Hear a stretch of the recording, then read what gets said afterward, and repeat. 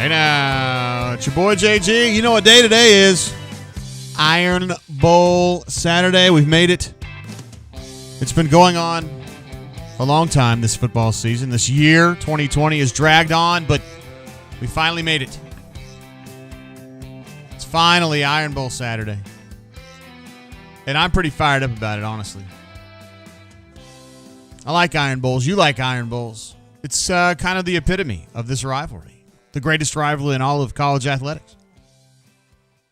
One man's opinion. I bet a lot of you guys agree with me on that one. Man, it's unbelievable. Scotty P, my man, says so dreading this Iron Bowl. It's a chance to be alive and to enjoy the wondrous game that is college football, and you should never be upset about it. Just my opinion, although I understand where you're coming from. Oh, dang. Just a little bit off there. I have some surprises in store today, particularly with our bourbon choice. It is one that I have personally coveted for many, many years. Well, 2. And I finally got my hands on a Botley, and I'm going to drink it today, even though I think some people would think I was crazy for doing so, because it's probably worth more on the market than it is in my mouth, so to speak. But we're going to go ahead and drink it anyway. We'll get to that here in just a moment. I do want to say what up to all of our folks that are here. Man, so many luminaries. Bourbon Bowl in the house. Mike A. was with us a bunch during basketball the other day. Stu Pup, who's always around, hanging. JC23. Brad Easterwood already has a super chat in the house. Give him one of these, bro. Easterwood with another shot. I don't know if you want to add that one to your signature on the bunker or not. Cleveland Brown in the house. Willboy AU, 2 guys that are always around hanging. Daniel L., one of our football guys. Word. Canoe Man. Superstar Ed D. Wow. William Taylor in the house. William T. We see you sometimes on the football. Scotty P., one of the all-timers. Carter, what's in the house? Man, great to see you guys. Let's get into our cozy digs here. Yeah. Our main page here on the Brain Train. I am, of course, Jay Tate. I am publisher / Commodore at auburnsports.com, which is a wonderful website. We write about Auburn. We write about Auburn football. We write about Auburn basketball. We write about Auburn recruiting. We write about Auburn softball. We write about Auburn baseball. We talk about everything that's related to Auburn. And so here we are on the YouTubes talking about Auburn. We're going to be here for a long time. This game kicks off in about, 40 minutes, something like that. 42 minutes. And we're going to go a long time after that talking about this game and this season and this team, because there's a lot to discuss. There's a lot of reasons to discuss what's been going on with Auburn football. I know it's a weird year, but Auburn people, such as yourselves, want winning football. Auburn spends a lot of money to win at football. So we want to see Auburn win games. There's the prayer circle. I know Neil McCrady's having a hard time with that shot right there. Watched it on CBS. They're getting ready for the game. Super chat coming through from Chaz Music. My man. Says JG. What up, Chaz? Let me give you a DJ air horn for that one, brother. Appreciate you, brother. Chaz is always here with us and stuff. Let's see. Poopy Doobie wants to know what today's occasion is. And Canoe Man says, day after basketball breakdown, Poopy Doobie. That's exactly what it is. We've done rundowns brain drains the last 2 days, covering Auburn's first 2 basketball games of the season. Let's see, the win against St. Joe's in overtime, which I thought was a nice one, and then got knocked around just a little bit by Gonzaga, top-ranked Gonzaga, yesterday morning, and we talked about it and watched it and all that kind of stuff, although what we really need to talk about on that one is the fact that those dirty Gonzaga Zags, they had a player and a coach test positive for the virus immediately after that game, which means that they probably had it during the game, and I'm sure Auburn basketball is a little anxious about what's going on. So that wasn't very nice. Hopefully everything's going to be good on the Auburn side. I have no reason to believe it wouldn't be. Auburn is scheduled to play Central Florida here in a few days, and we'll be doing it again. Scotty P says Turbo, yikes. Just a little concerned about the way Turbo played in that game the other day. I actually did make a screen from my bourbon of the day, so we'll just talk about it here. What's up, bro? Today's bourbon is one that I have been kind of chasing for a minute now, and I was able to pick it up in my allocation, the ABC allocation. Again, I was number 74 at the Montgomery location, and I was able to get a lot of the bourbons that I wanted, and one of them that I got was the Michter's 10. Been saving this bad boy. Even got fishnet on there. That's when you know it's real, guys. This is a 10-year bourbon, obviously, distilled in Louisville, Kentucky, by Michter's Distillery, which is located in downtown Louisville. And yeah, hi, how are you? Should you look nice? What's your major? Is your daddy a thief? Then who stole the stars out of the sky and put them in your eyes? Oh, looking forward to a pour of that one. Even got my old soul Glencairn glass here. So we're going to hit that here in a minute. Diego Godoy says, "Sup, JG, just to keep it going, fire guys." Scotty P says they held 2 people prior to the game yesterday. That's not enough. And Canoe Man's pushing for a forfeit from the Zags, which I think is a completely reasonable position. That's one man's opinion. So listen, guys, I really want to taste this Michter's, so I'm going to go ahead and do this. Scotty P says, I'm a pour. All I got on the select day was Buffalo Trace. It does have an ABC single barrel label, though. Buffalo Trace is delicious. All right, we're going to open this bad boy. Courtney goes, "Hey, man, you want to have a knife in case it doesn't open easily?" And I was like, no. And guess what? It's not opening easily.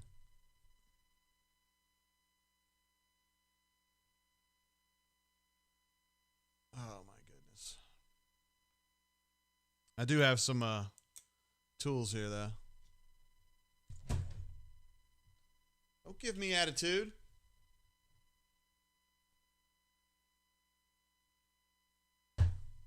You are a real bad boy. I may have to get administrative assistant on this one.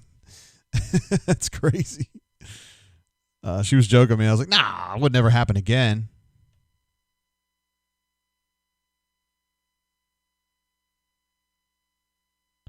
All right.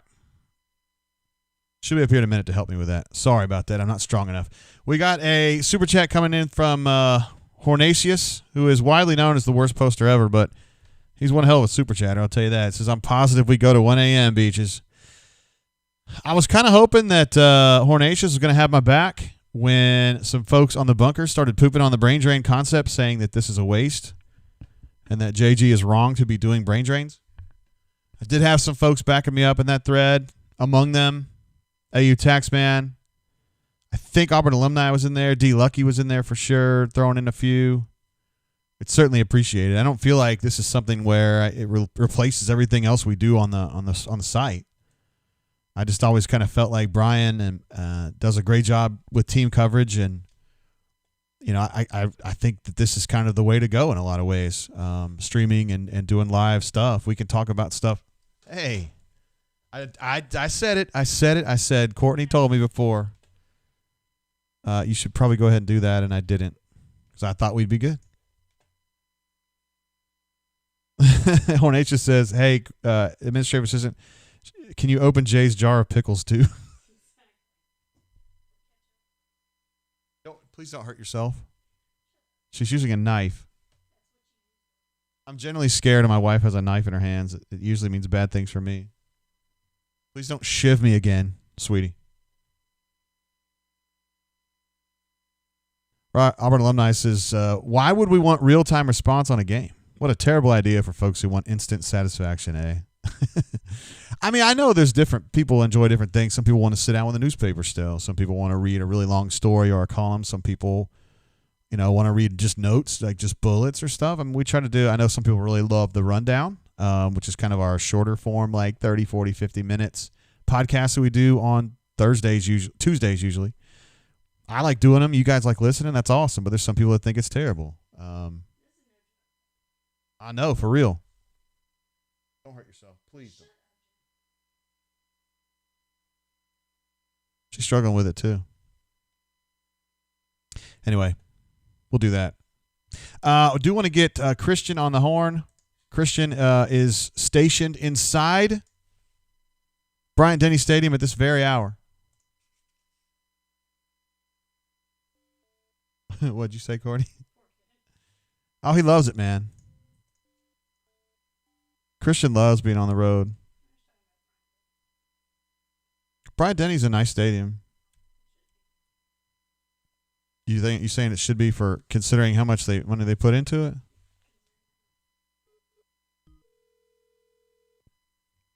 We're going to catch up with Christian here momentarily.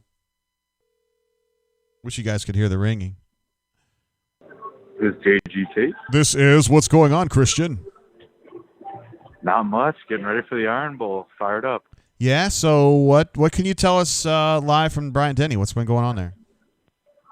Well, I can tell some Auburn fans some pretty good news. Tank Bigsby is here in uniform, warming up. I'm not a doctor, but he looks pretty good. Brodarius Ham has a brace on his leg, but he's here in uniform. And Alec Jackson has a club on his hand, but he's also here in uniform. So the 3 injured players are at least here. I don't know how much they'll play, but dang, that's something right there. So how does Tank look? I mean, have you had a chance to kind of pull his leg a little bit and see how stretchy-retchy he is? I mean, he was fielding kicks. He looked good. He was out there during warm-ups. He looked good. I think Tank, I don't know how much he'll play, but he did look good. And kind of give us set the scene for us. I guess it's cloudy kind of, and the lights are on. And what's it like there? It's a little bit cloudy, but overall it is actually a very nice day. And as I'm talking, the starting offensive line is warming up. It looks like Brodarius Ham is over at right tackle, but Austin Troxell is over at left tackle. Interesting. Austin Troxell. He's been pretty good this year. He doesn't get a whole lot of playing time, but when he does, he's pretty damn good. All right, so yeah, no, I think he's like the 6th man on that offensive line. I realize you're not a physician, but from your perspective, it looks like Tank is doing the things that you would expect Tank to do if he was going to play in this football game. Is that right? Yes, I would fully expect Tank to at least get some snaps, and then from there we'll see what happens. Maybe it's too much pain to handle, but he didn't seem to be in any visible pain during warm-ups. So, well, that's certainly good news for the Auburn Tigers because they need every ounce of strength that they can get in this one. I mean, it's going to be a tough one, Christian. Yeah, I mean, I predicted Alabama to win, and to beat Alabama, you're going to have to play perfect, and to play perfect, you need your best running back, and you need him fully healthy. So we'll see what happens there. But is this your first trip to Bryant-Denny? This is. In the spring, I was here for the Auburn-Alabama basketball game, but that was the only other time I've been in Tuscaloosa. Yeah. But, I think it might get a bad rap. It doesn't seem too bad here. Well, did you run into any Bammers that were being ostentatious or drunk or profane? I didn't run any of those yet, but that might change my opinion. Sometimes they get a little rough, and they like to claim national championships that they didn't win. I mean, I'm not saying all of them do, but some of them say that they've won like 17 national titles, and it's weird. It's kind of a mental thing. I don't know. Interesting. Well, yeah. I haven't run into any of those yet, but I also have been trying to avoid them. So Understood, totally. All right. So, what is your projection of this game? You think Alabama's going to win this one? How do you think this? Like, break it down. First half, second half. Do you think they kind of wear Auburn down, or they get out to a big lead? What do you think is going to happen here? So originally, I predicted Alabama to win by I think 20 or something. In the actual pick'ems, I narrowed it down a little bit. I think they're going to be pretty close the whole time. I think Alabama's going to win. I think I picked them to win by 11. I think Alabama's going to be ahead pretty much the whole game, but it never really feels like Auburn is out of it the whole time. And they have chances to come back in the game, but they're just unable to. Okay. That sounds like a plausible situation right there, Sir Christian. All right. I do think the one – oh, go ahead. One quick thing. The biggest thing for me is turnovers. If Bo Nix turns over the ball, they're not winning this game. That's true. Auburn's going to need to be, I think, +2 or +3 in turnovers to even have a shot here. Yeah. All right, brother. I appreciate the report, and you stay safe and watch out for those delusional Bammers, okay? Okay, I will. You guys enjoy the game. All right, see you, bro. See ya. There he is, young Christian, at his first Alabama football game in person. Well, look at you. Let's give it up for administrative assistant who was able to finally solve the problem here of the Michter's bottle that would not open. I actually was trying to sweet talk this bottle earlier, Courtney, kind of like I sweet talked you, and I was like, "Is your daddy a thief?"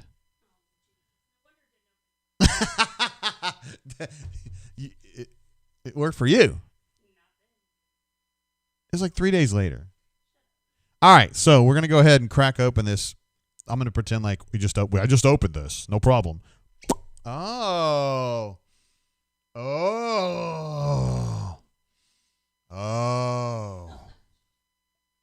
Let's pour a little bit of this Michter's 10. Again, this can be very difficult to find. It's not like crazy expensive. I think this was like 110 at the ABC allotment. Like the street value on this is probably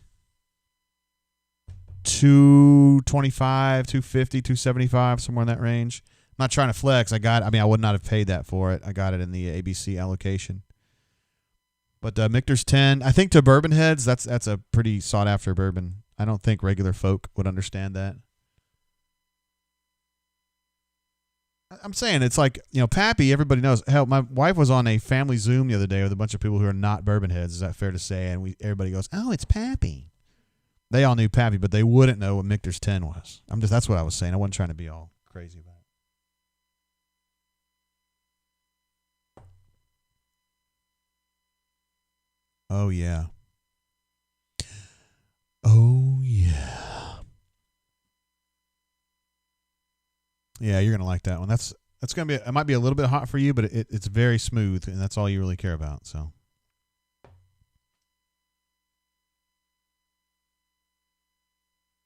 It is good. It has kind of a long, slow burn, which is what you like to do.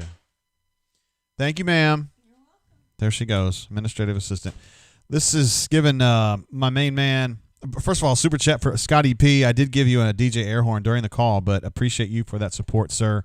And also Hornacius, as Jay Lee likes to call you, has jumped in with another super chat. Says administrative assistant has to parallel park Jay's car for him. No, I don't drive a Jeep pickup, man. My car's real maneuverable. Let's see. Ravina's in the house. One of our all-time favorites on the brain drain, says JJ using the good bourbon vibes to will us to a win. This is a delicious bourbon. I'm still enjoying that pull. Oh, is Maddie in the house? D Lucky is giving an at Maddie. I didn't see. Oh, there she is. JG the GOAT. You would certainly hope that my daughter would feel that way. What's up, Maddie? Glad. I'm going to give you an applause for that one. And also Tucker P, who is Maddie's friend, who was at my house on Sunday. We're going to talk about that on the G-Pit show. Says, what up, Mr. J? Serious question. What will it take for Auburn to beat Alabama today? It's a great question, Tucker. I'm glad you asked. What is it going to take for Auburn to beat Alabama today? It's going to take a career day from Bo, from Anthony Schwartz, from one of the tailbacks, from pretty much the entire offensive line, for Daquan, for Truesdell, one of the linebackers. I think that's it. All those can play at their very, very best. I think they've got a shot. They got to go +2 at least on turnovers, probably +3. And they need to be good on third down defense. They need to keep that conversion rate under 40%. And I think at that point, this game is within reach. The problem with Alabama, or defending Alabama, is that they are a very good run team. They have the offensive line and the tailback to just grind you. And then if that doesn't work, or they don't feel like doing that, I love watching the Lutzy, by the way. They can also throw the ball. Mac Jones is an incredibly efficient quarterback, and he has some great wide receivers, most notably Devontae Smith and Mechie. So they have so many really good players on offense. I think their offense to me is like an A or an A+ on a college level. Defense is not quite as good, but it's still really good. I mean, it's still good. They got a lot of good players. Dylan Moses is a guy that I remember covering at a Rivals camp when he was in 8th grade. Out of a school in Baton Rouge, Louisiana. He's a tremendous middle linebacker. Had some injury issues, but he's still really good. And they have Patrick Surtain, who might be the best defensive back in college football. So they got some dudes, man, and it's a challenge. Everybody here knows that. We got a lot of smart, knowledgeable Auburn people that come to the brain drain, and they know it's going to be long odds. But you know what? They don't care. They're like, I love Auburn, War Damn Eagle, and I don't care. I don't want to hear about the odds. I just want to see Auburn score touchdowns, and I want to see Auburn win on third down. That's what you want. Of course that's what you want. Stoop up with another super chat. Who's this guy? I mean, this guy is just something else. I don't even know what to say about this guy. He's super chatted us in every show we've ever done, which takes a lot. It takes a lot of chest, as Les Miles would say. He says, Ole Miss drunk coming on. I can feel it. Depends on the score of this bad boy. I am really enjoying the Michter's 10.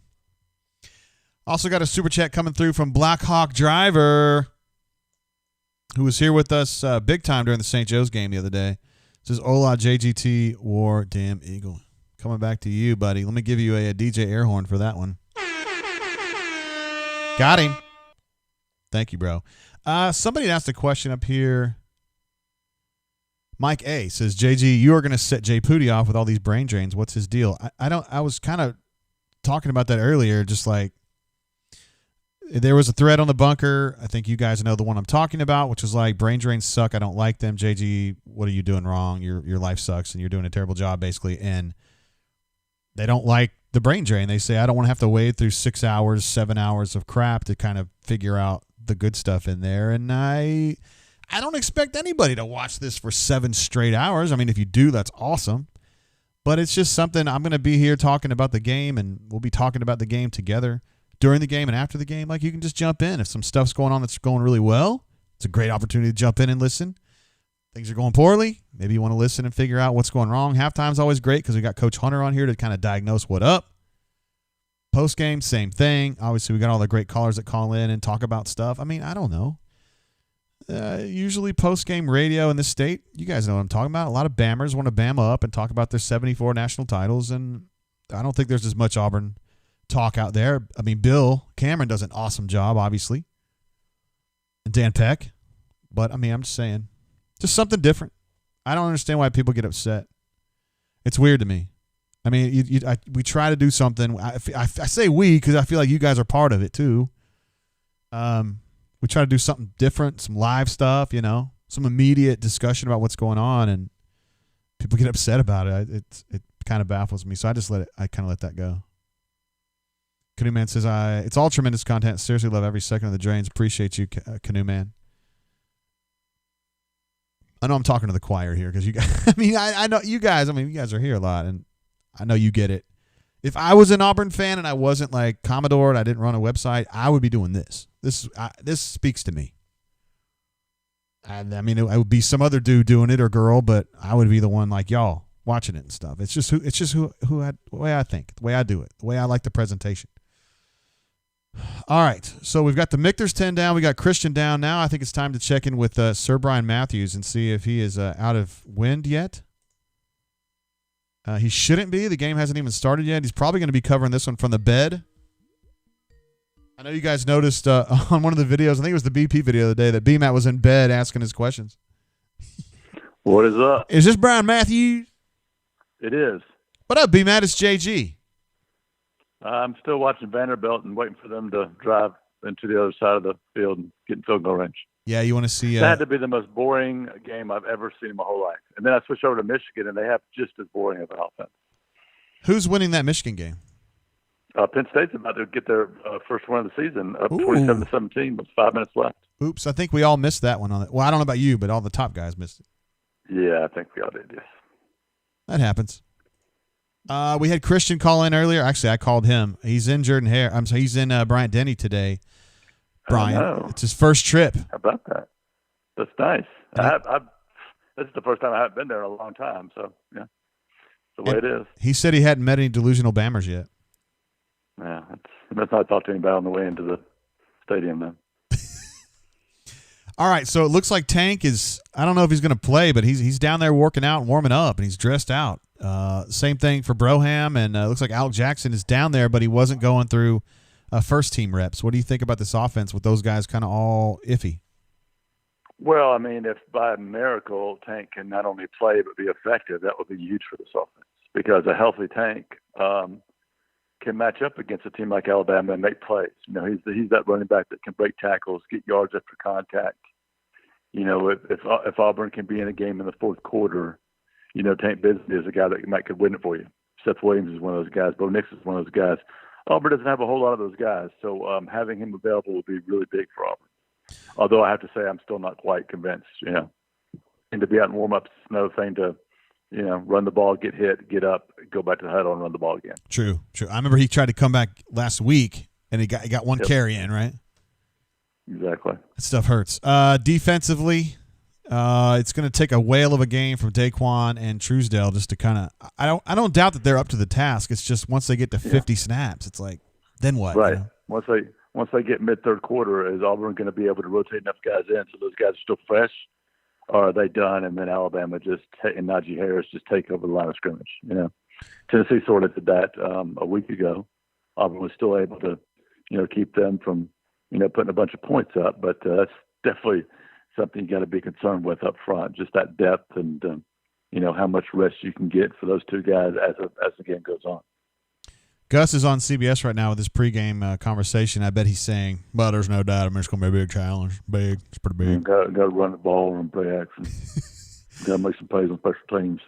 Hey, I had a question on one of the basketball brain drains that said that in the pregame, the presser that we did or the video conference we did with BP when he was at the window in Fort Myers, you know what I'm talking about? That it looked like you were doing the press conference from your bed. Oh, I was, right? Yeah. So talk about that. You're not the only one either. Jason does it somewhat often as well, but just talk about doing it from your bed. Yeah, well, I mean, that's the quietest room in the house, so that's where I go. So, that's the easiest place to do it. Right now I'm sitting in my living room in front of my TV, but when I do interviews after this game tonight, I'm going to go in the bedroom, close the door, and do everything over Zoom then. So that just works best for me. I don't have an office in this house, or I do have like a desk, but it's in the actual living room, so that's a little too loud in here. Yeah. I was thinking your bedroom would be kind of rowdy and rambunctious, but, I mean, if it's not, I mean, it's fine. Only at nighttime, like, between the hours of 11, say 1 a.m., something, and that's, once a week maybe. Got it. Not to get too specific. Nah, I mean, obviously, why would you do that? Okay. That's a great pregame report, B-Matt. Everybody was dying. And it's the best. Everybody was dying to know. Looking for out there. Yeah, of course. Sure. Everybody loves B-Matt. And your odd sense of humor. It's enjoyable. There you go. I can't wait to see you at Voodoo. Yes, we'll get to talk about this game, and I may be a little rustled, so that'll be good. It's always good to be rustled. Why would you be rustled? I don't have a lot of confidence, although you never know, right? You never know. Strange things happen. We can always dream. That's right. All right, brother. You behave yourself. Peace out. Talk to you post-game, maybe? Yes, sir. Peace. See it. There he goes, Brian Matthews, and I realized as I was closing that call that I had not even asked him about basketball yet. It's pathetic. He watched every single second. I should have asked him for some stuff on that, but it happens. We all love B-Matt. That's what Canoe Man says, and I agree. Everybody loves B-Matt. We had a super chat come in during that call from SSim008, one of our great brain drainers and one-time caller, I believe. Says, what up, Brain Drain? JG, huge news. A Tank can go 100%. Shivers was a stud last week, but Tank can change the game, War Eagle. Hashtag no stupid picks. No stupid picks will be a great thing for Auburn today. And I don't think he's talking about photographs. He's not talking about social media. A.U. Robinson comes through with a fire Gus. I think I missed some good stuff here. I think Howard was confused and saying something about, I don't know what it was. Somebody was asking about who would be hating on the brain drain. Andrew B says JG knows the only way to survive Auburn football is with hard liquor. That's pretty good, man. That's pretty good. Almost as good as D Lucky the other day. Says, I don't care what Thor does in his spare time, but he better be eating. He needs to be eating. I was talking to Nick S., who is a super chatter on here. I ran into him when I was getting my lunch today, and Nick was talking about JT Thor, about how badass he was. I was like, yeah, he is pretty damn good. Who gave me a thumbs down? That is terrible. There must be one of those delusional bammers that's upset about me identifying you guys as a group. There's a big, big manifestation of that up in Tuscaloosa right now. I'm just talking to the ones out there that think that y'all have won like 55 national titles in football. That's all. That's all. That's all. We all have friends who are Bammers. Some of them are crazy, and some of them they're very reasonable, normal people who recognize that they've won like 12, which is still a ton. Let's see. Mike A says, take a shot every time they mention Saban not being on the sideline. Dude, I wouldn't be able to do the show in the second half. I wouldn't even be moving. Yo, Malcolm says, Wild Turkey 101 for Turkey Day. Hey, now. I saw something on Reddit where it said they asked me to bring turkey and potatoes, and so I did, and it was Wild Turkey 101, then it was like some potato-based vodka. That was pretty clever, I thought. That's the kind of joke that I could have come up with if I was about 10% smarter. Yeah, so today we're going to be talking a lot about, I don't know if you guys know this, but Bo Nix, his dad's name is Patrick, and he played at Auburn. And he himself played in an Iron Bowl. It's pretty crazy. Just a reminder, I know CBS is making it easy to remember, but Auburn had 2 pick sixes last year, one from Smoke, one from Zacoby McLean. That was pretty fun. Smoke's real name is Quindarius, by the way. Let's see. Joyvon Jimenez? What? I'm sorry. He just says shut up. I'm sorry, man. I'm kind of here to talk, doggone it. Blackhawk Driver says Justin Powell is the great hope for AU basketball. We've been talking since Bryce left, I guess, that Auburn needs a shooter, but they got one now. They got one now with JP, but he's got a lot of other things on his plate right now, so I don't know if they're going to be able to focus on that. Let's take a real quick look at the depth chart. I did kind of adjust it a little bit to represent what we're looking at here. Now, I put the injured guys in red. I didn't take them out except for Brandon Council. He's the only one I actually took out because he's definitely not going to play. But Alec Jackson came out of the game last week and did not come back. Sounds like he's got some kind of a wrist or hand issue. But we heard from Christian that Troxel was the one running with the first team left tackle in warmups. So we'll see what they do there at left tackle. And also Broham came out of that game last week. I think he tried to come back and then he couldn't. And Brendan Coffey jumped in. But Christian said that Broham was running with the first team in the warm-up. So we'll see if he's going to be available to go. I think he's a very important part of this. I think he's more important than Alec Jackson because I think Troxel is almost as good as Alec Jackson. I think Coffey's probably a good full step down from Broham. But we'll see what happens there. And, of course, we've talked a bunch about Tank Bigsby. We list him as the second guy here because I usually do start Sean Shivers, who's a good player in his own right. Bixby, of course, came down a little bit oddly off of a what looked like a regular tackle, really. That wasn't even a bad one, and just kind of had a weird angle to his leg when he rolled off the pile and came back for one snap, and he was actually got like 10 yards on the carry, but immediately went to the sideline as if, I can't continue to do this. So I'm sure he's gotten treatment 3 times a day, every day in the interim, and the early indications are that he's going to be able to play today. He's stressed out. He's practicing. He's warming up. It looks like he's going to be able to play, and I think that's big for Auburn. I just don't know. He's a tremendous player, obviously, and I think Alabama would rather face the other guys than Tank, but this is a more complicated issue. If Auburn's going to try to win this football game, it's going to take more than Tank. It's going to take about 10 special Lego pieces, but Tank is definitely one of them. So, Unsigned Hype Entertainment says Bama will be the victor tonight. I think everybody here would not be surprised to see that happen, Unsigned. So we'll see. Everything else here looks normal. It was funny to see a thread on the bunker. I think it was yesterday or this morning. It says, will Brandon Frazier make his debut today? Of course, Brandon Frazier played last week. And when that was pointed out, OP was like, oh, well, I meant will he actually play like for real, kind of. I was like, oh, okay, yeah. Yeah. Oh, yeah. I see what you're saying. I would like to see some more opportunities for him. They had him flexed out, really wide last week a couple times.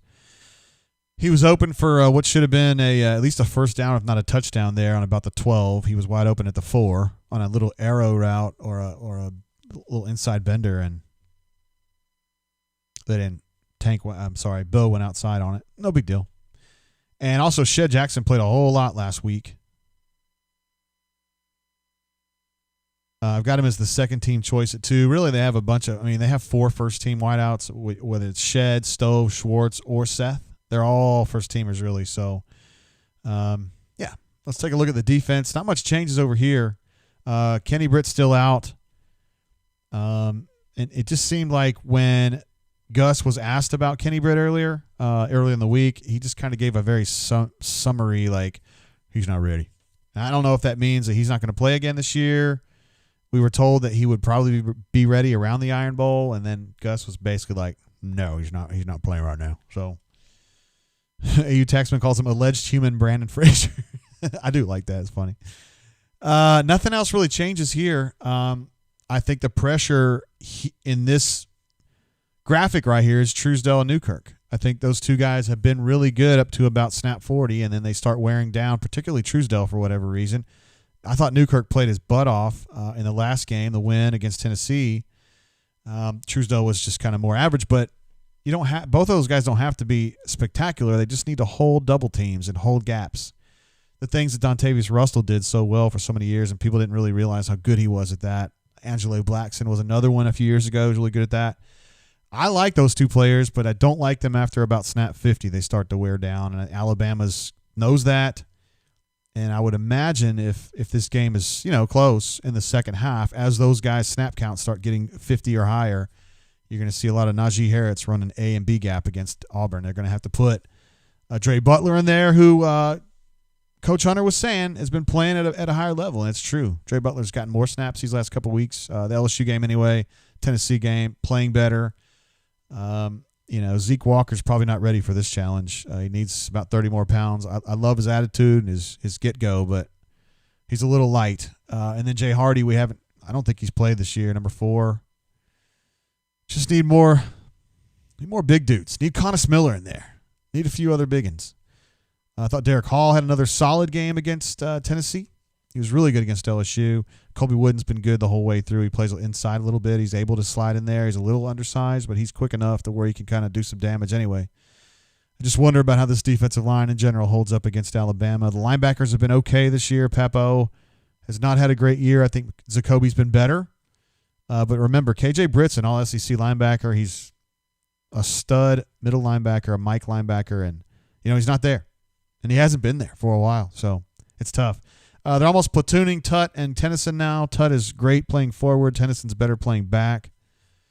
And then the secondary, I think we're all pretty satisfied and good with how they play this year. McCreary, Sherwood, Smoke, and whether you like Pritchett or Jalen Simpson over on the other side, they have a good 3-man rotation at cornerback. Really, Domio has been the 4th guy, particularly in these last 2 games. He's gotten more snaps and played, he's been credible. So I'm not as worried about the defense today as I am the offense. I just think, you have some issues on the offensive line, which is just struggling anyway, and things get bad in a hurry. But, look, man, Bo Nix has played a lot of football now. He's getting toward the end of his sophomore year, and he's taken every snap. So, well, you know what I mean, 99% of them. So, if he's going to have a big day, I think this is it. And really, he's kind of been building toward this. I thought the LSU game was everything he's done since the South Carolina debacle. It's been good, honestly. Thought he was real good against LSU. I thought he was pretty good against Tennessee. And, there's no reason to believe he can't do that against Alabama. There's going to be more pressure. But he's been handling pressure better lately. Travis J., who's been with us the last 3 days, says, hey, Jay, 3 days in a row feel. I know. Yeah, it's our 3rd straight day of doing brain drains. We did them for the basketball games the last 2 days, and then we're fired up to be doing this one too. Oh, there's no doubt. All right, let's get back to home sweet home here. Scott says this loss is on Gus. Spread attack. U18 says 45-41 AU. That would be incredible to see that happen. Huge edge. The Auburn alumni says odds on another phantom holding call on third down after Shivers busts an 80-yard touchdown return. Very good chance of seeing that one. Also, wonder what the over-under is on holding calls against Alabama not called. My friend Jason Caldwell Inside the Auburn Tigers, he's such an incredible, in addition to being a cool dude and a good writer, he's a great photographer too. And he always gets a bunch of pictures during the Iron Bowl of Alabama holding and it not being called, and he used to make galleries of it. I've done a few of those myself, which is totally Jason's idea. But Mr. Monson wants to know what I'm pouring today. It's a special day today. I'm drinking the Michter's 10, which I got at the ABC allocation. This is on table B. This one costs you, I think retail on this is like 120, 110, something like that. Street value is a little bit higher than that just because it's hard to find, particularly in this state. But I think it's hard to find in any state. I don't know, maybe not Kentucky. I don't know. Actually, my friend Jason, who lives in Louisville, loves Michter's. He kind of insinuated that it's difficult to find up there too. So, Canoe Man says Jason Caldwell's holding galleries are epic. Yeah, they're awesome. I always check them out. he's the best. So we're gonna drink this 10-year Michter's. I don't want to drink all of it. I mean, I don't want to sit here and pound this all day. It's a kind of a special bottle. When I went in to the allocation, my number one goal was Eagle Rare 17, which they didn't have. My second goal was Blanton's Gold, which they didn't have. My third goal was Michter's 10. And this old girl that was in front of me in line, she ended up getting Ezra 9, or Ezra 7, excuse me, instead of Michter's. And I was like, no. I actually ended up picking this Michter's over the Foolproof Weller, which a lot of people would have slapped me in the face for. But I don't know, for whatever reason, I just don't love Weller. Like, I'm not saying it's bad. It's solid. I just don't love it. I would rather have Michter's 10. Boy, this stuff's smooth, and it just has a really nice burn to it that just holds for a long time. I was watching the ESPN stuff earlier. Everybody on Earth in the ESPN studio picked Alabama over Auburn, and Granddad ended up throwing the elephant head on himself in his covered pool. I don't know what that tells you.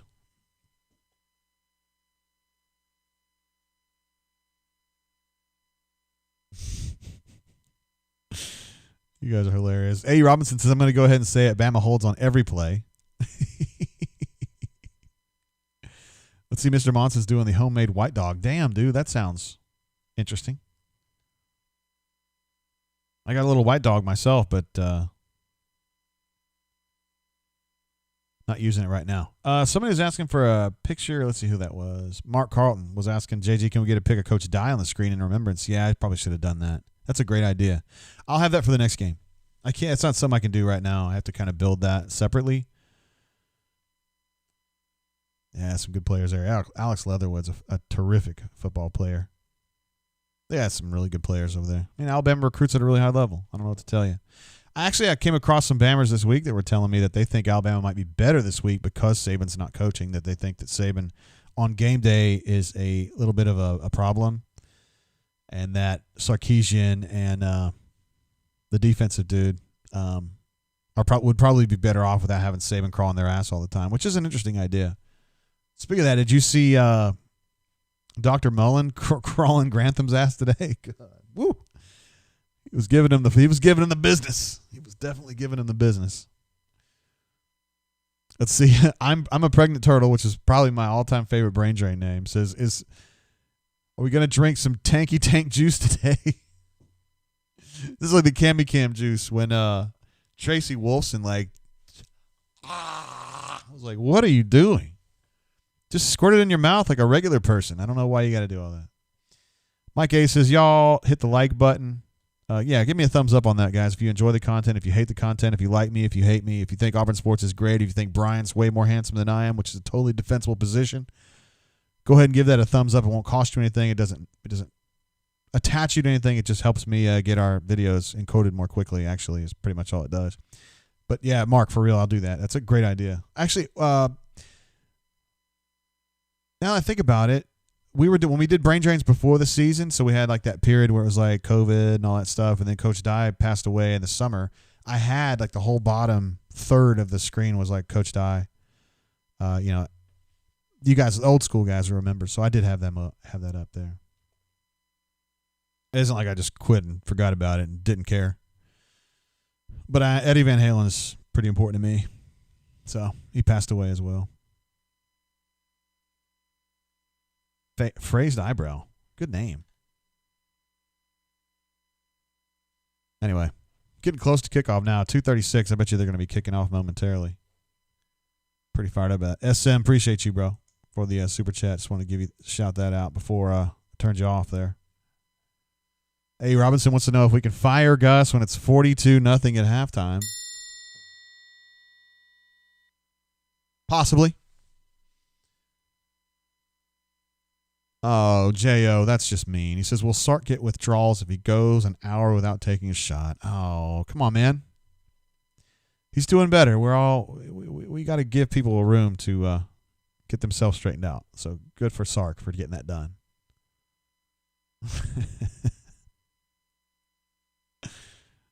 Oh, man. Talking about Mullen a little bit, chewing ass. Nothing new to him. I would guess that. All right. That's a big game, man. It's a big game. I've covered a bunch of Iron Bowls. I think I've covered every single one since 98. It's weird to not be there. I think the last Iron Bowl I might have been here, though. I think I might have been sitting right here. But prior to that, I'd been to all of them. Hell, I went to every game from this App State game 98 until A&M 13. And Hoke went to that game. He really wanted to go, and so I didn't think we both should go. Because back in those days, we had to be back for Sunday a press conference at 3:30. And there was no way we could both go to College Station and get back that fast. So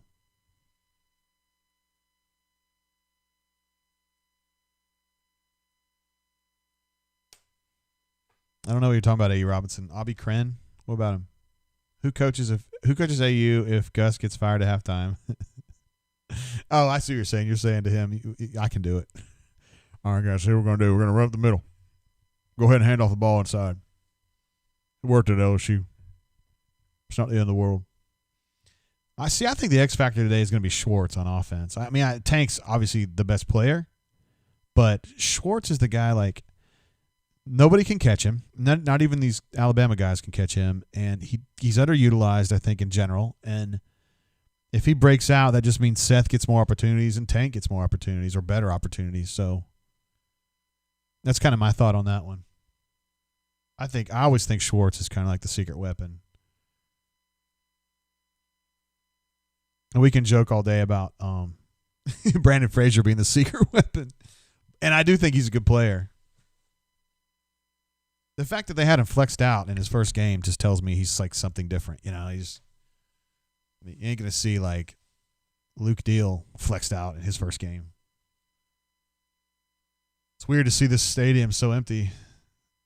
Just the way of the world now. This game is usually just so rocking either place. All right, I'm going to go ahead and change this to first quarter. This thing is about to get underway.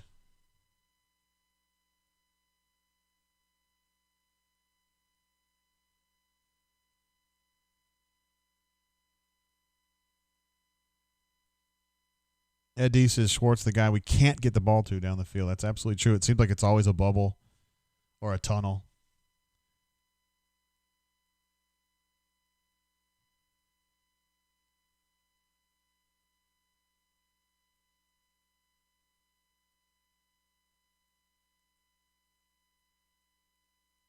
All right. Auburn will get the ball to start with. Just inside the 20. Unless this penalty is against Alabama, which it is not. I didn't think it would be. So it's going to be starting real deep. I don't know if you guys know this, but Bo Nick's father, Patrick, played at Auburn. In fact, his father coached him at Pinson. All right, so they're going to start Troxel at left tackle. Ham is going to play at right tackle. So there's one of the injured three that's going to make it. I can't tell who's in the backfield. It looks like Tank, though. I can't tell. No, that's it. Sorry, it was Shivers.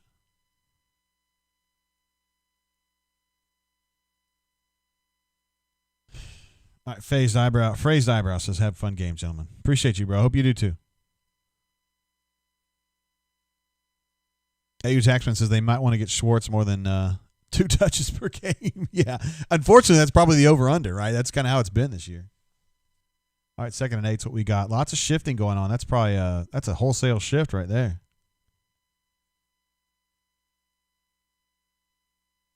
Oh, interesting. That was kind of a little dummy. They were trying to kind of sell like that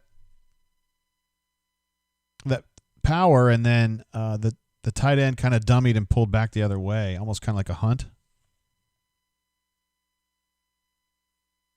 It tells me right there Chad's feels like he's got to do some things just to get the run game opened up. I still don't understand why Shed Jackson's out there. I know nothing against him. I just don't understand what he brings.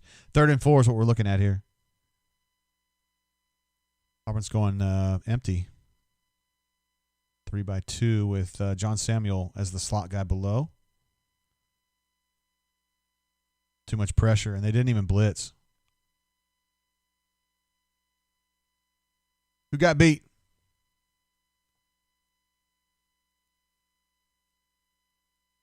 No, they did blitz. I'm sorry, they had to run blitz on. That wasn't who got him, though. It looked like Gus was mad he had something to say to Bo really fast, though. You know, like that he had misdiagnosed something. I couldn't tell what was going on in that one.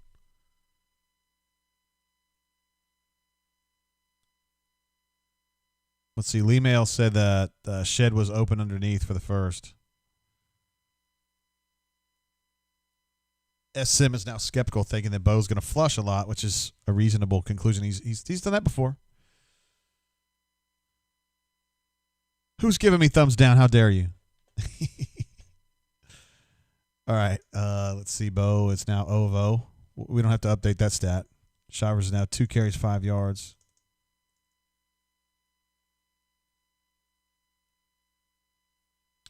And this is, Gus talked a lot on his radio show that it was just going to be field position was going to be really important in this game. And so now you see Alabama, their first possession is at the Auburn 34. This is great. Great start.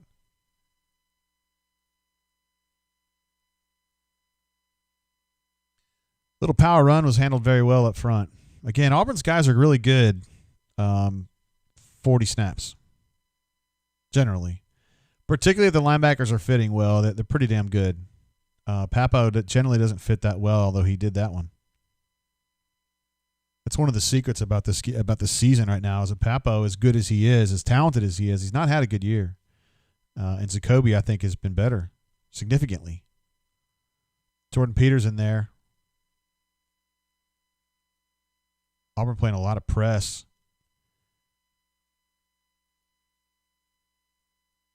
That was well managed right there. I need to see what the full personnel is on the back end there. Does that mean are they playing dime?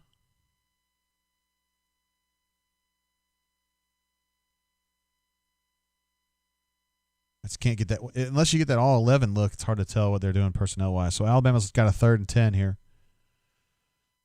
I would imagine they're going to do some kind of a drag concept with one of these receivers, maybe that tight end, and try to catch him over just a little bit deeper from where 31 is right now. No, he did a sit down instead. Oh, man. Tut's got to get.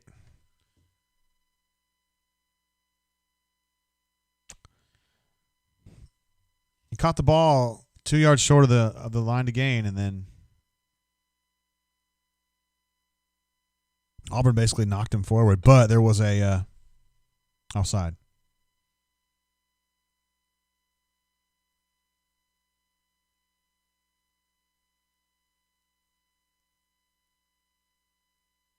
Third and 15. How about that? A penalty called against Alabama.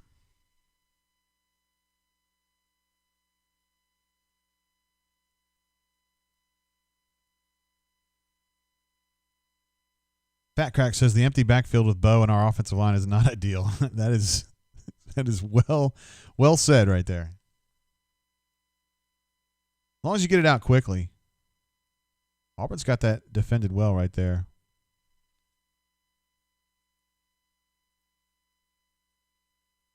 Looked like Alabama was just really trying to push that seam, feeling like they could get Auburn caught vertical, which is a good bet against Christian Tutt. But Auburn looked like they were playing some zone underneath with lots of safety help, so it kind of mitigated the Tutt risk, so to speak. And they're going to have to punt. That's a win for the Auburn defense for sure.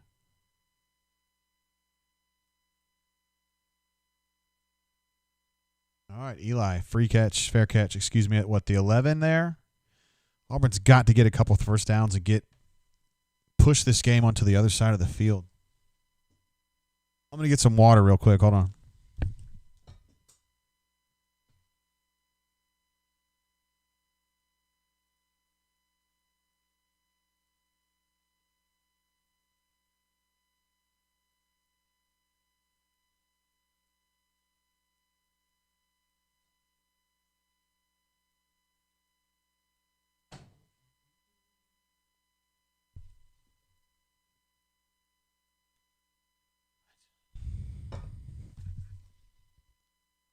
All right. I did not think this was going to be a field position game. I just thought Alabama was going to be a lot to handle, and they would just be pushing Auburn down the field. It was interesting. They one run and the three, I guess, only one of them counted. Only two of them counted, but three passes. Mike Ace's defense really, really flying around out there. They're really flying around out there.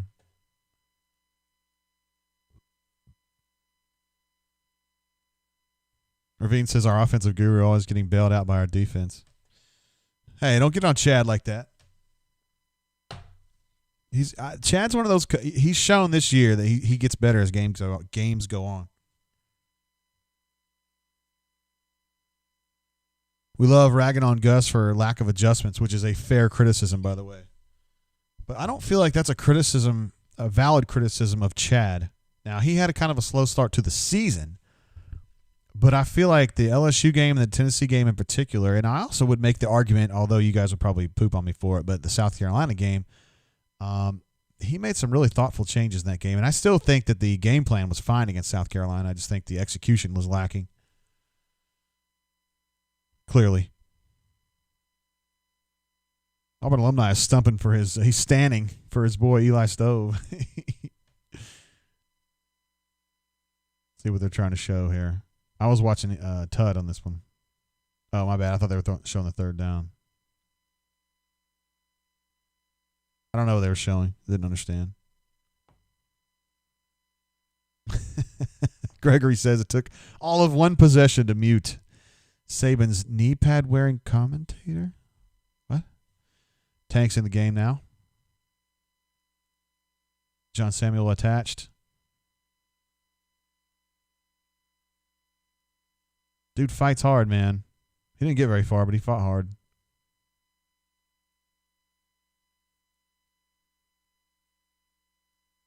I want to see him cut on that. That's what really got him. That last carry he had against Tennessee, he was trying to cut when he was doing a lateral run, and he knew right away he couldn't do that again. Let's see if he can get out in some space and cut. See if he's okay with that. Little orbit motion for Seth, which is unusual for him, and that Alabama was all over that. Patrick Surtain is a great football player.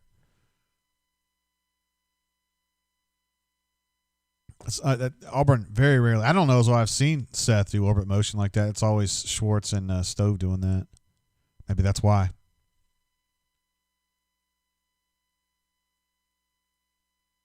Just really good diagnosis there.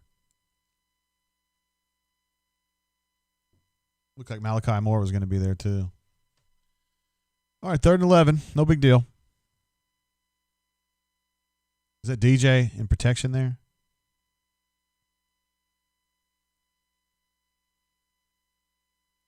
He's not in protection, but John Samuel with the catch, first down. I have a sneaky suspicion that DJ was going to be open too on the other side. That was part of the concept. When you bring DJ in for his first snap, you assume immediately he's going to be going in there for pass pro. He's their best pass blitz pickup guy, and then he immediately flared out. All right, so good call there. First down. Auburn's got it at the 22. Just trying to dig out of this hole.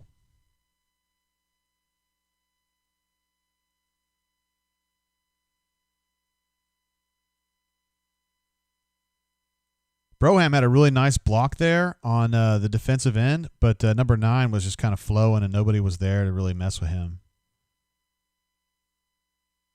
He was just kind of scraping over, and he was just there to make the play. Look, Broham did a nice stalemate on that end. I'm thinking that 68 could have done a little bit better job on that block.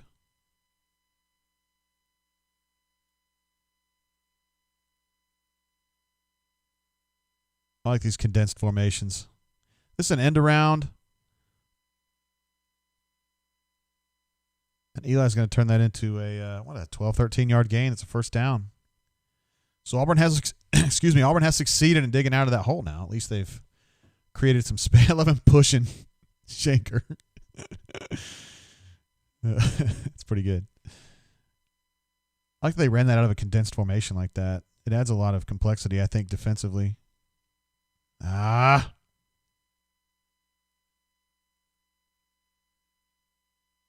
Christian Barmore should have.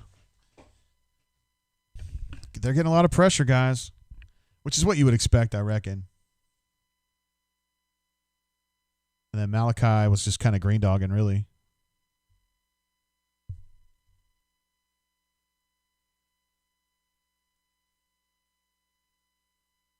Second and 12. Auburn's had probably as many negative plays as they have good plays so far.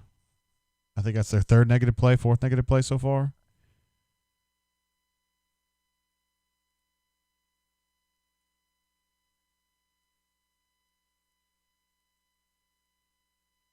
It's like a little RPO play action, quick throw. It's a good 4 or 5 yards. You're still looking at third and long here. But Auburn alumni is satisfied. He's good and satisfied to see Eli get that. 3rd and 6, this is doable. You can run another play action roll like that and probably get, you're guaranteed 4 or 5, and at least just try to hope you can shake it and get another yard. I don't think they're going to do that. They're going 4-by-1, empty set. He's going to have to get this ball out quickly. Right now, that ball was nowhere near playable. It looks like Gus is pissed again. I'm trying to figure out what he's mad about.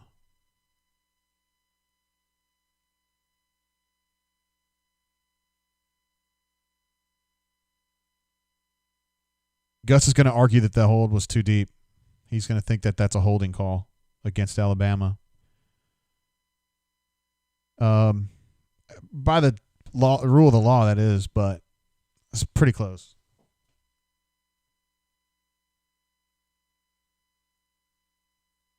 Fat Crack says, stop with the empty freaking backfield, man. My God, learn. It's not a disaster if you get the ball out quickly, and he did that time, to be fair. It just wasn't a good throw. Jack wants to know how that was not a penalty. I mean, it's a penalty. I'm not going to argue that. But this is Alabama we're talking about.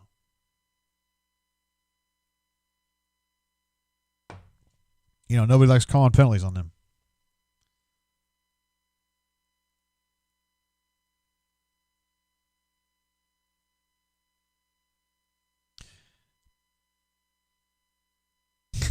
Lee Mail says he's mad, Gus is, because his QB likes to throw 10 yards over his wide receivers whenever there's pressure.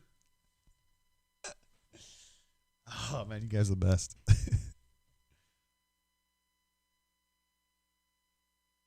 Yeah, I mean, there's a penalty. I just don't think they're going to call that very often. I don't think they would call that often on Auburn or Alabama, but certainly not Alabama.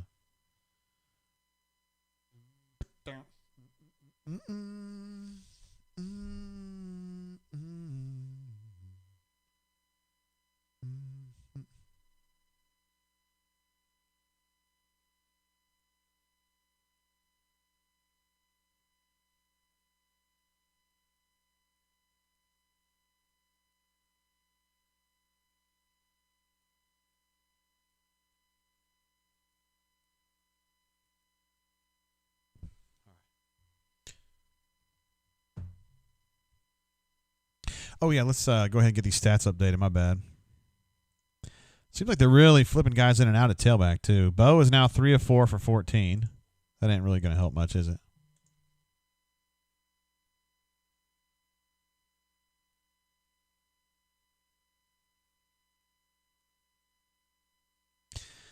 Shivers is now 2 carries for 5 yards. Still the same. And Najee has 1 carry for 0 yards, although, again, they were passing on that first possession.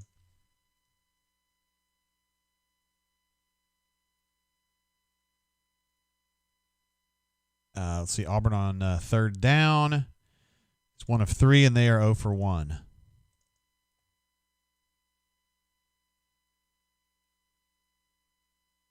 All right, we're updated there. Uh-oh. Spread Attack U18 jumps in and says, I miss Sharif. I miss him already. I love it. Wonder if he'd be able to help here. Might be a good little option quarterback. I don't know. He's pretty quick. He's pretty good. I've seen him play. He's pretty good. Thanks, Spread Attack. Let me give a DJ air horn for that one. Ed D would be on me if I didn't get that for you. Appreciate you, brother. I'm a Pregnant Turtle says, I hear Gary offered to suck the COVID out of Nikki's lung. Thank you. Hey, can you bump? It's a little chilly in here. Can you bump it up? 71 maybe? That's pretty funny. Offered to suck the COVID out of Nikki's lungs. I'm gonna drink a little bit of this Safel now, okay, guys? Don't hold me. Don't hold it against me.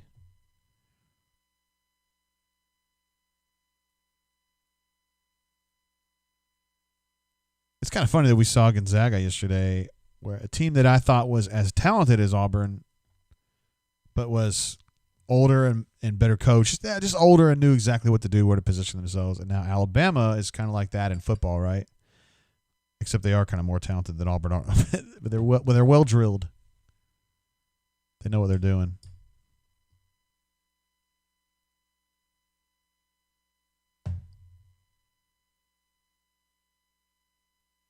That's a little split zone concept for them, what theirs looks like, and it ends up being a negative play. Again, Auburn's good, man. Plains old Joe with a little bit of Among Us humor saying red sauce LMAO.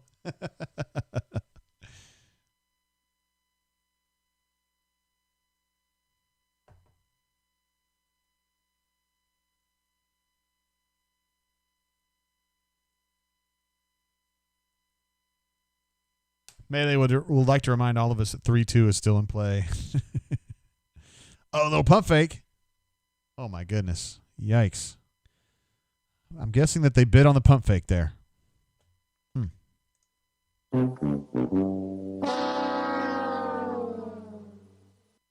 Well, I'd like to see what's going on in the back there.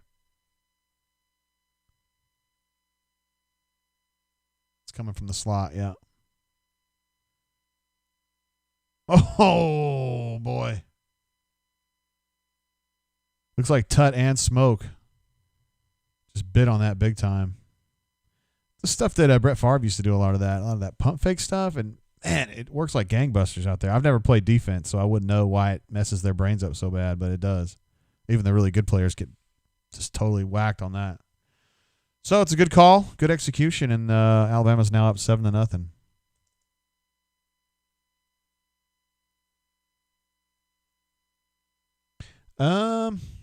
Nash Tiger asks if that's on Smoke.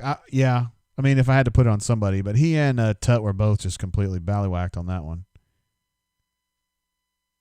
I mean, I don't necessarily say it's on them. I mean, like, it's just a good execution, good play. Phil says they fell for the pump fake. They sure did. That's exactly what happened. All right, so Mac Jones now. Throw another shrimp on the barbie for him. He's 2 of 4 for 75. Najee is now 3 carries for 3 yards.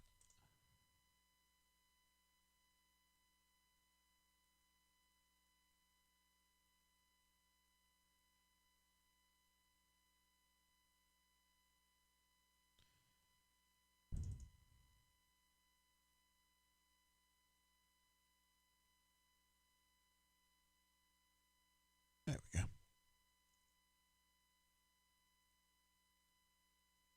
Wonder how this is going to affect what Auburn wants to do. They've been pretty conservative, Auburn has, on offense so far. I mean, any sleight of hand stuff was just on like a play out, rollout, play action. They haven't tried to go for anything real deep or game changing yet, which they don't generally do that. They don't do a lot of that, but I think in this game they might need to. Might need to adjust that a little bit. Of course, I can say with all truthness that Alabama has not converted a third down yet. I'm saying it's true. Mama Dudette says, Bama picking on Tud in the slot, a tradition like any other. The master, Steve Sarkisian. Crosstown traffic says Tut just needs more water. Malcolm says put in Tennyson. Interesting. I don't think we've heard that all year. I don't think anyone's actually said that. I'd be interested to see what he does. My guess is that Tut is way better in run defense and that Tennyson's probably better in pass defense. But he probably would have gotten sucked in on that fake too, just considering the fact that he's inexperienced and whatnot. Patrick P., who is himself a up-and-coming offensive coordinator, says it's time to run the play where Schwartz is wide open downfield.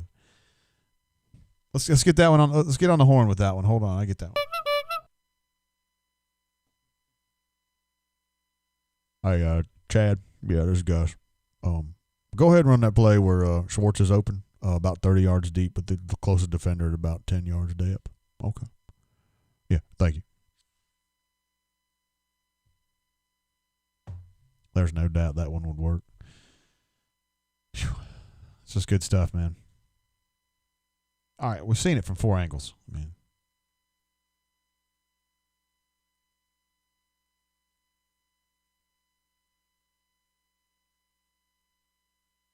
all right, so Auburn takes over on the 19.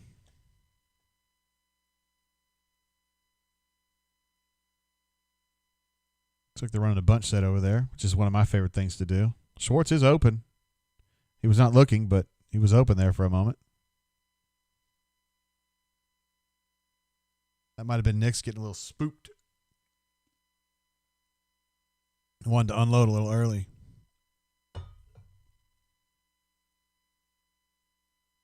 Oh, look at there. Devontae Smith is an actual record holder now. Good for him. I guess he was already, but free play for Auburn there. And Shed Jackson dropped the ball.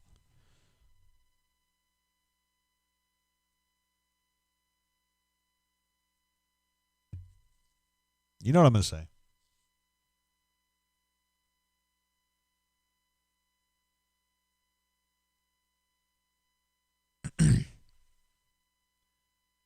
Not going to say it anymore. We hold these truths to be self-evident.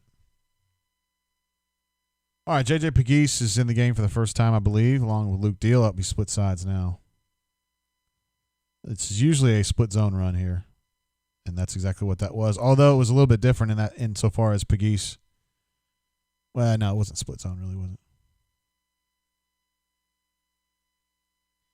Trying to do a lot of different stuff out of this basic run concept, but I'm just not sure that it's. I'm not sure you can bait Alabama into mistakes on this, or they haven't yet. Put it that way. Chris 24/799 says he drops every other pass. I am with you all the way. I don't understand why he's out there. Auburn's going empty set again. 3x2. Get the ball out. Get the ball out. Get the ball out. Bo did his own little fake right there. I don't know if it was really. And he slammed into DJ when he landed. I hope DJ's not hurt.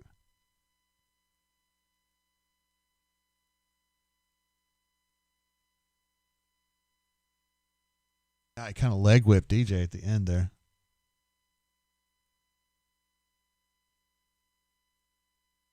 First down, though.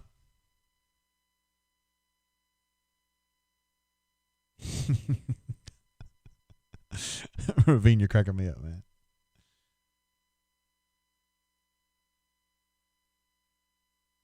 That's a cool little play. It only ended up getting 2 yards. They used to run that something similar like that for Ryan Davis. He's kind of like the motion man. I think they call that zip motion. And then throw to him quickly.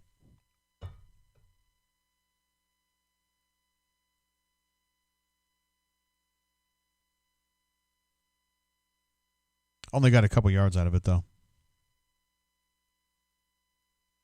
Crosstown says so many Coach of the Year candidates in the chat. Hell yeah, man. All right, they got a stack up high. I like the stacks and I like the bunches. Some confusion about where Eli was supposed to be, apparently.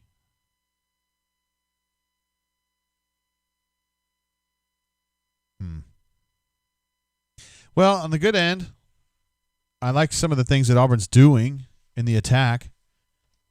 They are making some adjustments to the way that they're running the football right now, and they seem to be hell-bent on we're going to run the football one way or another. We're going to keep trying different shit until we actually get it moving. On the bad side, they got beat really bad on a pump fake play right there, kind of a double move, if you want to call it that. It was a great wrap from Devontae Smith, the SEC's all-time leading touchdown reception man, and really good execution and patience from the quarterback. Two guys who are really good doing what they do. Alan C. says Auburn beats Bama more than any other team in the NCAA. War Eagle. Good attitude. I like that.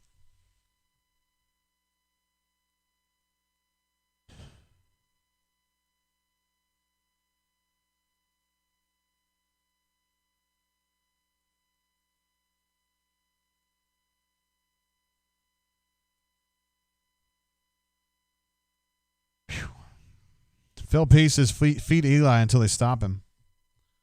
Auburn alumni is behind that idea completely. He thinks that's a great idea. I do too. I like Eli. Chris says Gus makes horrible personnel decisions. These are fair, but at this point, I mean, Chad's doing most of that.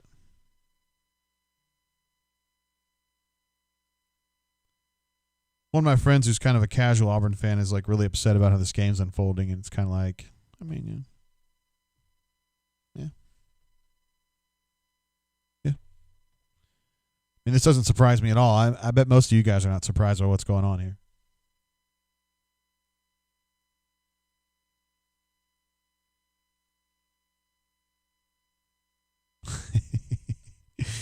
Let's see. Who is this? Nash Tiger says the live stats feed run by Bammer has us as Kentucky, not Auburn. That's so disrespectful. For the record, the one I'm looking at has Auburn and Alabama, but I don't think it's Bammer specifically.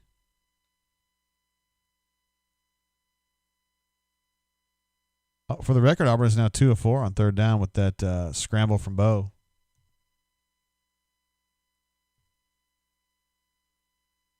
We should have a first down clap like Marshall has. Maybe I'll start playing that. Tanking the game. Shed Jackson's still out there. They love throwing backside on these formations. He's not going to throw backside in this situation, however. Little scramble. Oh, they're going to call a hold on Nick Brahms, aren't they? And Bo's pissed because he just dug himself for 15 yards and he's going to get it all called back.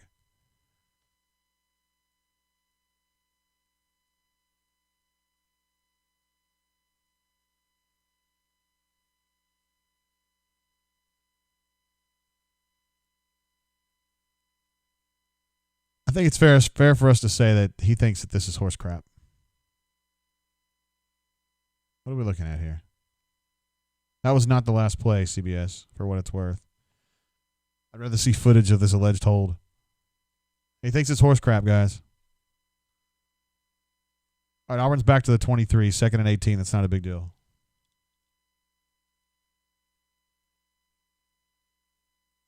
Running the same formation. They love going backside one-on-one against Bro. And so they just ran this one. And they're getting a little bit more push. Probably got 4 yards out of that. It's going to be 3rd and 14.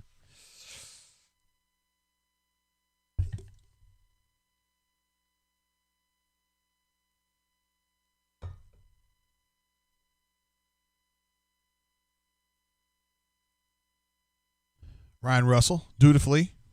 He's the get-back coach. He's the personal get-back coach for Gus Malzahn. 3rd and 15. Shed Jackson's still out there. They're going empty again. Now they pull the Shivers back in. Shivers going to do a retrace screen. He number one made a really bad play on that, but didn't really matter. Still only got 3 or 4 yards out of it. They used to run that play for the kid out of Oxford.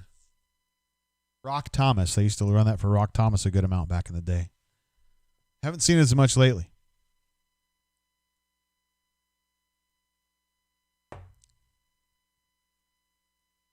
Looks like Auburn's going to have to punt that ball. Live to punt, Patrick P. says. $1 to Steve Ensminger. JC says, WTF was that?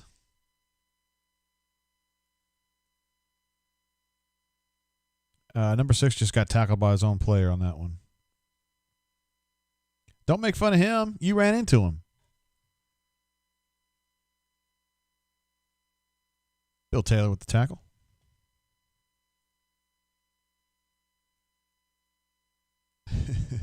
Kenny Hill says, great call on 3rd and 15. I don't know what. I feel like the chances of that play gaining 15 are very low. The chances of that play gaining 5 are pretty good.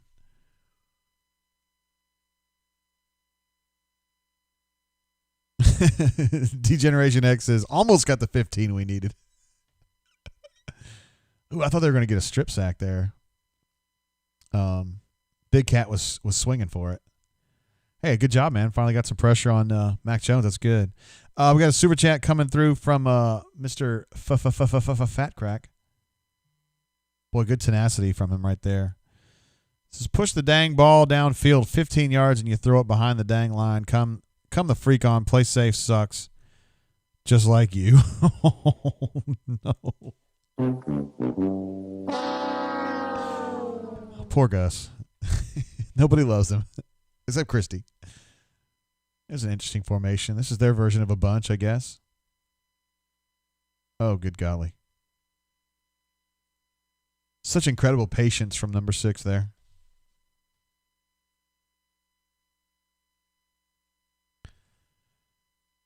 Thank you, Fat Crack. Appreciate you, bro. Fat Crack's always with us here.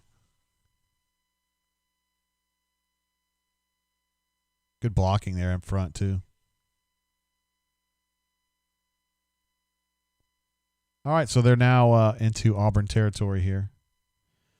Another condensed set. Trying to run something wide. Oh, they're just faking it. Ay. That was a bad pass. Not that it matters.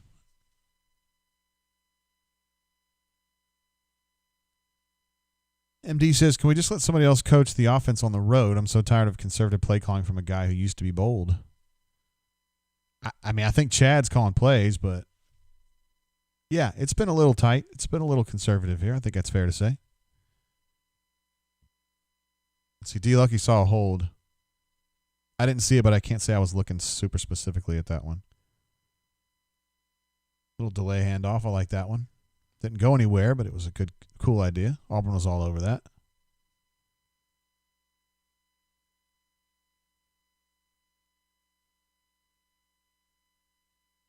Sherwood was the alley player there, and he had him dead to rights. Looks like we got Dre in there.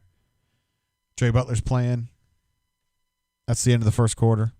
Thank you, Fat Crack. Appreciate you, brother, man. End of the first quarter, 7-0. Alabama driving, though. Let's take a look at the see if I can get the stats the way that I want it here.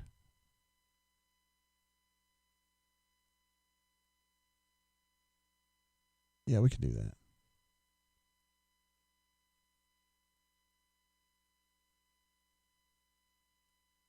All right, so this is gonna be something kind of new. I'm gonna try here.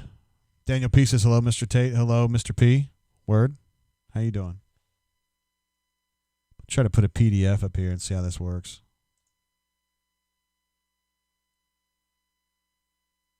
So those are the basic numbers here. God, it's a little small, isn't it?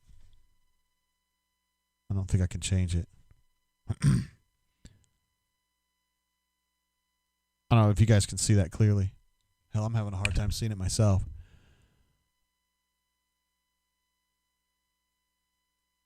Interesting. Alabama has 2 yards rushing through the first quarter. I mean, it doesn't matter, but they haven't really tried to rush the ball very much. And when they have, Auburn's been right on there. What, 5 carries maybe? Yeah, 5 carries for 2 yards. I mean, that's good.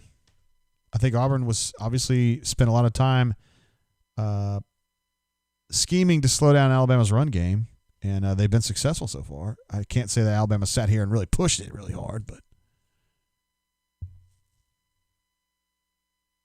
time possession favors Auburn a lot. Man, I know Alabama's been good. I'm not trying to make up games here. 103 yards to 45, but 17 plays for Auburn versus 11 from Alabama. So it hasn't been a total disaster, but not good enough on offense. I think really the issue here just seems, as a couple of you have mentioned, it's just very conservative. That retrace screen on 3rd and 15 was a tough one. That's a curious call there, I think. Cross down traffic, so hard to get through to you. 3 quarters left, hold fast. Phil Peace says us not being able to run is hurting. Agreed. CW comes from a different angle and says they have no soul.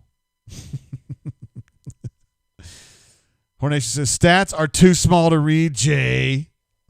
Wah, wah. What? Let me stroll up onto the sidewalk and take a look. Oh, she's beautiful.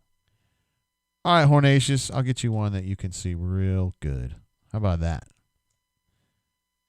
How about that? Uh-oh. Got to put that somewhere else here. I bet you can read these, Hornatius. Even you can read these, Hornatius. Those are the basic team stats there. Very conservative from Auburn so far. Very conservative. I think defensively it's been good. I mean, aside from the breakdown on the Devontae Smith bomb, but aside from that, it's been good. And I mean, you're gonna give up some of those to get Alabama.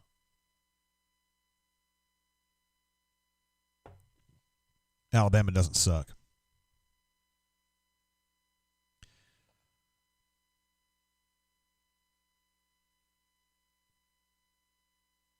Other than that, man, I mean, if you take away what you've seen in the game, right, and you're just looking at the statistical markers, Auburn's doing right where they want to be.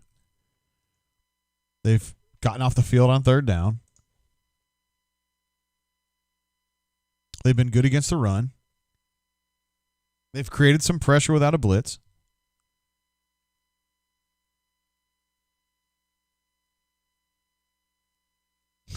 Bob Lob Lob says, kick it up to the pawpaw font, JG. Trying to get Mac Jones out of the pocket, which is generally not where he wants to operate at all. But he got the first down, so good for him. It's going to be a first down for Alabama. Scrambling for his life. Oh, I wonder if Big Cat could have made this play. Yeah, he was kind of slow playing him, but just kind of was a little bit slow. He should have somebody on the backside there helping him a little bit, scrambling to the ball. But, I mean, it's 3rd and 2, and he got out of the pocket.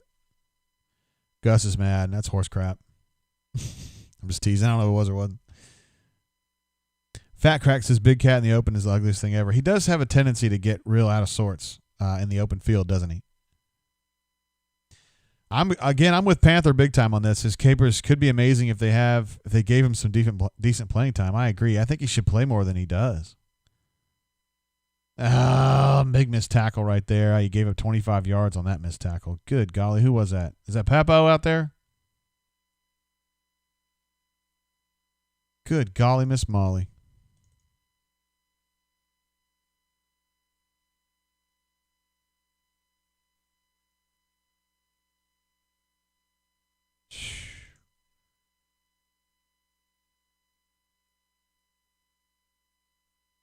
Touchdown to Mechie. I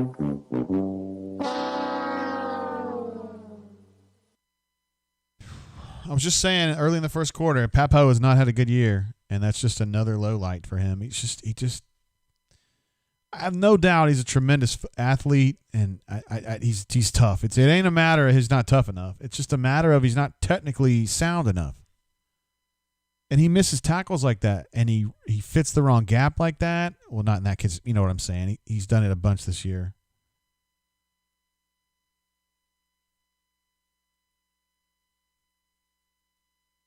Just not sharp enough. And he should be. He should be.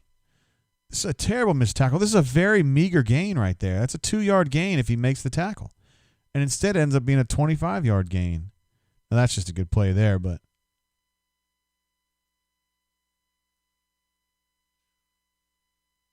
Bob Loblolly says fire T. Will.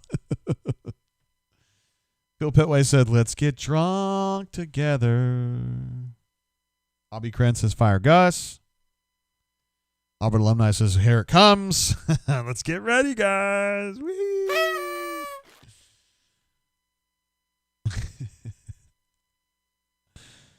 Pass the Dutchie to the left-hand side. Pass the Dutchie to the left-hand side. That's what Love the Cats had to say right there. S. Sims says, dang, man, I just wanted it to be close for a half. It was close for a quarter.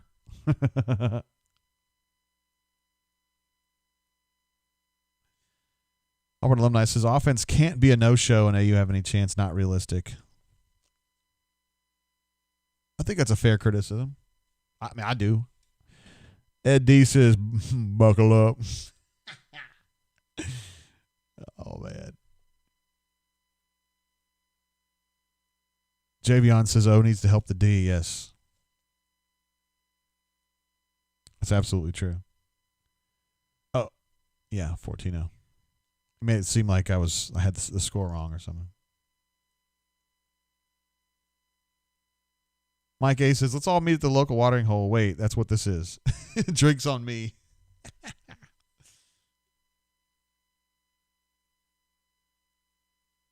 All right, let's go ahead and pour another one, guys. Might as well. It's one of those days. Steve says he feels like it's time for a Bo forced interception. That's only when they're down 21.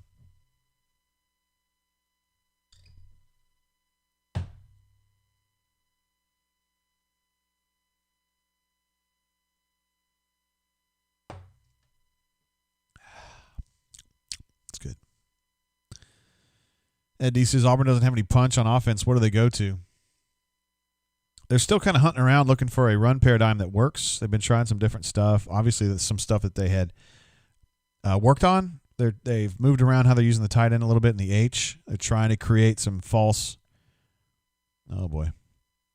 positives, if you will. They're trying to because the linebackers, in a lot of cases, they're either reading the guard or they're reading the H back, and they're trying to show those guys doing unusual things to try to throw them off. It hasn't worked yet.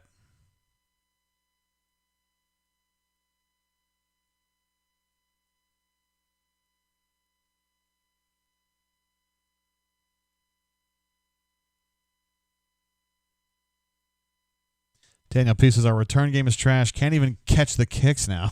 It's going from bad to worse. Ay.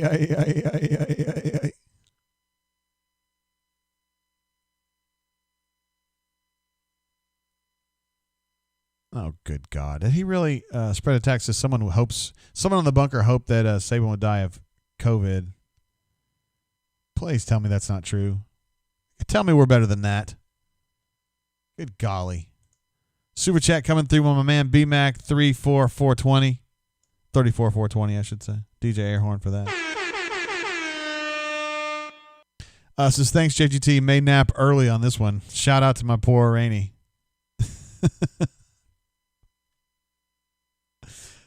Thanks, BMAC. It was great to have you while we had you, brother. My poodle Rainey, my bad. Shout out to my poodle Rainey.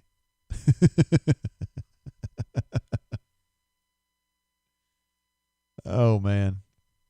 4 tackles for loss. Only 4 tackles for loss for Alabama today. It's not that much. Mama do that says if that's true, ban that guy. That's bad. That's horrible. That's not acceptable. I don't know. I don't understand that. All right, 3rd and 1, guys. Little play action to J.J. Pegues, who comes around the horn and pushes number 9 backward a little bit, but he still makes a tackle. No problem. First down, though, for the Auburn Tigers. Throw another 3rd down conversion on the Barbie there.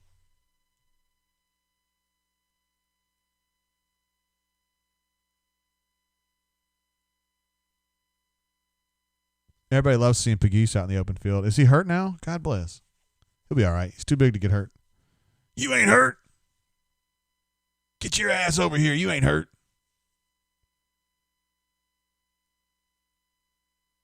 It's Tank Bigsby.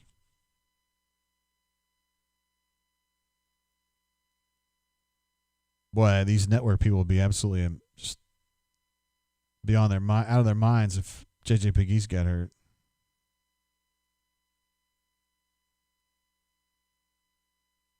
love just like the geometry of him running into people. They love it. Uh-oh.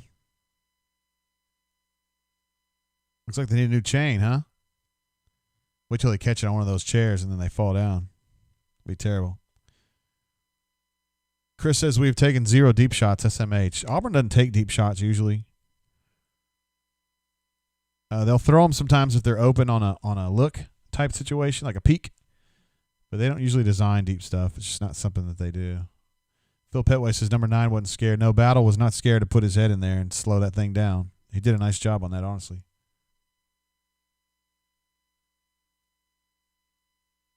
Colby Morris, who, I mean, you guys really need to probably mock this guy, says that this feels like one of the lowest points for Auburn athletics in recent history given the state of football and basketball. Even our basketball program is in shambles. Wow. There's a freezing cold take. Shambles? What, because they lost by 22 to the number 1 team in the country? I mean, what's the problem? He's going to say, yeah, well, they had to back out of the postseason. Like, what?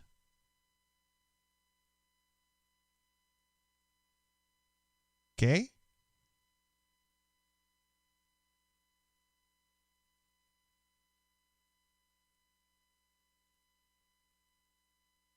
That's definitely Crosstown says, I think these pass-oriented Bama teams are better than the previous Saban run heavies.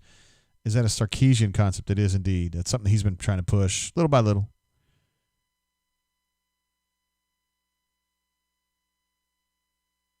Shambles. Yeah, Daniel P's like, shambles, what a take. Patrick P says, at least we have equestrian.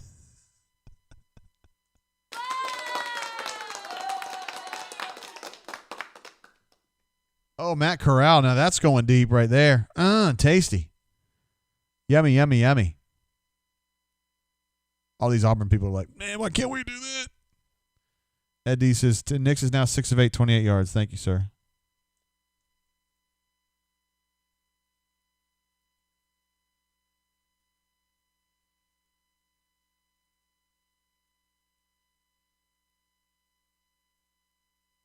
All right, 1st and 10 for Auburn at the 37.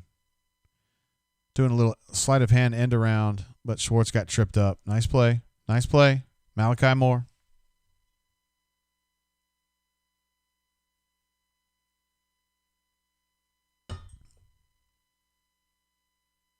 Alabama just doesn't get fooled on it. You know, the whole concept of this eye candy, try to get them to look at the wrong thing. You just can't hardly do it to Alabama. They're so disciplined.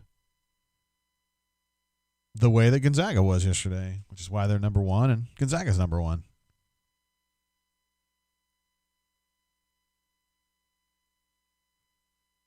Scotty P says Colby must not have been around for the Barbie and Lebo years. How about the end of, how about 2008? How about 98? How about 12?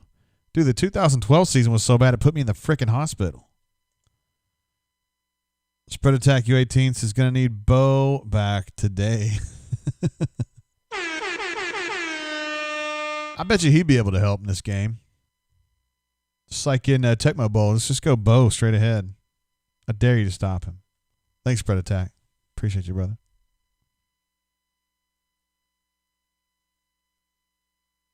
Colby says he's nervous because Bruce's antics could get ugly. Colby, I'm telling you, just need to back out of that cul-de-sac, brother. Just stop. You're completely within bounds to rag on football and Gus and all that, but I think when you start ragging on Bruce, that's when things are going to get ugly around here. All right. It's another throw off its back foot. Did Schwartz fumble the ball? Oh. We said before the game Auburn had to be +2 or +3 in turnover margin, and they are now officially -1. So that's not going well. A back foot throw from Bo Nix, but he did hit Schwartz on a cool little drag. Ball was behind him, but Schwartz adjusted, catches the ball, and loses it. Womp, womp.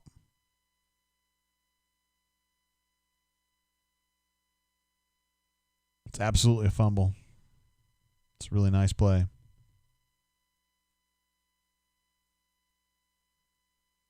Well, here I was advocating for more Schwartz catches, and that's what we get. Oh, Mama do that. Others, Mike A, S. Sim, Travis J, all have concerns that this may have been his knee was down at the time of the hit. And here I was looking at the top. I was looking at I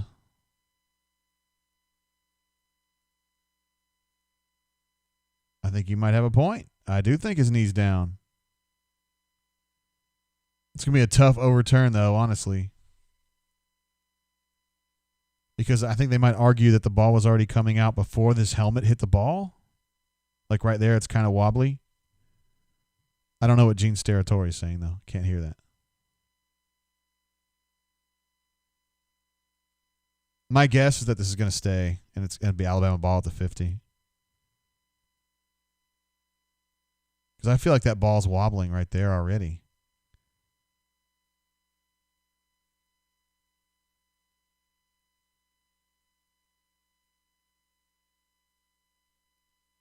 Uh-oh, my Padres in the house.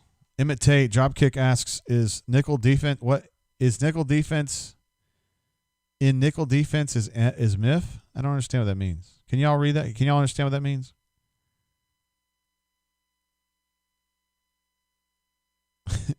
In nickel defense is MIF. I don't know what that means. I'd like to know what that means. I'm sure it's a good question. Justin Time wants to know if that's targeting. Unless he's targeting the ball. I don't think so. No. He put his helmet on the ball, didn't he? Look, if Auburn alumni says he's down, then I'm going to say he's down. I trust Auburn alumni on these issues.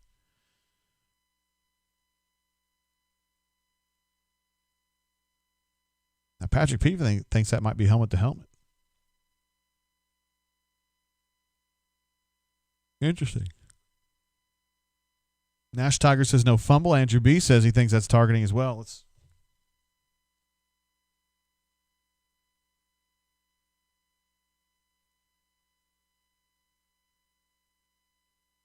All right, so it's a catch and not a fumble. So that's first down for Auburn at the 50. Looks like those of you who had Auburn getting over the 50-yard line in the second quarter have just cashed in, and that's great.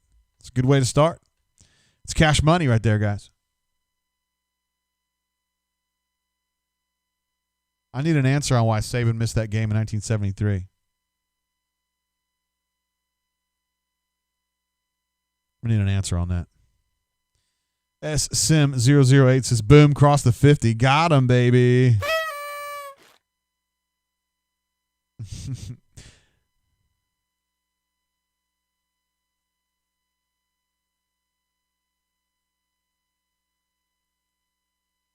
All right, that was a nice play by Schwartz right there. Got 8 or 9 out of that.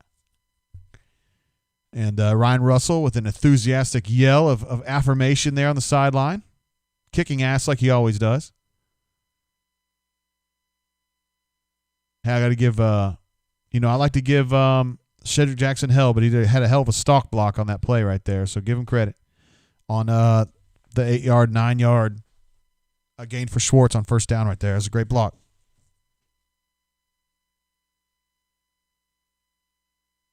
Flavor Flav, the flavor most flavor. Put it in your cup, you have flavor.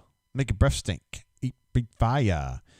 Let's see. ET says a nickel defense is strong safety first defender behind middle linebacker. It depends on their set, honestly.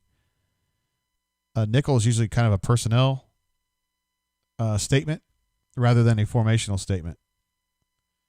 So then, in a nickel defense, a nickel just refers to a linebacker that gets traded out for a corner. And where they align varies wildly from play to play. Actually, more often than not, these days against these offenses, a nickel is usually out wider. There's Brandon Frazier. He is on the field. Number 87. Number 1 in your hearts, of course. Didn't really look open, but he was out there. He's flexed out wide, too. He was number 2 receiver to the strong side on that set right there, and he was going down the seam. But obviously that play was going to Tank. That's going to be, a 3rd and short? 3rd and 3 is what we're looking at there. Looks like Hornatius thinks Bigsby's been hurt. Doesn't look hurt. Get in here. You ain't hurt. Trying to hit Schwartz. was defended well. And actually, honestly, I think he was open after his initial cut, and the Knicks didn't get the ball to him. I don't know why. He might have had a really good reason why.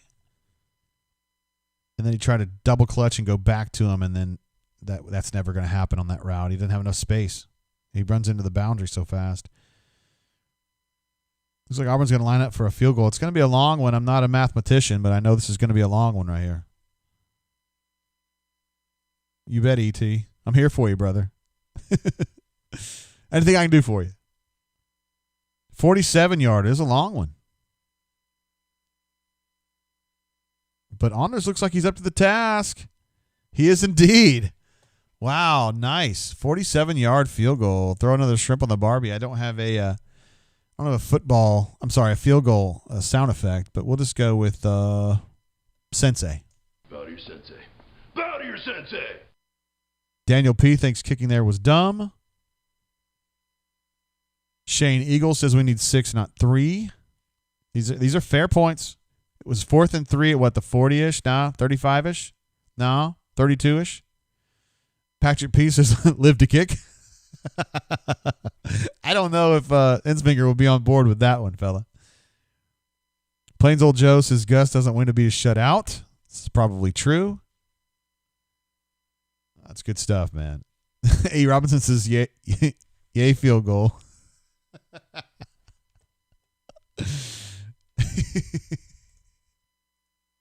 You guys are the best, man.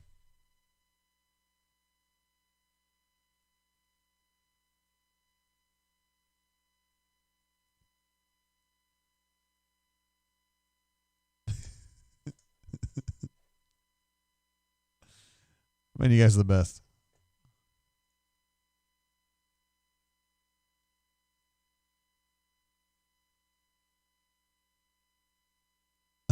This one right here is for A. Robinson right here.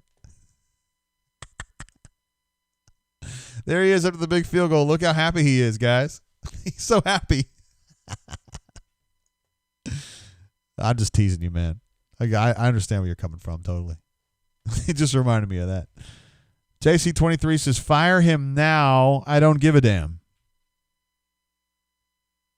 I'm going to do that, which I'm more on board with here. It says, field goal probably the right call. Hated the third down call.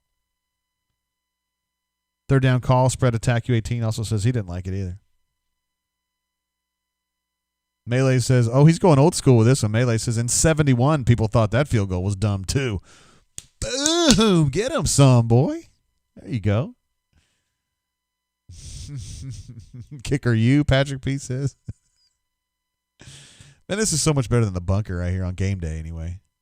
You guys are funny instead of just being mean all the time. A. Robinson says, oh my God, that is me. It's Lieutenant Dan at New Year's. So Plains Old Joe has done the math. He has hashtag done the math and has this at this rate we lose 42-9.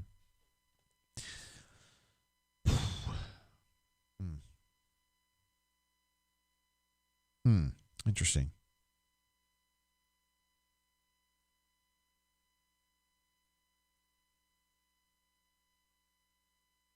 Well, we teach them to kick it out of the end zone. I've got a question here from Herb. Herb says, Coach, what do you teach Anders to do on field goals? Well, it's pretty simple. We just teach them to kick it out of the end zone. All right, next question. That was on Tiger Talk a couple weeks ago. Melee says, punt, Bama, punt, 2. The return. Electric Boogaloo. Punt, Bama, punt, Electric Boogaloo is set up now. S. Sim says, come on, give us a break. If we stop them, score a touchdown, stop them again, score a TD again, we'll be winning. It's that simple, guys. I mean, what's so hard about that? There's a 9-yard gain on first down. No big deal. Brent Gillespie says 24-point dogs in year 8. I think it was 25, but it's still the same. Oh, Eddie, thank you for the update, sir. He says Bo is 8 of 11 for 49 now. He's over 50%, guys. Hernacious says, I love Herb. I do, too. I was just saying it was a funny question, and it was a funny answer, too. He's like, well, you just teach him to kick. It's basically like he got hurt, except it was an actual question on Tiger Talk. Okay, Auburn is now, let's see, on third down, is 4 of 8. Alabama's 1 of 2. Of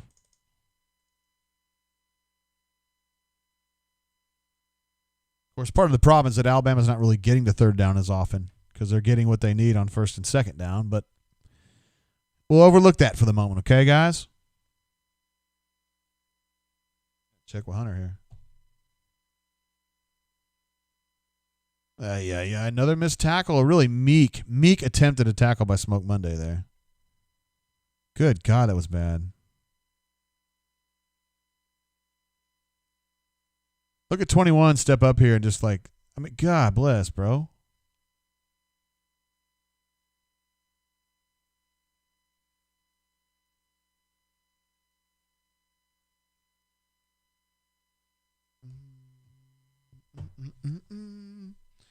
All right, 1st and 10 again. Alabama getting what they need on first down right there. They don't even get to third down.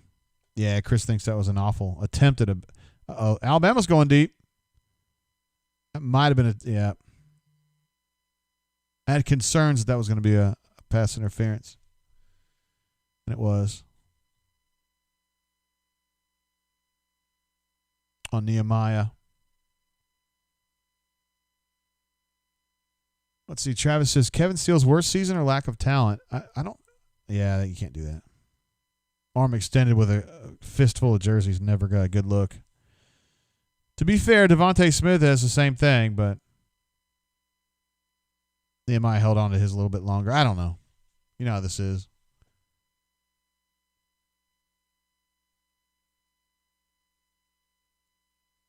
Travis asking about Kevin Steele. Is this his worst season or is it just lack of talent? He just lost a lot on the front there, losing Marlon and losing Derek, and he just doesn't have the dude. That's a nice play right there by Tut. You give him credit for that one. He came up there and laid a lick. I just don't think he has it up front right now.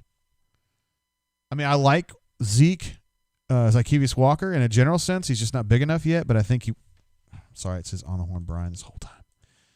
He's not big enough yet to help.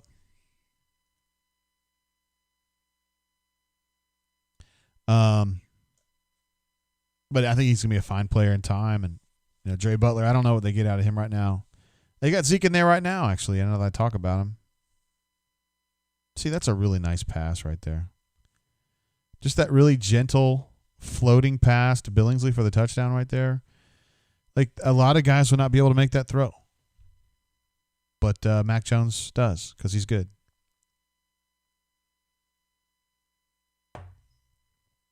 Oh boy.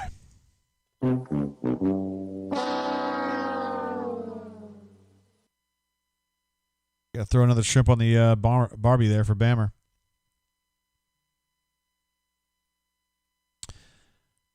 It's a nice throw and a nice catch.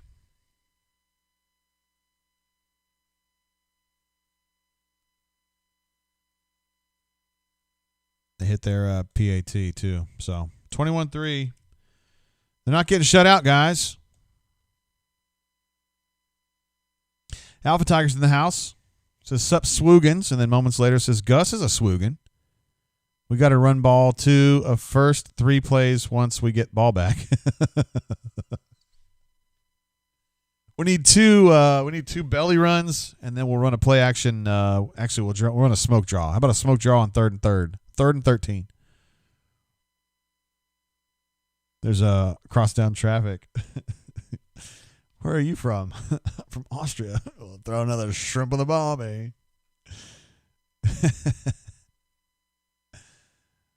Panther notes that the bowback doesn't have that great of a ring to it.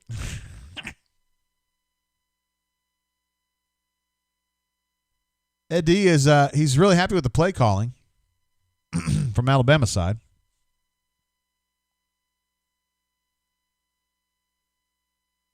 Oh, JC, you're speaking my language now, brother. He says, "Can we beat A&M? Don't tell me we're going to send Jimbo to the playoffs."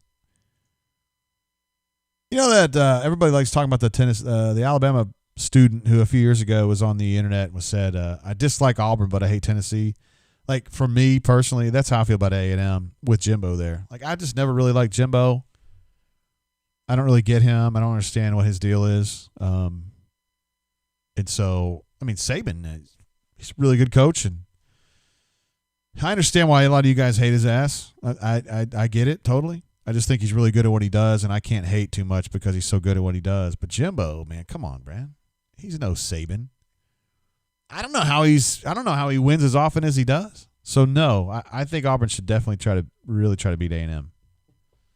Not that they wouldn't. I'm just saying that's probably a more important game for Auburn than this one because I think we kind of knew what was gonna happen here. Dude, Alabama's done this to a lot of people, and they're gonna do it to more people as this season wears on. I can't believe Northwestern's getting just crushed by Sparty. Hornatius' super chat says, will the drain go longer if Auburn wins or loses? It just depends. We're going to air grievances. We're going to get around the Festivus poll. We're going to air grievances. We're also going to do feats of strength. Hornatius, although you're probably not going to be part of that because you drive a Jeep pickup, which means you're a Swoogan and a Beta, but that's cool. Degeneration X says, don't worry, guys. Our number 39 ranked recruiting class will have us closing the gap on Bama in no time. Oh, boy. And, guys, seriously, we're in the second quarter. I mean, this is probably going to get worse, so we're going to have even more save your more biting comments for the third and fourth quarter.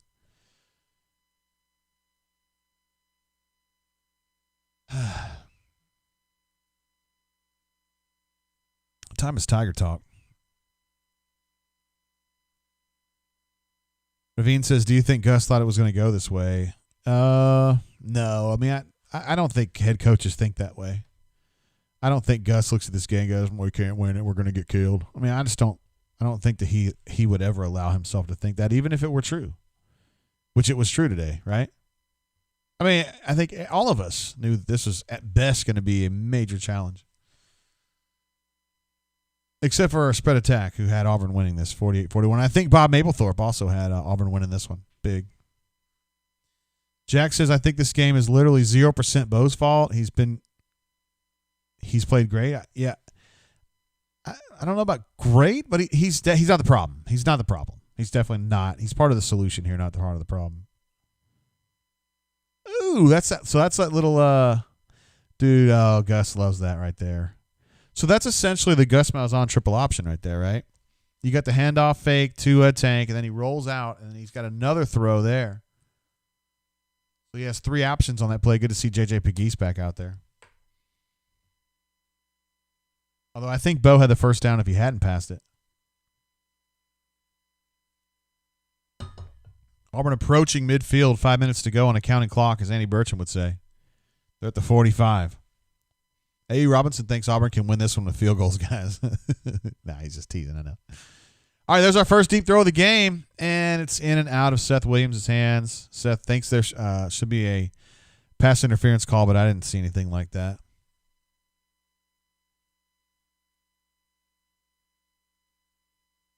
Oh, he was pulling on his jersey, to be fair, but I don't know how the referee wouldn't have seen that. But you know how it is, guys. You're playing in Tuscaloosa.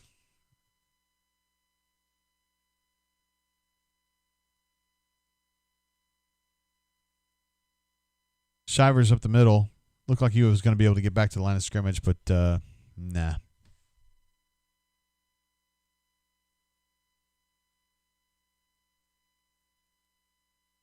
He wasn't. That's a pretty bad. I'm not going to get into it.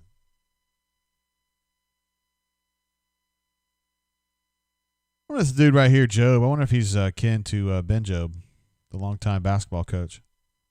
It'd be cool for him if he was. All right, so Auburn's going to try a little. Looks like a bunch set over here, like a spaced out one a little bit. Ooh, they're going 4x1 here. That's when they love to throw Seth, and they did this time too. And who was it that was saying earlier? Was it who said that Auburn's quarterback loves overthrowing Seth when he's open? Who said that? In my mind, I think it was Mama Doodat, or it might have been D-Generation X. One of you two get credit for that one. You guys get credit for that one right there. I'm just going to go ahead and pretend that's Ben Job's grandson. It's going to make me like him more. He was also the one that was guilty of the hold on the first drive where Seth got held about 10 yards downfield and they didn't call it. Then he grabbed his jersey and pulled him down, and they didn't call that either.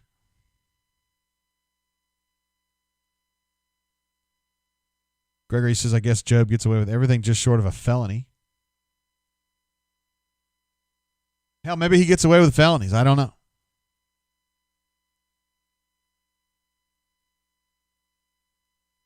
I think Phil Petway needs more to drink. Stoop Up says Road Bow has entered the chat. Nah, he's been okay. But no, that's a bad miss. That's a bad miss. You got to throw that ball in there.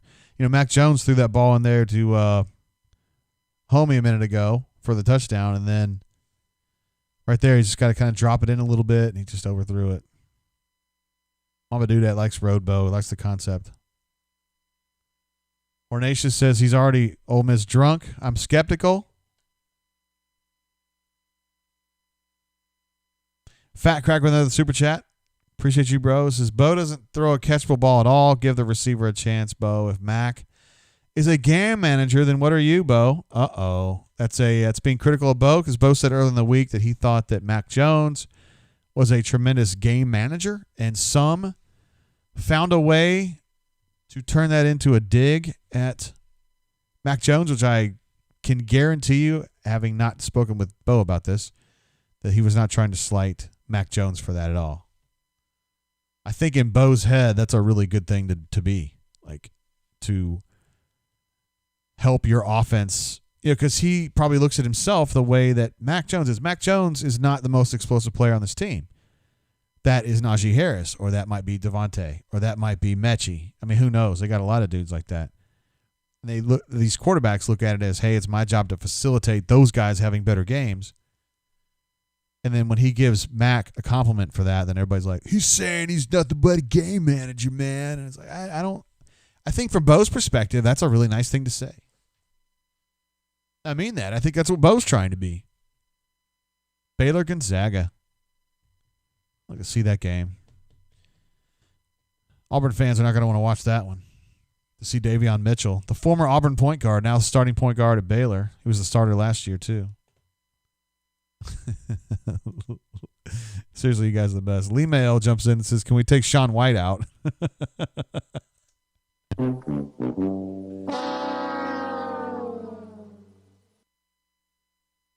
Dang. Robinson turns that into a 5-yard gain, and it should have been 0-yard gain. Silly. That's funny, Lee Mail. Appreciate you, brother. We also got another one from Hornatius coming through. Says, I'm positive I'm almost drunk, Mr. High Hair. How dare you, sir? My hair's not even that high, bro. Just got it cut.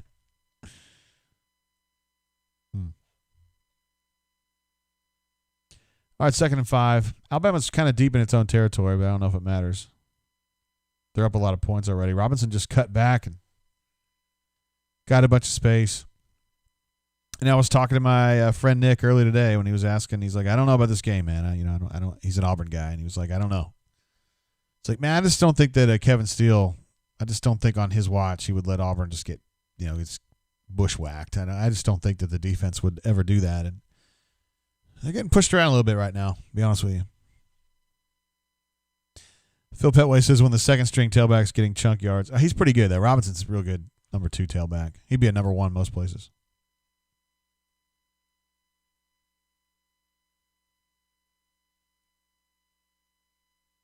It was a nice play there. Looks like Zacoby got in on that one. Oops. Ew. I've completely screwed up my thing here. Where is my...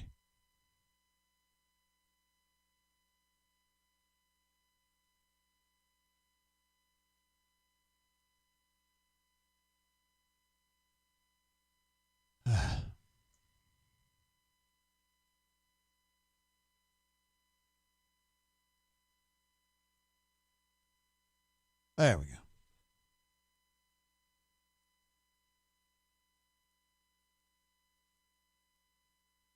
There we go.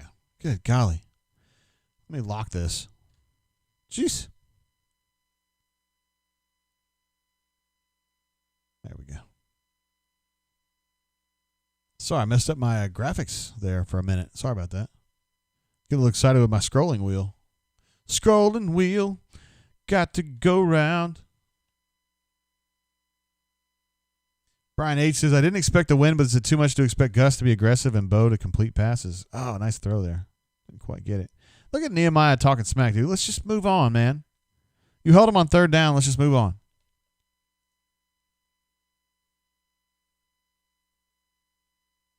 It's embarrassing. Auburn's 4 of 9 on third, and Alabama's, 1 of 3 now.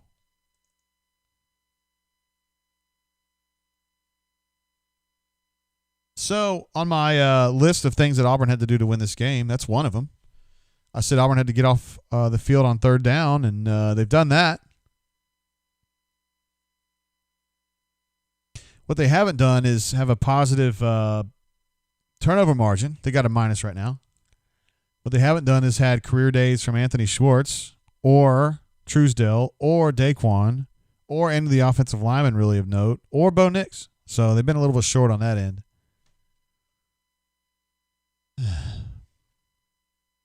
Phil Petway is just hoping that they can get this to the halftime. I think you would probably advocate just kneeling down. Emmett T, last name redacted to protect his anonymity, says, even in a losing effort, you keep everyone interested. Now, I think they're just interested because they're just pissed. Phil Petway wants to know if Coach Hunter can apply for a job. Seriously, you guys are the best.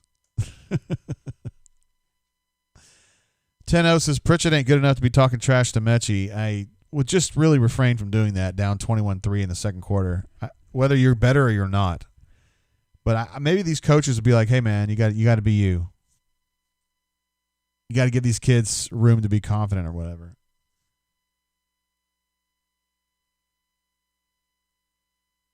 Nice little cut from Shivers, but also a nice little lick from number 8 there. Really nice play. Call lining up that hit, man. That's something that Coach Hunter would love. He loves seeing that. Defensive coordinator, linebacker by trade. He loves seeing those kind of licks. 3rd and 2. Bo just with a panic throw there, but he still got it to Seth. That's a first down. Alabama looks dejected, and the first person there to tap him on the helmet is Ryan Russell again, guys. I'm telling you, the most enthusiastic coach in America.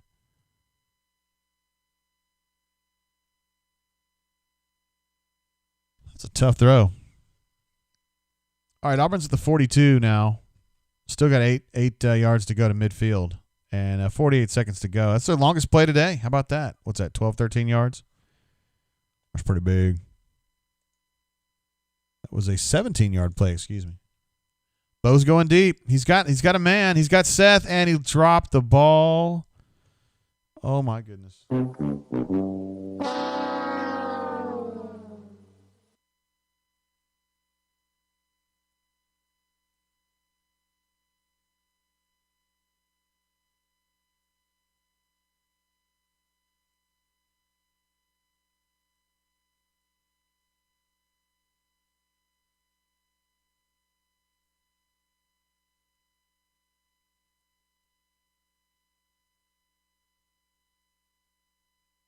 All right, we're just going to pretend that didn't happen. It's 1st and 10. That's not really. Double stack. 2x2. He's going deep again. That one got caught by Sir Kobe Hudson. Almost to the field goal line there.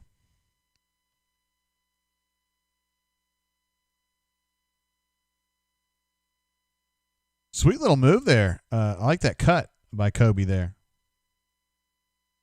Coach that's not a great pass. Coach Cody Burns doing work there. Scotty Pieces, that's why 18 is not elite.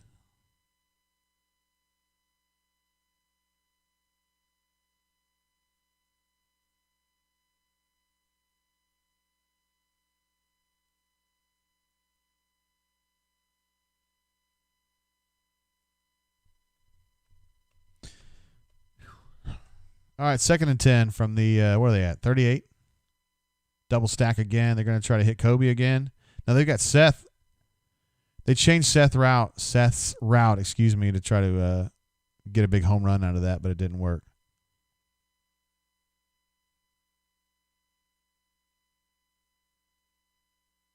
I don't know why Gus seems so frustrated. I mean,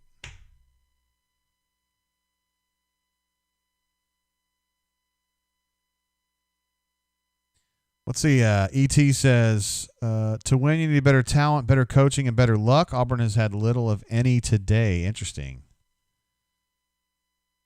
Very interesting. He's probably right on that. Fat Crack says, I can't believe you dropped that. Phil Petway still shocked.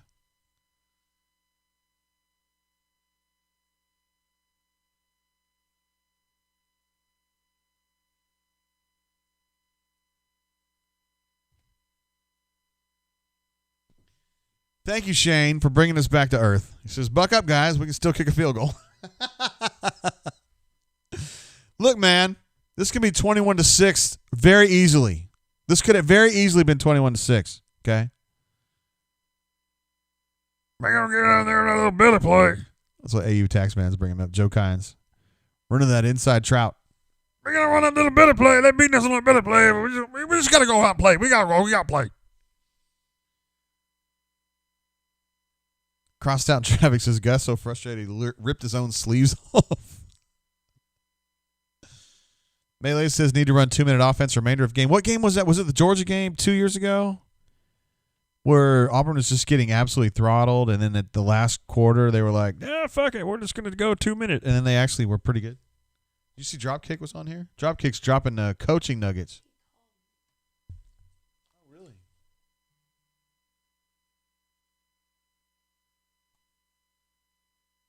A. Robinson says, do we have any girls that can play? At least we'd have something to look at. I don't know if you saw this, but Auburn had a touchdown they just dropped. Star player just dropped a touchdown pass. Yeah. No. His sack's like this big. Actually. Is that an interception? Because if so, that's a hell of a play right there. Yes, Malachi Moore just intercepted a pass. You guys are remembering, yeah, it's Georgia game.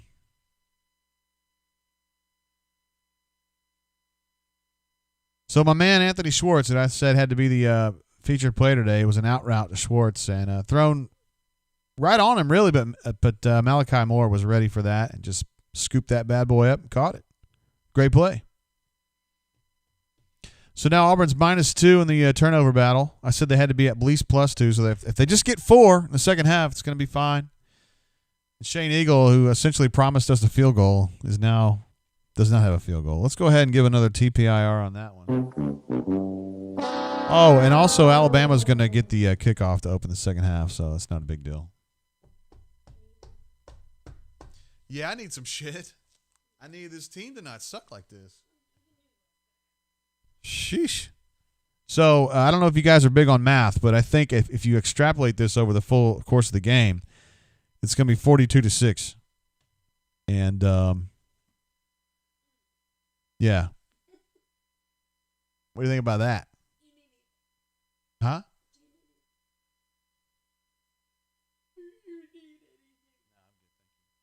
I need Auburn to not suck this bad, though. Ravine says, I feel like that's just a bad route for Schwartz.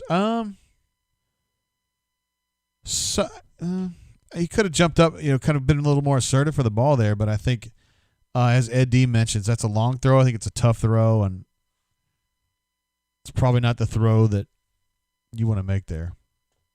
Auburn alumni says that was our first turnover. Excellent. Very good point. Thank you. The Tank fumble was overturned, and the Tank fumble was not an actual fumble, and then the Anthony Schwartz thing was overturned. So fair enough. Very good. -. Brett G says that would not be a cover. 42-6. See, James Taylor Studio says this team is a joke in the third. Kenyon says Smoke needs to be benched. He is playing touch, not tackle, which is generally not something that he does. He's generally a pretty physical player, but you're right. He's had some pretty soft plays. Ryan D says, JGT question, is Gus gone if we get blown out by 35+? No, I don't. I don't think so.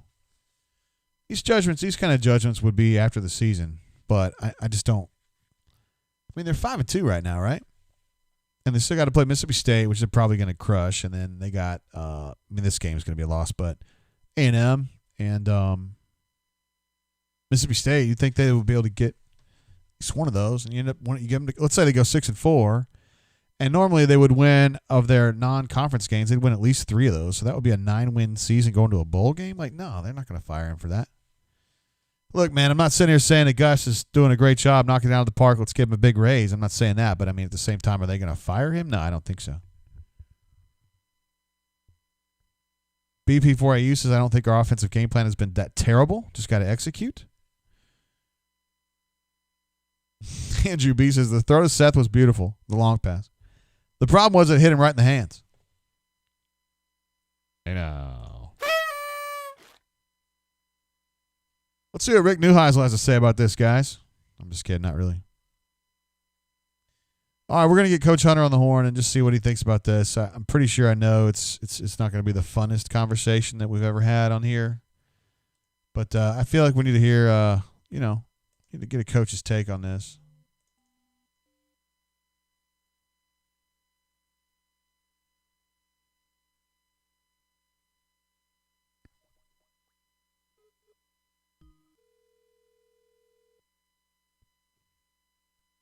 Yo. What's up, Coach Hunter? Oh, man. Better days. Yeah. The hell's going on out there? Missed opportunities, offensively and defensively. There's some bonehead mistakes in coverage. I actually think the run defense has held up pretty well other than that last run that Robinson had on the last scoring drive. The tight end, the touchdown on the tight end drag, Auburn brought pressure, just didn't get there. Sherwood had to play man all the way across the field. You're never going to win in that situation. And then Smoke's playing terrible football. Oh, he's soft. What's he? He's not even trying to tackle. No, he's going in like he's playing. Don't touch the ball carrier on Thursday walkthrough. It's bad. It's real bad. And on top of that, he got caught dick watching on that first touchdown. Eyes in the backfield, steps down, assumes it's a post. He's not reading the receiver. Bad football. Very bad football. Yeah, they were asking during the chat, who is that on? I mean, you had Tut in coverage. You also had Smoke over top. So who would you blame more on that one?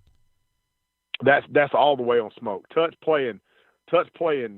It's outside release, man. Like he's playing the outside hip of the receiver right there, carrying vertical with him. And if the receiver breaks outward, it becomes his man. Okay. If it pushes vertical, he pushes underneath it, trying to push it to Smoke right there. And you can see there's a little bitty pump fake by Jones. He gave the stutter by Mac Jones, and Smith gave the stutter step. Smoke's looking at Jones and not looking at Smith. I mean, it's a high school mistake. It's a costly one too, man. Yeah, really costly one. There was Auburn had them had a lot of defensive third downs in the first half in which they could have killed drives and were not able to. How about you mentioned run defense was pretty good except for the couple of runs that Robinson had. They've been bottling up Najee. Have you noticed anything they're doing unusual to kind of make that work? It looks like they're bringing a backside slant, crashing the defensive end through the B gap and the tackle through the A gap.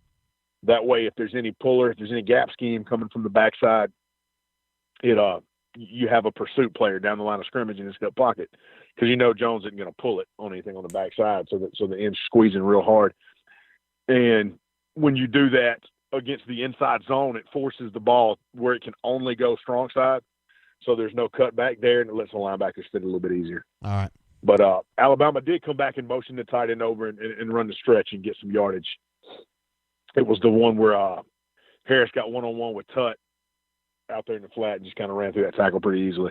They're picking on Tut with the blocking too. They're going bunch trips with the big tight end at the front of the bunch, and once he gets hands on 6, it's over.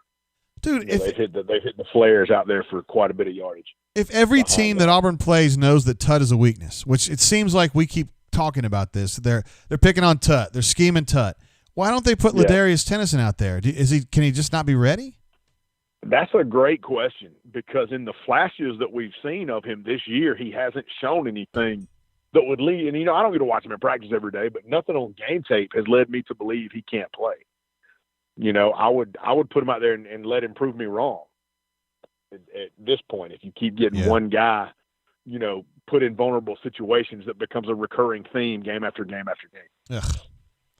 How about attacking wise? It seemed like they were hunting they were trying to show some different twists to their run game. Twist is not a good word, but some wrinkles to their run game. And it just didn't seem like it was fooling Alabama very much.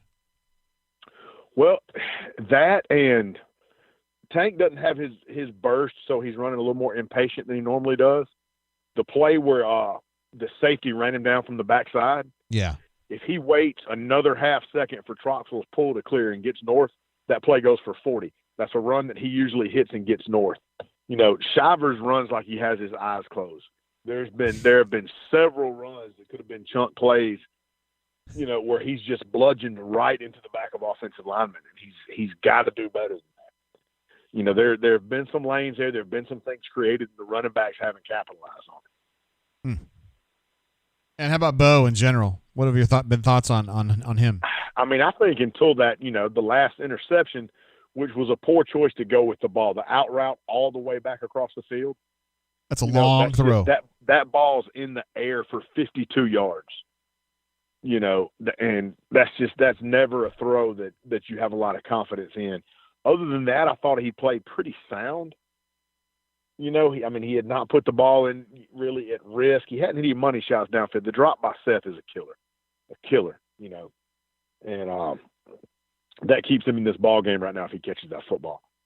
You know, but Nick hadn't played bad. I mean, his pocket presence has actually been a little too slow at times. You know, there's been a few times where he should have gotten out of the pocket earlier and run for 7 or 8, and he sat back there and either had to throw the ball away or eat a sack. So in general, just kind of, not quite good enough. I mean, they're good. They're a really good football team. They're really, really good. The frustrating thing is Auburn's not. This is not like the Georgia game. I feel like where Auburn just got bullied, just big boyed. You know, this is a game where they're in it. They've got opportunities. They keep missing opportunities, and if you miss opportunities over and over and over again against a good team, eventually the score gets away from you. And they're close to that point right now. Yeah, they're close to that point. They're really, really close to that point. If they score, if Alabama scores on the opening drive of the second half, this thing's over. Man, it's tough, dude. I mean, dude, this Auburn people don't want to go into this Iron Bowl and feel like they're just going to get pushed around by Alabama. And they're going to. Yeah, I mean, you really don't want to. It's a bad feeling. You know, it's a bad feeling, and you certainly don't want it to wind up a game where, you know, the guys play hard, but then at the end you look at it and it's a 42-6, 42-10 score. That's not where you want to be. No, Auburn should never be there. I mean, you lose some of these, but getting just throttled. Yeah. That's where it pisses you off. You know, I know it pisses you off and too. Maybe they come back and play a second half. The thing with Smokes plays just the one thing that's got me rattled, man. Dude's better than that, and he's just playing soft ass football. Yeah, I mean, he could be. I guess he could be injured or something like that. I don't know. Maybe. Would 25 played another really good game. That guy doesn't get enough credit. Derek Hall. Colby Wooden. Yeah. He's a ball player. He's a legit ball player. All right, word. Played a pretty good ball game. You know, second half, you want to see him come out and get a stop on that first drive, and then I almost think they need to work backwards offensively, and pass to set up the run. You know, and maybe, I don't know, get a few more speed guys on the field. I know Gus likes to leave Schenker in there to give the illusion to where it's always 20 personnel, but they're not using him like it's 20 personnel. No. So there's no reason to do that. But spread them out a little bit, run out of 10 personnel, get an extra guy out of the box or either force them to play man coverage on the outside and take some shots. Dude, Gus has this fascination with running 20 personnel and feel like that's got to really mess things up. Like he infatuated with his concept. Like, we're running 20, guys. They're going to have to change everything they do. He said that repeatedly about the Arkansas game. No, and see, the thing is, in 2010, when 20 personnel power spread was still a novelty, and he was going fast so that teams didn't have time to adjust to that guy being in different positions on the field, then, yeah, there was some merit to it. I don't get it now. Now I think I almost think you're making the offense play 10 on 11. To me, it's not updating your game, you know? It's not updating. It's not. You know, it's like asking a girl what her major is. Like, that worked in 1965, but it wouldn't work now. You know, these girls are too sharp now. They're wise to the Yeah. tricks. You know, now you got to ask her for her Venmo number and if she wants $5. You know, Cash out, baby. All right, Coach Hunter. Cash App's too hood for me, brother. They got to play. You're saying they just got to play tougher and they got to play smarter and they got to take advantage of their opportunities. You know, outside one player, and again, you know, I hate calling out players, but that one it has stood out blatantly to me watching the game. I don't necessarily think they've got to play tougher. They've just got to execute at critical moments, you know, and not like one of the long third down conversions. They ran a twist stunt with a blitz up top, and Hall, instead of coming inside the tackle, stayed right behind Wooden on his back hip, and they both wound up in C-gap. You know, if he comes inside where he's supposed to go on the stunt, it's a sack, and the touchdown to the tight end never happens. You know, little mistakes like that. Can't make those and win big games. Not in an Iron Bowl. And they shouldn't have. You're so far into the season, man. Yeah. All right, we'll check with you after the game, Coach Hunter. That's great stuff. All right, brother. Bye, con Dios. See you, man. There he goes, Coach Hunter. Ryan S. with a super chat there during the call. That was for Hunter saying, money shot. Next time Zabowski would cut off Johnson. Let's see. So, yeah, what I took away from that is, yes, we were all kind of commenting on Smoke not having his best day, and Hunter seemed to kind of echo that sentiment. And although I felt like Auburn was getting big boyed a little bit, you know, Hunter didn't really necessarily see it that way. He feels like obviously Seth should have hauled in that touchdown pass, which makes it 21-3 and 21-10, excuse me. And all of a sudden, when they're down 11, you're like, you know, we'll see what happens. But 21-3, as he mentioned, if Alabama comes out, they're going to get the possession to start the second half. And if they come out and use that to get a touchdown and get it to 28-3, you just kind of feel like that game seems out of reach right now. And I mean, look, dude. Whatever you think about this Auburn team, Auburn should be competitive with Alabama every year. I mean, that's part of what that's Gus's job. That's any Auburn coach's job. I mean, Pat Dye lost to Alabama. Of course he did. And a lot of people, let's say the casual observer in California or South Carolina who doesn't know about Auburn would say, hey, man, Gus Malzahn is 3-4 against Saban. And let's say he loses today. I mean, I know Saban's not coaching, but same thing.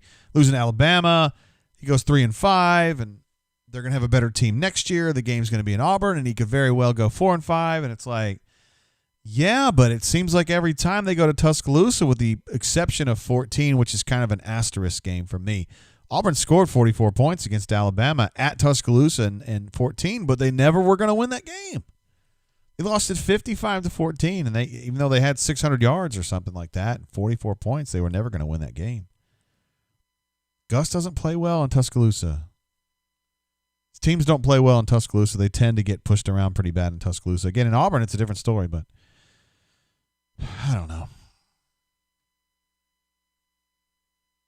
Nick thinks that electing to receive the kick to start the game was the worst decision. It was worse. That's worse than Seth dropping the touchdown pass. Ay. Scotty P reminds us that only in Auburn are we competitive under Gus. That's the threshold, which is too low probably. Fat Crack says, JGT, are you okay with the D-line pressure? Feel like we're not blitzing today. No, I'm not fine with it. It needs to be better. I do sense I think they're blitzing less, and I think that's part of why they have not been able to run as effectively. Again, Coach Hunter mentioned that they had some stretch plays that were a little bit better there late in the half. But prior to that, when they were running their regular stuff, they really weren't pissing a drop in the run game. I mean, of course, they were getting theirs in the pass game. Oh, these Bammers hate watching the cam back. They hate it. Look at Lutzenkirchen. What a man.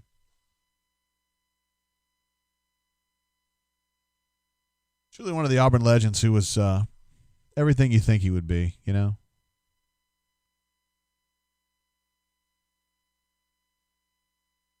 I like these people doing the Lutzy. That's pretty funny. I've never seen that before. It's pretty good. Yeah, Lutz was exactly what you thought he would be. Just a really cool, down-to-earth dude. Just good people.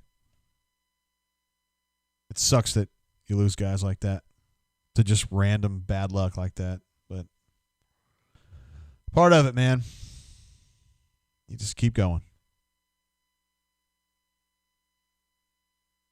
Kenyon says, okay, you're bringing up all bad points, so tell me why he's still the coach besides the buyout.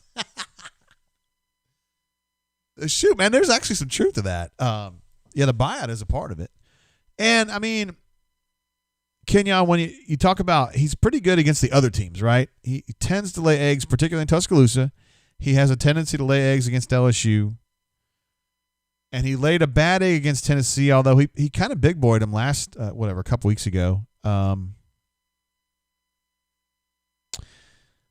He wins the games that you think he would win, and then he loses the games that you think he would lose, with the exception of LSU. So he's generally pretty good. It's just that I guess the question is, maybe there is a gulf between what most of us think an Auburn coach should be doing versus what actual Auburn administration thinks he should be doing, meaning from our perspective, and I don't want to speak for all of you guys, but I'm speaking for a lot of you guys because I interact with you guys. I mean, the guys, those of you who are on the brain drain a lot, I'm talking about Canoe Man, Spread Attack, Pocket Watch, AU Taxman, Ravine. I mean, Mike A. I mean, I feel like I got a pretty good idea what your guys' expectations are, and I'm with it. Auburn should be able to beat Georgia half the time. Auburn should be able to beat Alabama half the time, at least, and shouldn't lose these silly games like Tennessee 18 or that LSU game down there, 3 years ago now, where he just banged his head into a wall and got a concussion, metaphorically, and lost the game. And he should be competitive with Alabama every single year. And I just feel like it's like, well, Saban's really good. Yeah, Saban's really good. Find a way to beat him. Well, I'm 3-4 against Saban. Well, that is true. I would argue, Kenyon, my short answer to you would be he's a pretty good coach. I just think he has a tendency to lose games that you really want him to win. Lee Mail making a joke about Bowback Mountain. Oh, man. Let's see. I missed this one. Daniel M. says something about Sean Shivers.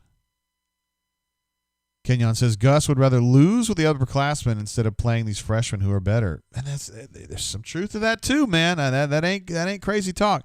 We got a super chat coming through from Chris 24/799. Says on the bright side, maybe Seth will have to return after subpar performances against Georgia, South Carolina, and Alabama. Give you a DJ air horn for that one, bro. That is possible. We'll see.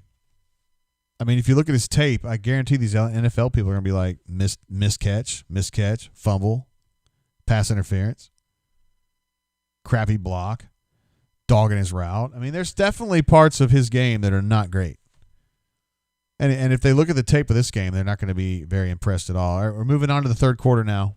Thank you to Coach Hunter for joining us and setting us straight on some stuff.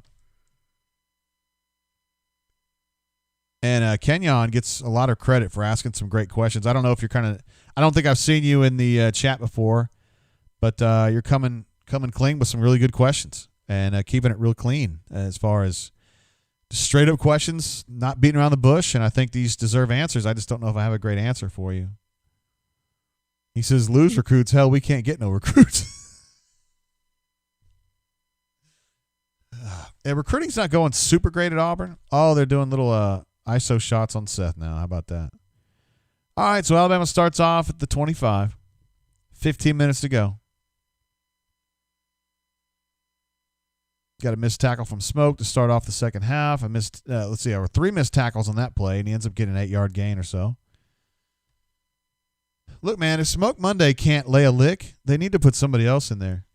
I mean, I'm just being real about it.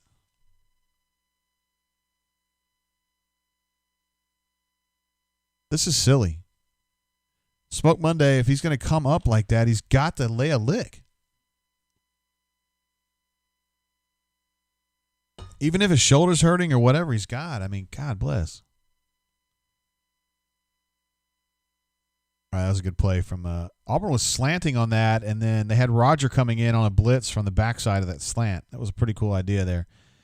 And it forced Mac Jones into a kind of a panicky, just get rid of the ball situation. That's a good play. Good call. You know, I didn't think about this, but I have a friend of mine, Anderson Brooms, his dad's name was Mac, and he passed away last year. Mac Brooms was his name, and he was a big-time Bammer, and I bet he would get a kick out of Alabama's quarterback being his name. Rest in peace, Mac. Real good dude. See, even an Auburn writer can like Bammers sometimes. He's a lot of fun to play around with. I'd make fun of the Bammers to him, and he had a good humor about it.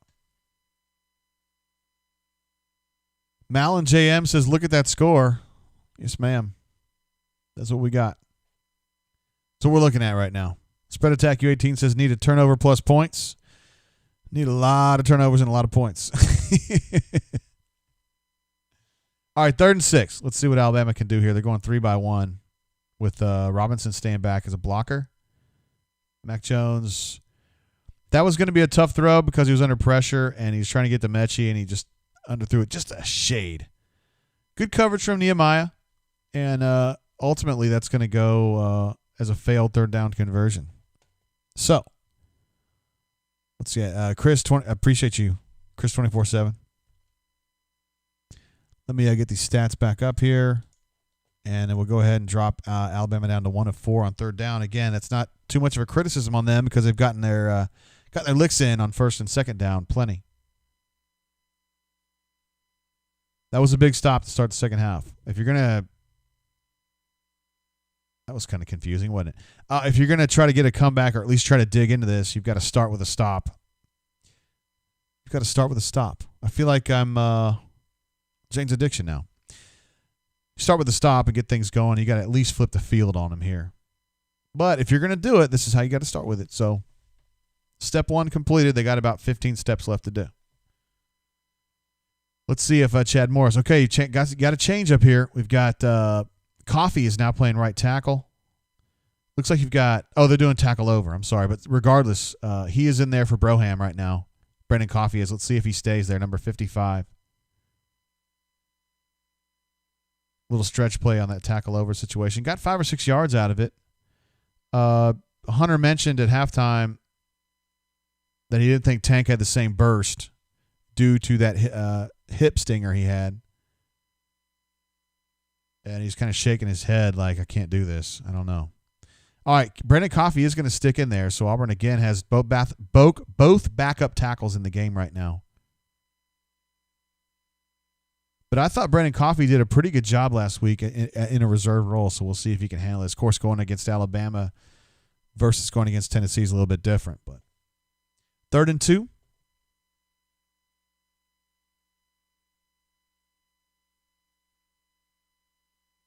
Spread Attack is living drive by drive right now, Jay.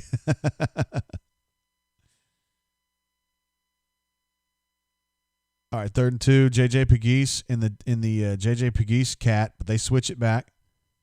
Now they're in a standard stack. Nope, now they're in I guess you call it a slice.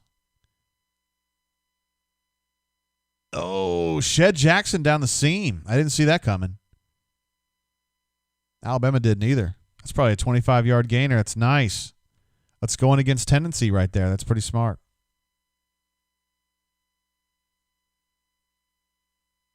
Let's see. Chaz Music's trying to suggest there's another change on the offensive line. Excuse me, I have not checked. Hold on, let me see what's going on here.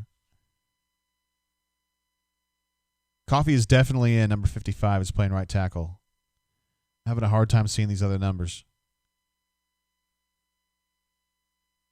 Looks like KJ's playing right guard and Tayshawn's playing left guard, which is normal.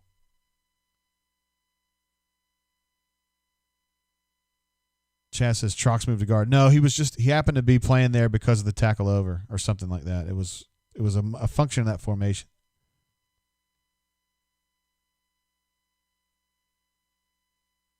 See, Trox is at left tackle. They were playing tackle over when you saw him. Now they've got John Samuel attached on the right side there. All right, they're going they're going trips with a backside tight end. It's too many dudes for Eli to have to avoid. He can't beat 4 people.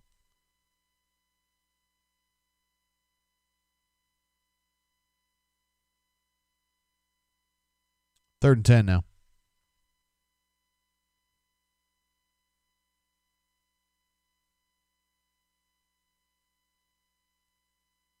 He's got shake, but he didn't have that much.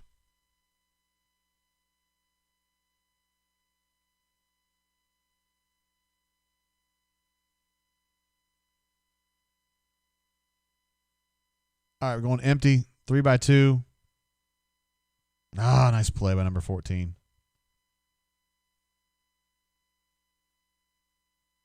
Trying to hit Eli on like a shallow drag there, and they just played down a hill on it so hard. You kind of think that against mortal SEC teams, you can confuse them coming out of that bunch type concept. But Alabama just drives downhill so fast. They recognize it so fast, and it makes it really hard. So they're going to try to kick this bad boy. I'm not even going to do the math on this. 45-yarder. Doesn't seem like it's that far. Snap was a little high. But Honors put that through anyway. So you could throw another field goal on the Barbie. It's not the worst thing ever to get a stop and then turn around and get a field goal, but Daniel P. wants to know why Auburn's coach is such a pussy, P-O-O-S-Y. I don't know. Nick says should be a 21-13 game right now if we can play with them. I mean, this is right where Auburn was against Georgia, right? I mean, the game looked a little different, but the score was the same. I feel like at this stage of the Georgia game, this is where they were, and then Auburn really didn't make much progress from this point forward, and maybe you can look at it and say, hey, this is right where you were in the Georgia game, and you got big boyed. Are you going to get big boyed today, or are you going to sack up and try to actually fight back on this one? I'm just saying it could be a moment. It could be a moment where they show their value, they show their worth. Bob Lob says only need 5 more field goals.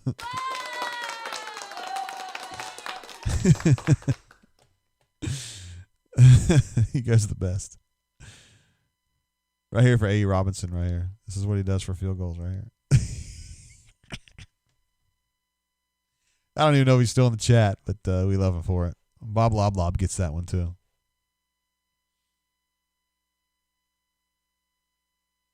Blackhawk Driver says something I've been saying all week. So Nick Saban tested positive for COVID, obviously.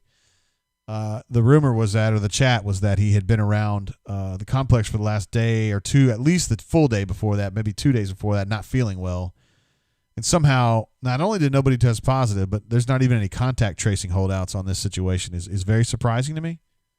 That he was in the complex for 2 days sick and that nobody has even gotten a contact tracing deal. I mean, I'm just telling you, I guess they're doing a hell of a job up at Alabama about staying safe and staying away from each other at least 6 feet or whatever. James Taylor Studios says, this was some of the most cowardly football I've ever seen to begin a second half. One play that had any life. Why even try? Melee says it's time to sack up. I agree.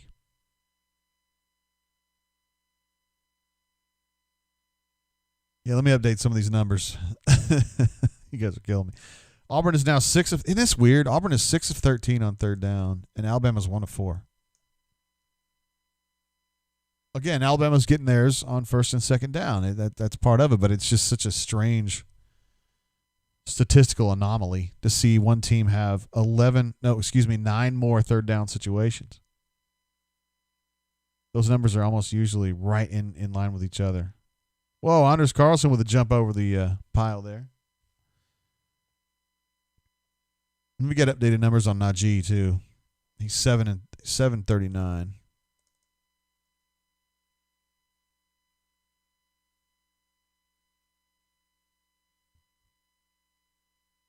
Shivers, let me update him too. Shivers is now 5 carries, 11 yards.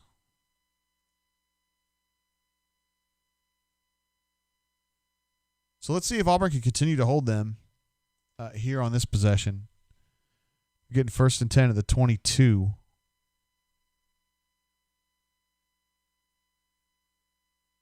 They're trying to isolate the tight end there. And Auburn is apparently using the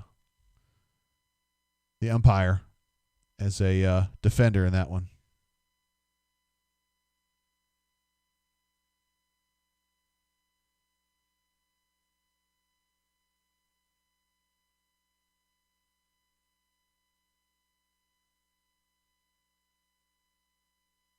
It's a good stop by the umpire.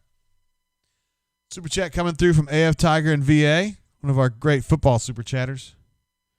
Oop, no, G got open a little bit there on the C gap. Give him a DJ air horn for that one. No doubt. We didn't get shut out, no doubt. A lot of people thought we were going to get shut out, but we didn't. That's pretty good. That was pretty good against number one team. I mean, they're pretty good and pretty deep. Thanks, AF Tiger. Appreciate you, bro.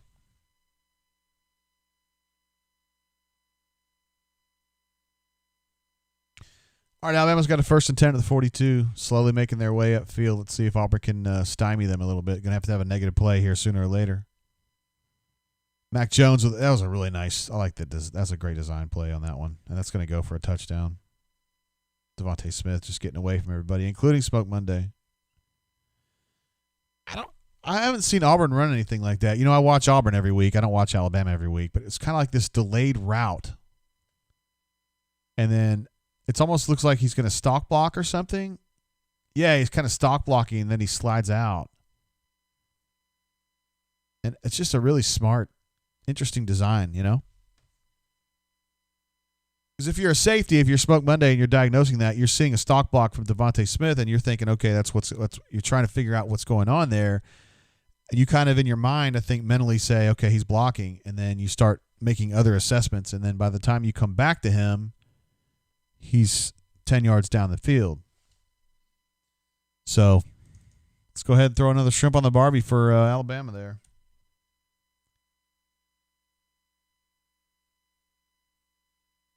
It's not ideal, guys, but it's only 22. Let me go ahead and give a TPI air horn on that one.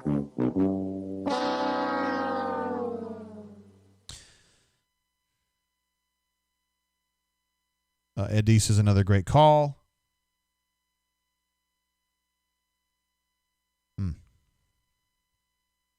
Thanks, AF Tiger in Virginia. Appreciate you, brother, man.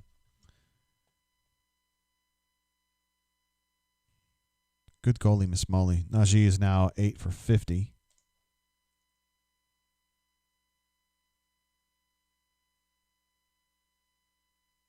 I think Auburn's going to have to take some more risks, period. And it's just going to have to happen. Mac Jones is 11 of 17 for 241. He has a quarterback rating of 261. Bo Nix is at 97.4. So Bo Nix is at approximately 33% of Mac Jones's QBR right now, with significantly more throws. So it's not going great.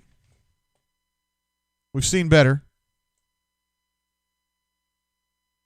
I'll go ahead and pull up this game comparison graphic, kind of see what's been going on here. You know, Alabama to this point has only run 32 plays. You know, I was worried before the game started that Auburn's defensive linemen were going to get wore out, but I don't think they are. Alabama's only going to need about 45 plays tonight. Those are the current stats as of this very, very moment right now. Some of these are very interesting. You look at the number of plays. Auburn's run 47 plays, Alabama 32. That's all they've needed. They've averaged 9.8 yards a play. It's incredible. 21.9 yards per completion because they've had 2 really long touchdown passes. You look at it, look at the things Auburn wants to do: possess the ball, which they have; run the football, which they have not really. You want to be good defensively on third down, which they have, I guess. It's a little bit of a misnomer. Third down offense, pretty good, about 50%. But everything else, not great. And Devontae Smith's obviously like a major NFL player. Are going to be. But at the same time, he just, you know.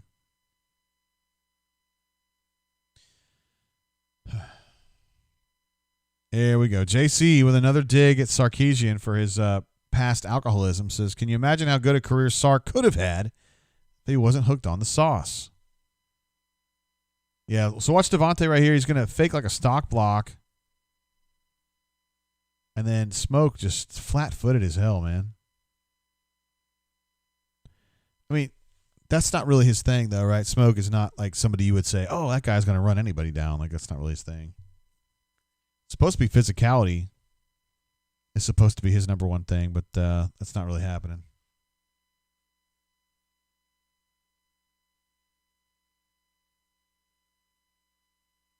AU Taxman says Bunker seems to be handling this well. I don't know if that's true or not. I'm guessing you're being sarcastic.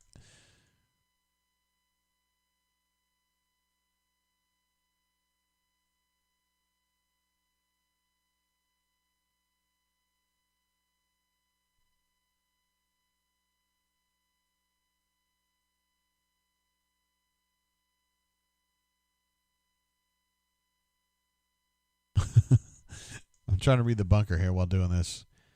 It looks like Schwartz got a little bit of space there.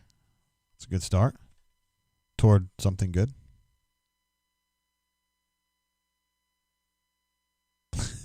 Hornatius tried the wife's face thing on the, and here didn't get him any laughs. And he took it to the Bunker and didn't get many laughs.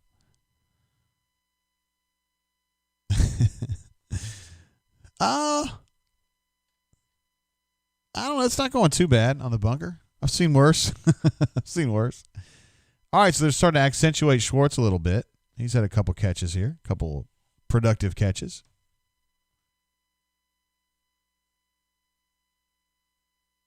Auburn is now at least into Alabama territory. Here's another throw to Schwartz and another, not quite a first down, 9 yards. Crawdaddy says that guy fast. He is. DFY says Smoke is hurt. I mean, we get it, but why not just play Jordan Peters then? I know he's more of a Sherwood clone than he is a Smoke clone, but play Chris Thompson. I mean, just do something. If the guy's not going to tackle, he's not helping you at all.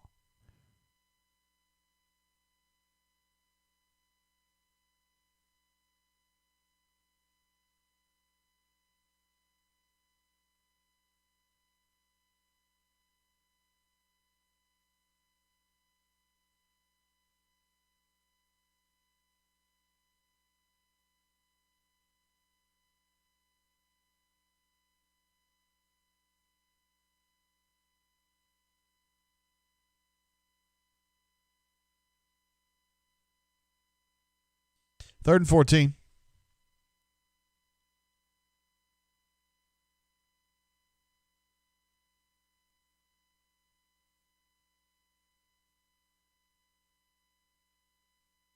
Yeah, Auburn had to call timeout on that. It just did not look good. Alabama had two guys in the wide. Well, they had a wide 9 on both sides that looked like they were going to be beating the hell out of Troxel and Coffee, and then you had, if they had run blitzed up the middle, it's just going to get overdone. It was going to be 5-on-3, and that was going to be a disaster, so they called timeout, and then Gus just has that look on his face like, I don't know what we're going to do.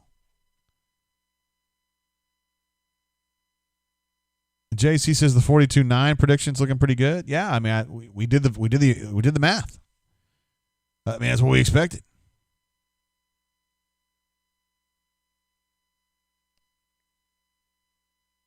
I don't even know. I mean, like, kind of what Chad's Music was saying, talking about how they recruit 5 stars and Auburn recruits 3s and 4s, which is true for the most part. But, you know, I don't feel like what we're seeing today is necessarily a talent gap. I mean, Alabama has better players, don't get me wrong. But I don't think what the 28-6 you see on the scoreboard, I don't think is a function of the fact that Alabama has better players right now. I think they're just better coached. I mean, I don't necessarily say they're better coached. They've got a solemnity of purpose that Auburn doesn't have right now. And I mean, Seth just dropping stuff and some of this other silliness. Alabama doesn't do that. And that's why they're up 28-6. AU Taxman says we're in 4-down territory. I couldn't argue.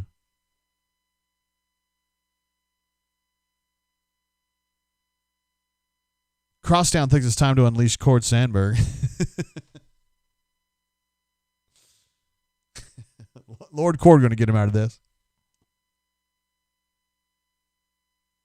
Doug D wants to know what it's going to take to get Smoke off the field. I don't know the answer to that.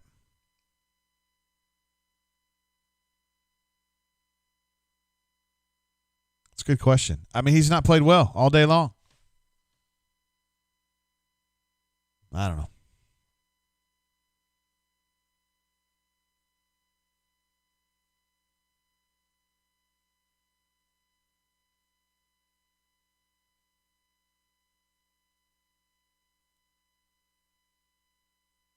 Stoop Up says Bama has better players and they're better utilized. That's fair.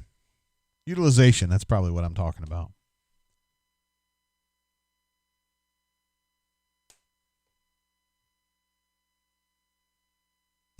Chris says we've been in 4-down territory since the first quarter, LOL.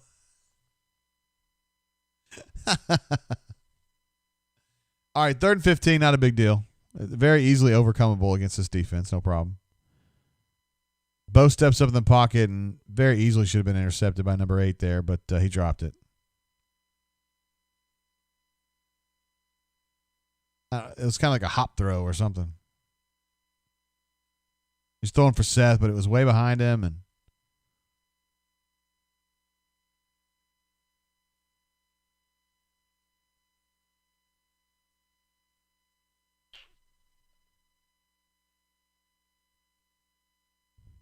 Seth's really fallen off, I think.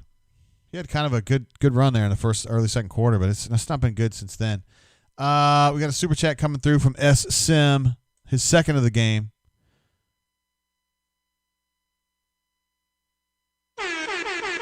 Says, JG, you're the boss. You don't like the drain, don't tune in. See you next week. Appreciate your support, S. Sim. He's talking about the bunker thread where people were saying that the drain sucks and I shouldn't be doing it, and it's a joke. I mean, I don't know. Maybe it is. Maybe I'm wrong to be doing it. Just trying to outreach and provide something a little different. Some people don't like that. Some people want the newspaper, you know. And we got people doing that. It's not like we've just eschewed that. Brian writes stuff constantly. Christian writes stuff a lot. Jeffrey Lee writes stuff. It's not like we've just quit on it.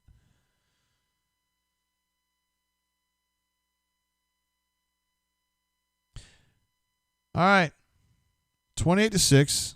Alabama is now taking over on their own 39, and Najee's getting a little stretch run there. Nice fill by Roger McCreary. Got right in there and took him down for a modest gain.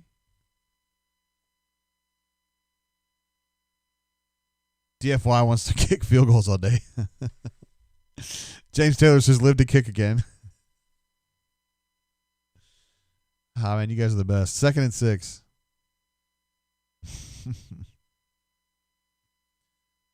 Little crossing route to Mechie. Get the first down out of it.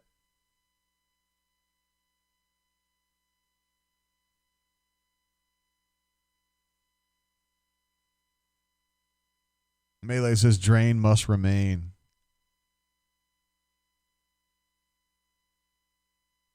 D Lucky wants to know if anybody has any good Black Friday deals.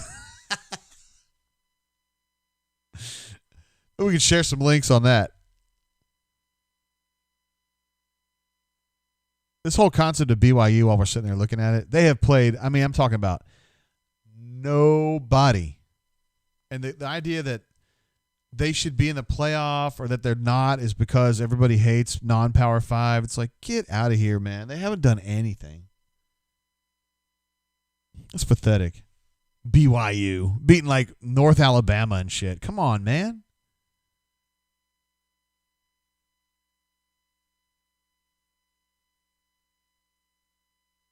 Devontae Smith is not only is he a good player, he's just so patient. Like he's got the speed to like burn through holes or whatever, but he just kind of waits for them to develop and then he hits the accelerator, you know?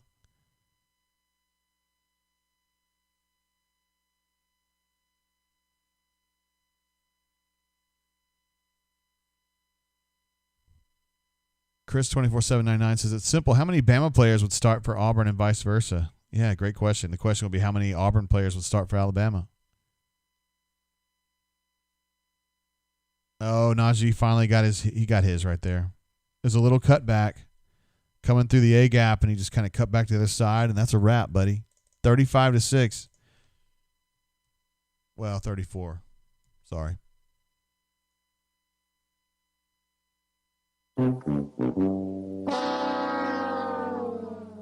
Nice cutback, though. I mean, you got to give him credit, man. These aren't fluky.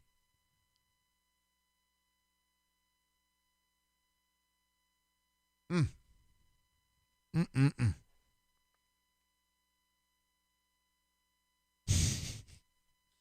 why I love you guys. I love the smart-ass comments when this gets down like this. 35-6 now. It's too good, man. You guys are the best.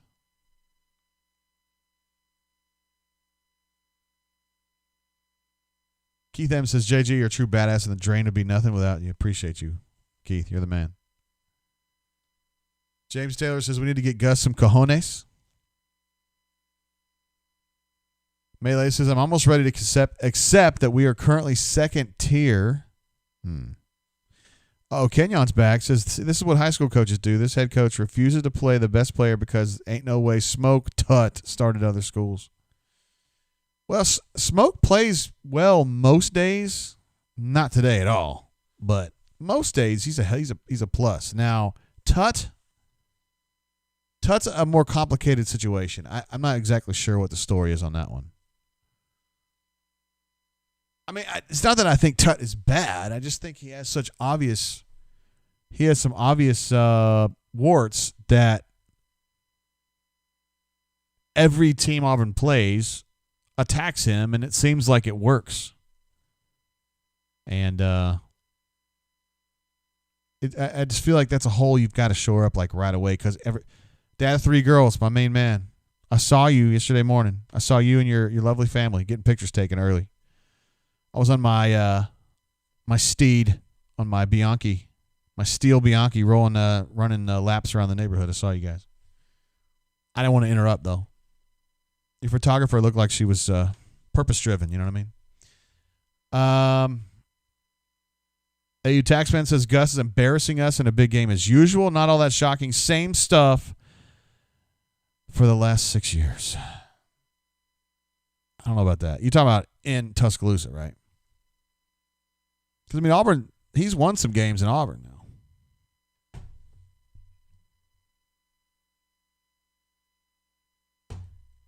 I'm not drinking the Michters. Not doing it.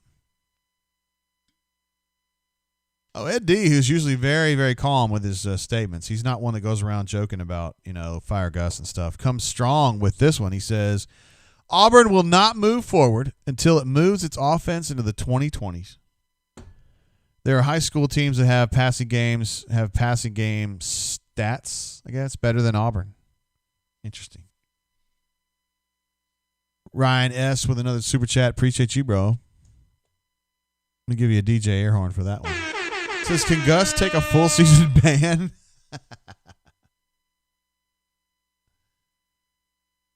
Kenyon, the reason they play Tut, and Kevin will have to answer this question, but I've asked him this before, but not lately.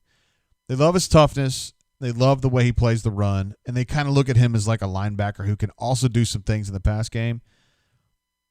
Not enough in the pass game, but I think that's kind of the way they look at him. So if they had, let's say, Zacoby playing outside linebacker, or they had Cam Harris playing there right now and he was getting beat, would you feel better about it? Probably not. You'd just be pissed either way. So, all right, Auburn's back out there, going at it. Seth Williams with a little hitch route, little curl.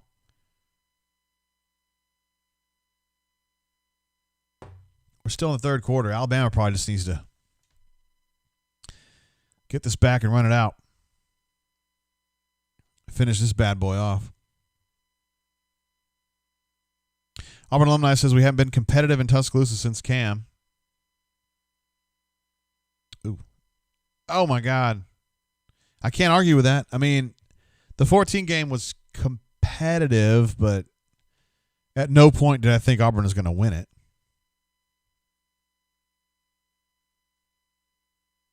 Oops.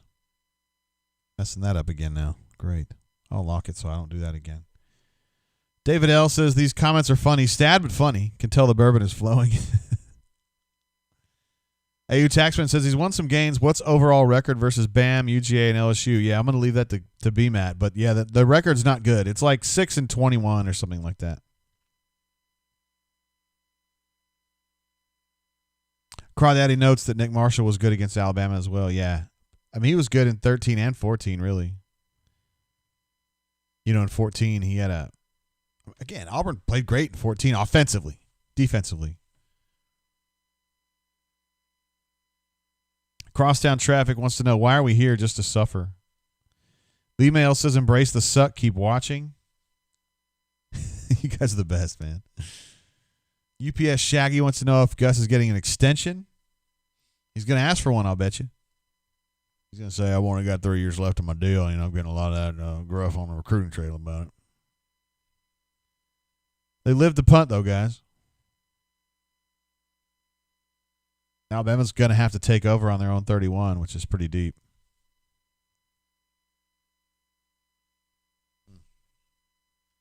It's going to be a fun show. I should say a fun postgame. Going to have a lot of grievances to air.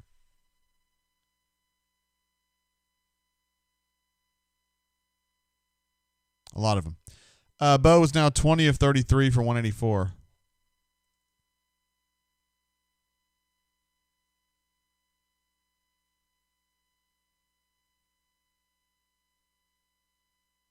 It's not going well. Auburn is now 6 of 15 on third down. Alabama is 2 of 5.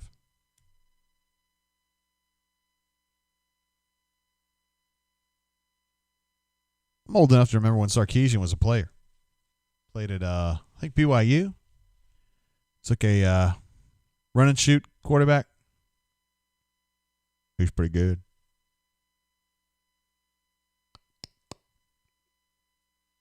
Cleveland Brown, with a wise assessment, says a lot of Auburn bashing going to happen tonight.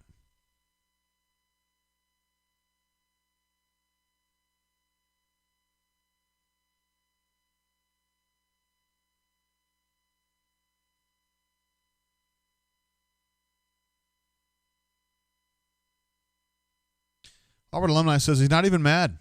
Isn't this what all of us expected? Yeah, I think I picked this game to be 35-10 or something like that.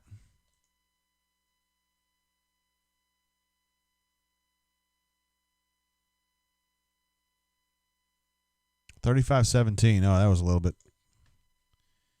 I guess if Seth catches his touchdown pass, it gets a little bit better, but.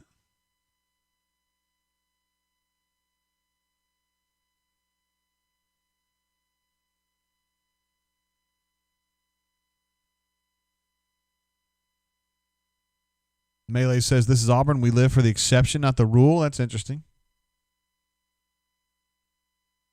Actually, a lot of truth in that statement.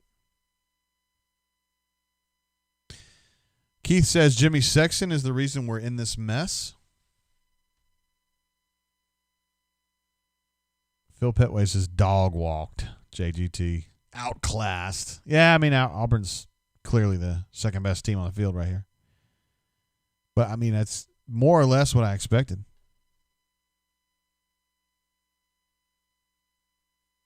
Stoop up with another super chat. Appreciate you, brother man. Says, growing lots of hair on my chest the last 2 days. It'll put hair on your chest, buddy. Just keep watching it. Let me give you a DJ air horn on that one. Alabama going to their backup tailback Robinson now, and he's still doing pretty well. It's not a big deal, guys. I mean, he's fine. It's not a big deal. Oh, he didn't get the first down. He's a little bit short.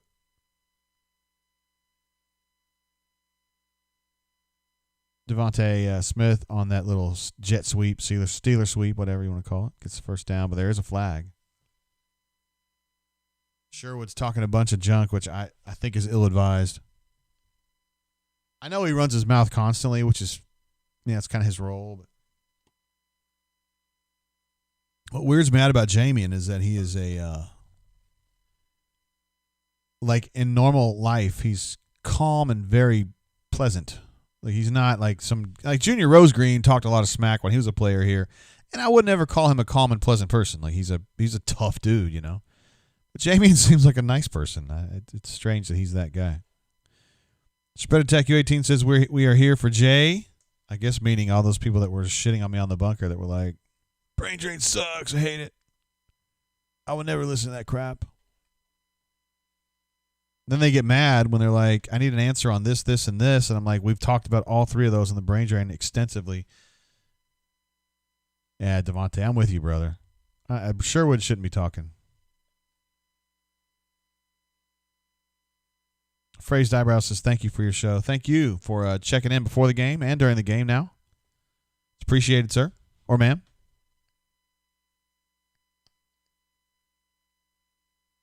I think Ed D's had enough. He says Auburn is behind in recruiting, development, and coaching.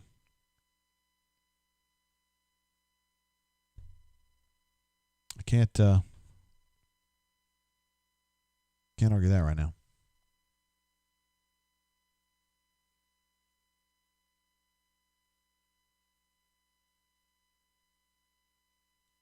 What was the score of that?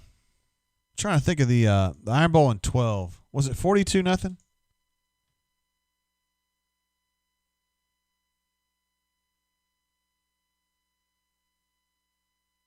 $49-0.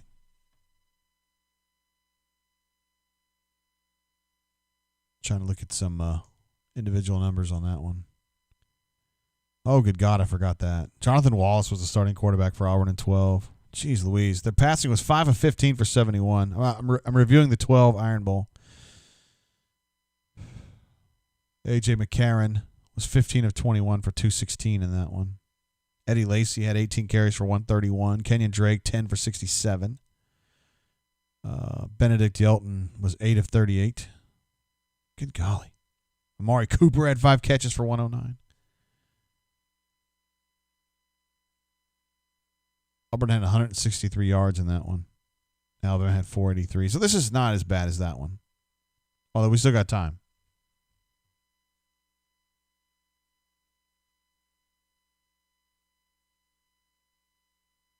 We still got time. All right, so when we come back, Alabama's going to be 3rd and 8.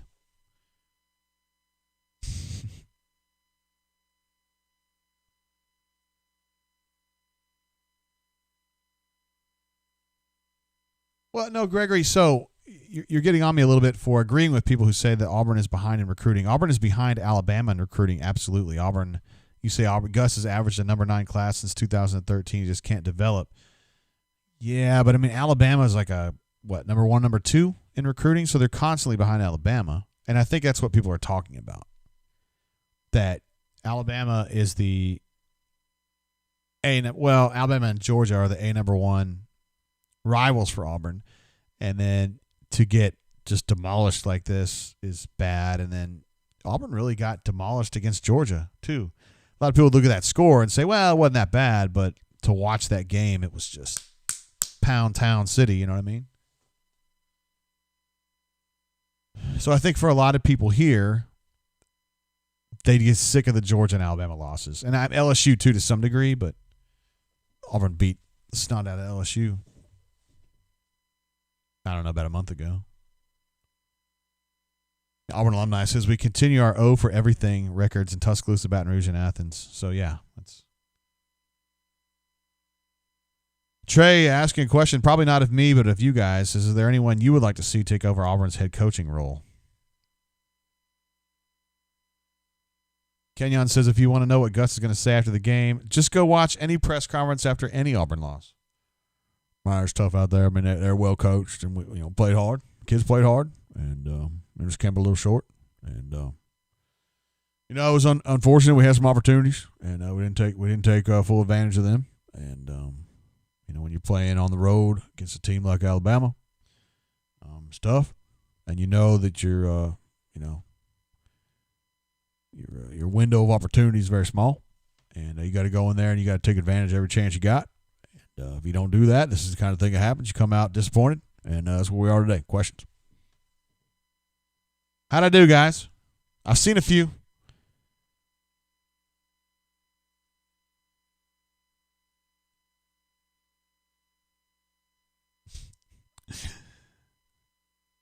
Vicky says, we will not do what it takes to recruit. At least Bammer does. I don't really have a statement on that, but I like it that Spread a Text says, thanks for your hot take, Vicky.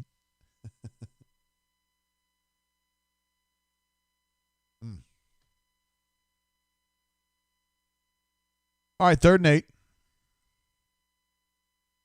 Alabama's at the Auburn 31 or so. They're going 3-by-1. Auburn is backed way off on coverage, which is unusual for them. They usually press up. They're going to run like a middle screen and they're going to get the first down.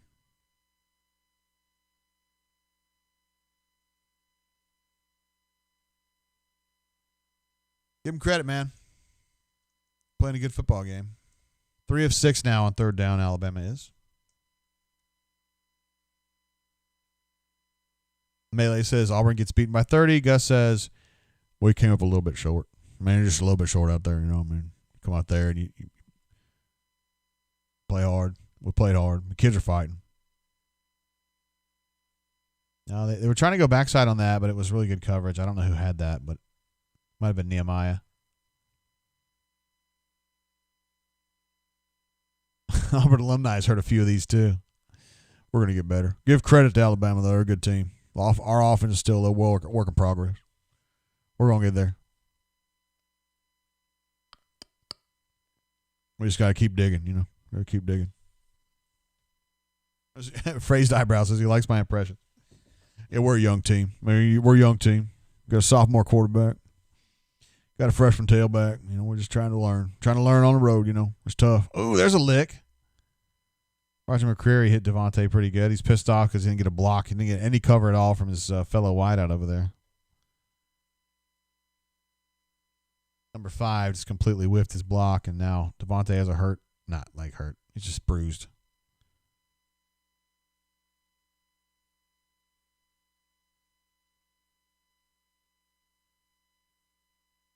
Just keep that clock rolling is what I say.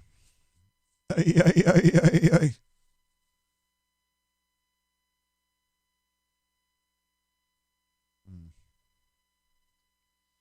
3rd and 13, guys. Auburn not pressing anywhere. Mac Jones going for the touchdown, and well,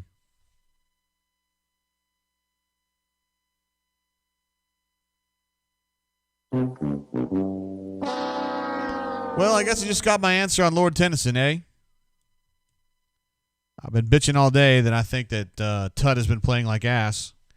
And why don't you play Ladarius Tennyson? And so they put number 13, Ladarius Tennyson, in there at nickel to cover Devontae Smith, and he's not able to get there either. No, he's not covering Devontae. I take it back. He was covering Mechie.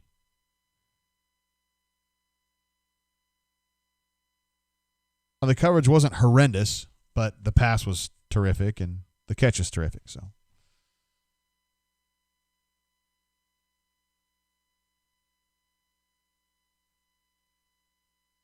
All right, guys, 13:27 to go. Auburn's down a shitload.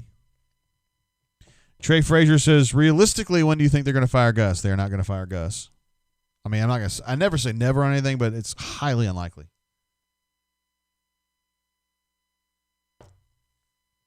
Because, again, you know, under normal circumstances, they would probably win at least 3 of their non-conference games. So they're 5-2 right now. They lose to Alabama. They're 5-3. You add the 3 on there. God bless. I'm sorry about this chat being up there.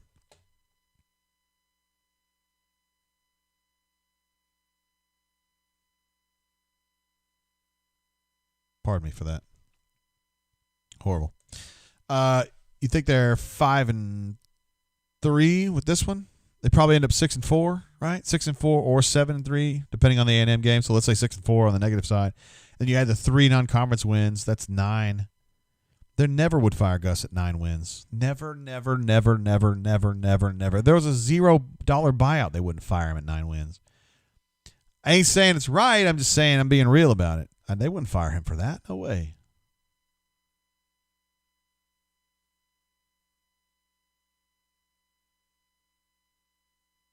Ravine says, should we fire Gus? I don't really have an answer to that question. I mean, I don't.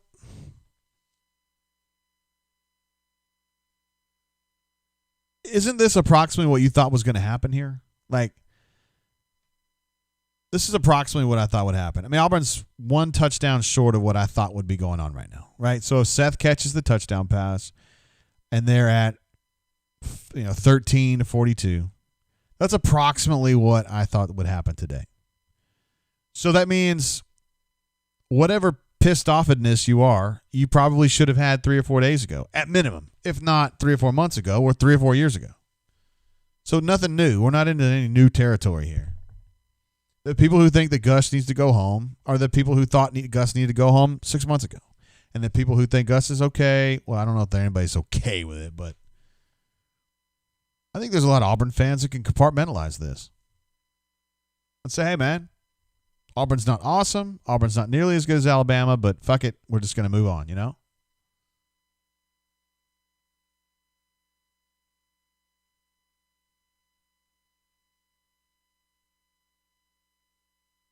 Jay Battle says, who does everyone want as coach, and can they recruit in the Alabama, Florida, Georgia region to be successful? That's an interesting question. Not a lot of people can do that.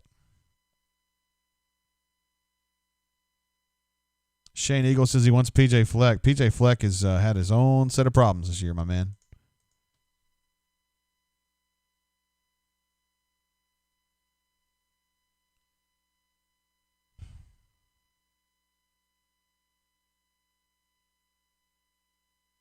Minnesota's currently 2-3.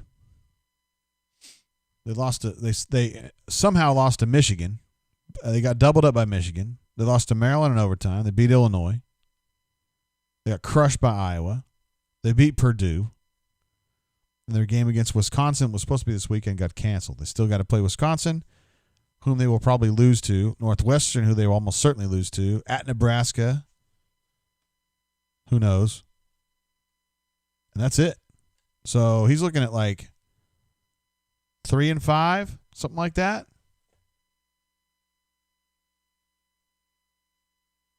I'm not as into P.J. Fleck as some. And I have no reason to think he would be great in the Southeast, but I could be wrong.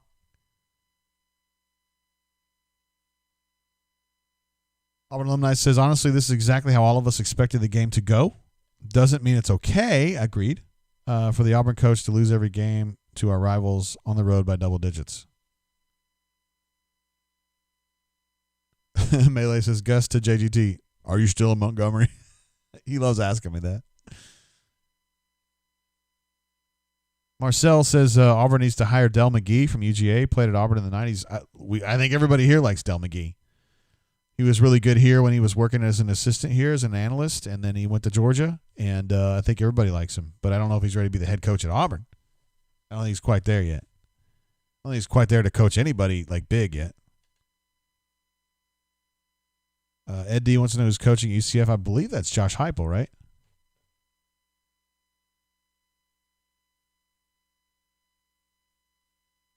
Well, they really had to dig deep to beat South Carolina. It is Josh Heupel, the former quarterback at the University of Oklahoma when I was a young man.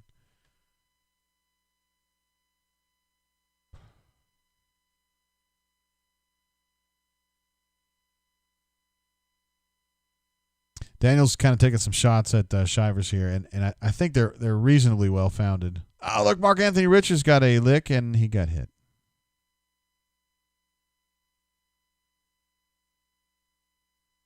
Third and 8.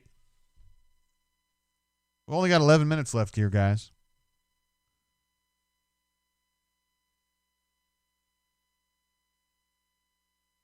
Auburn going 3-1 with looks like Shivers in the backfield.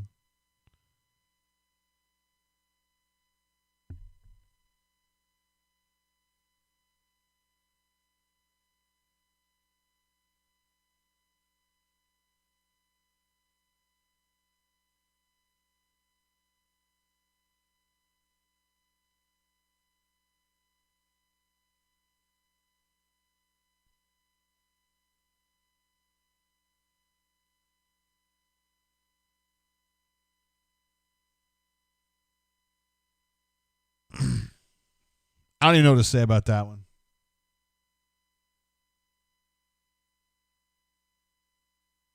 That's actually a tunnel concept, JC. Not that it matters. It's a pick either way. like from Major League goes, who gives a shit? It's gone. But it is a tunnel. An attempted tunnel, I should say. Bo got picked again, by the way. Threw it completely on the wrong side of a like a tunnel screen mesh, I guess you would call that. I don't know. There's probably a technical term for that. Uh-oh, Alabama fumbled the football, and I think Jamien Sherwood got it back.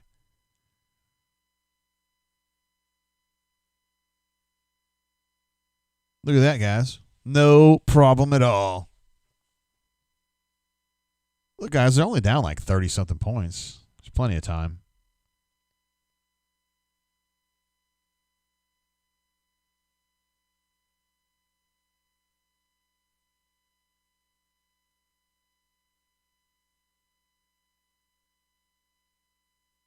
Love that you guys are calling him Bo Picks. It's kind of funny to me. Grindhard says programs needs new blood. Now, listen, I could understand the argument of the program needs new blood. I kind of see that you guys who are saying, man, it's kind of treading water or whatever. I get that. But we are slowly sliding backward as a program. And see, I don't see that. I think he's kind of at – I feel like if you're going to rag on Gus, you're going to say he's at a certain station right now, and it's not really changing. Like, he's not really – I don't think he's sliding backward. I think he's right where he's been. It's just he's not pushing up. He had a chance to push up, I think, at 17, although I think that was still going to be a one-hit wonder. Let's say that Carry-On hadn't gotten hurt late in that 17 season. Let's say they had gotten a little deeper. Let's say they'd even gotten into playoffs. Like, I don't think that means their 18-19 trajectory would have been any different. It would have just been like, well, shit, I mean, we're good every third or fourth year, you know. It just so happened that the Auburn's good year ended up being a failure in that one, a late season failure. And the idea right now is that Auburn's going to be good next year. You know, Fat Crack in the house. Let me give you a DJ air horn for that one. On a positive note, this Domino's cheeseburger pizza is legit. Thanks for all you do, JGT. Let's see if we can get a picture of that. Sounds good, man. Cheeseburger pizza. Oh, Stimpy. I love cheeseburger pizza. It sounds so good. I don't know, Ren. Oh, no. I tried to get the picture, and it gave me one of those weird, like, you can't use the picture things. God dang it. I wanted to see if it looked like yours, bro.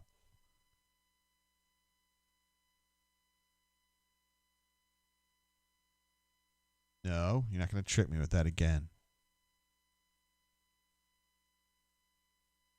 There we go. Fat Crack, is this what yours looks like, bro? Is that what it looks like? It looks delicious. It looks yummy, man. I think we would all eat that, wouldn't we? No, actually, I can't eat it right now. But I normally would. Oh, we got the game going on again. Thanks, Fat Crack. Appreciate you, brother, man. Mark Anthony Richards, guys. He just got 2 of the best yards he's ever gotten in his life. Looks pretty good, man. He's pretty lean. Looks pretty quick. Northwestern and Michigan State still going at it. Look at Northwestern trying to get ahead. Hell yeah, they did.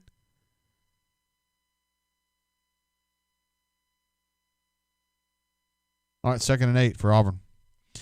Ed D notes that we have 200. Auburn has 248 total yards at this point. JC is surprised to see Mark Anthony running the football. Hell, we all are, man. Brandon Frazier. No, he's not. Oh, look at that little inverted veer right there from Bo Nix running inside like that.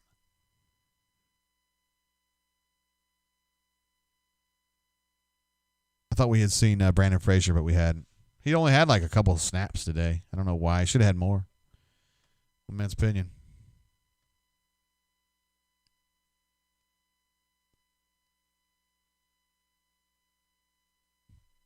Kenyon's a little pissed off about this offense being underachieving. I get it, man. 6 points is not good enough.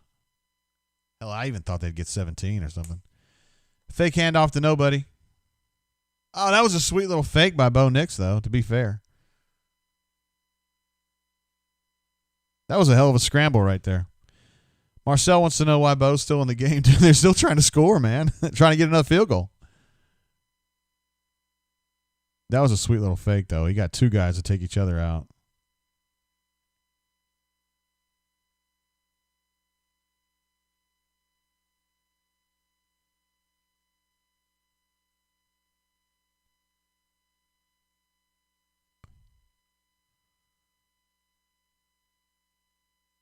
Ooh, Mark Anthony breaks away. There's his longest run in Auburn history. 13, 14 yards, maybe 15. Nice job. Had a nice little burst there, too. Cue all the bunker people are going to say, why did Mark Anthony play all year?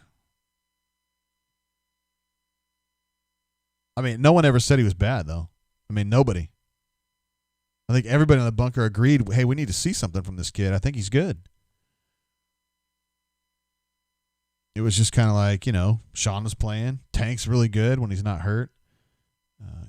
Kevin Steele.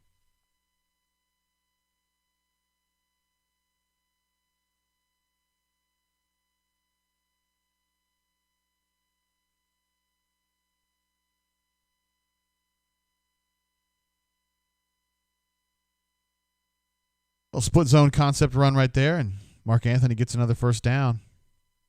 I tell you, I was talking to my friend. I said this much earlier in the show, but I was talking to my friend Nick earlier about this game, and he's like, I don't get a good feeling about it. What do you think's going to happen? I was like, well, I don't think Kevin's ever going to – he's never going to want to take a lick off of Saban, a.k.a. Alabama, in this situation too much. So I think the defense will probably hold up, and it'll be a matter of the offense not getting it done.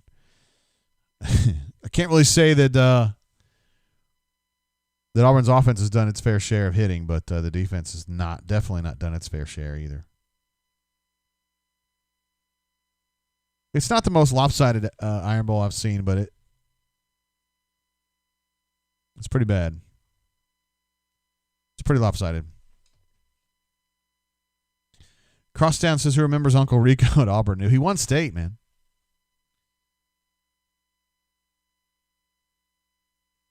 JC notes that Kevin's son is a BAM.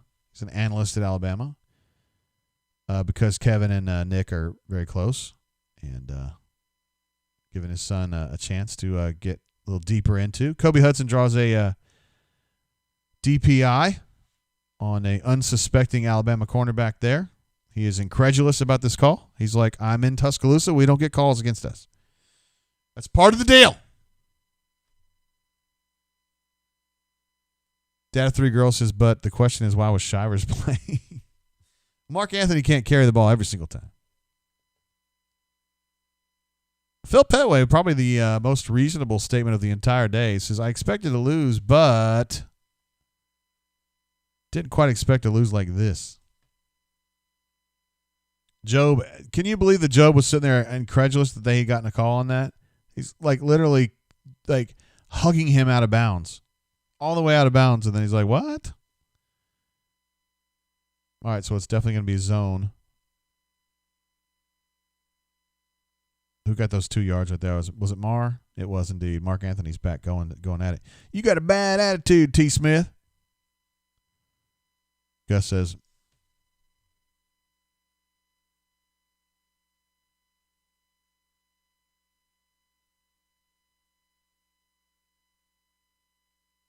there's no doubt.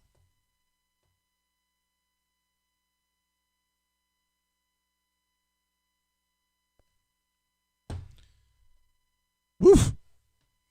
We're going on and on and on with this one. All right, I'm going to take a really quick break. I'll be back in like 2 minutes. Hold tight. We'll be back.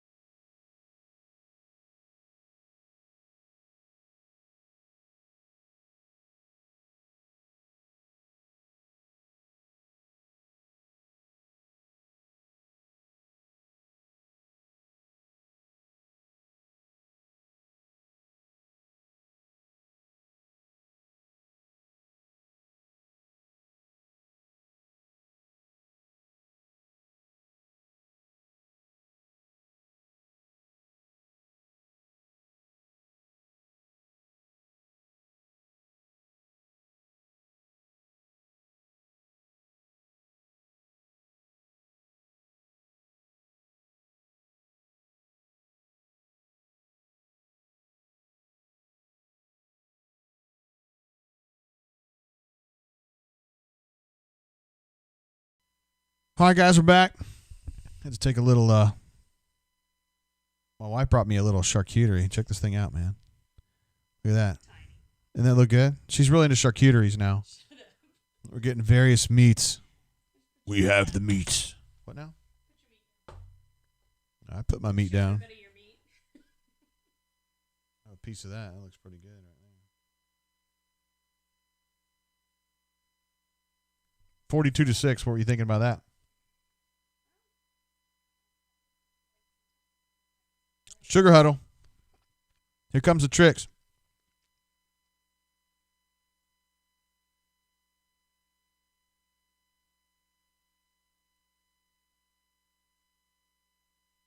That was a pretty cool play.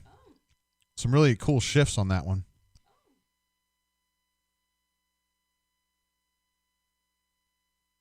Lee Mail says I should marry my wife. I think you're a keeper. I love your charcuterie. Shut up. What? It's meat. Where's the nuts? I blame Becky. Thank you for the charcuterie. I don't know why you have a problem with me calling it that. That's what it is. Mark Anthony fighting for every inch there. Wow. He's fighting. I just got a text from Becky that said, spectacular charcuterie game, Courtney. And right before I blamed Becky for eating all the pistachios the other day. But I don't think she was actually the culprit. I think I was the culprit.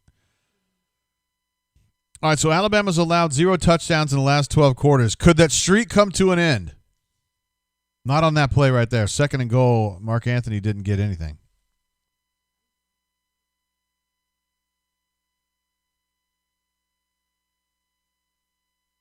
Now we've got 3rd and goal. Will they settle for a field goal, guys? What is this one right here?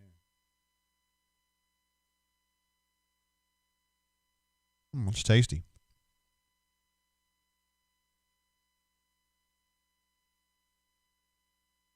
Third and goal. It's the big moment right here, guys. Oh my gosh. Touchdown, Auburn! How about that, guys? Double digits. Double digits. Only down 30. Call up a 30-point play right here, and you got yourselves a game. 96-yard scoring touchdown. 96-yard touchdown scoring drive. Excuse me. It's not bad. A little bit late. A little bit short. But, in a situation like this, you're looking for anything, right? Field goal good. 42-13. Inside of 30 points now, guys.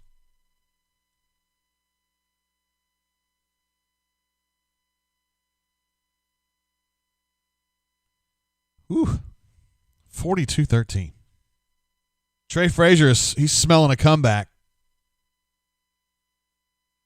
Auburn alumni says we've got good running backs, folks. Gregory says Jim will never call that touchdown with any enthusiasm. That's true. He would be like, touchdown, Auburn. Hello, Pinson, Alabama. That would be the end of it.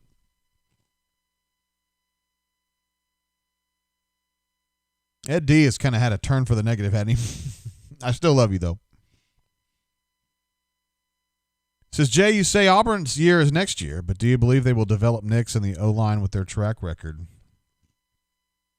I mean, I was kind of being sarcastic. I mean, I was being real, but, I'm like you guys. The things you guys complain about, and you say Gus' situation with quarterbacks is bad.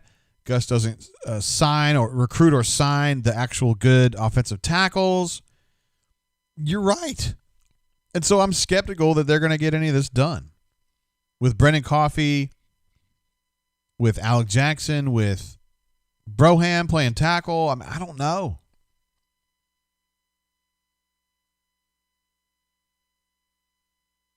Brett G's looking for a backdoor cover on this. He's thinking Auburn might slide in here. Diego G says we just need 4 onside kicks with 1 play score every time. LMAO.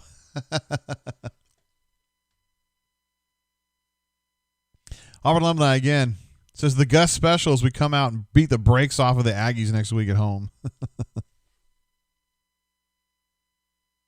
I think that would piss more people off than it would, than this. Trey F says, next year's the year, 2021 national champions of the Outback Bowl.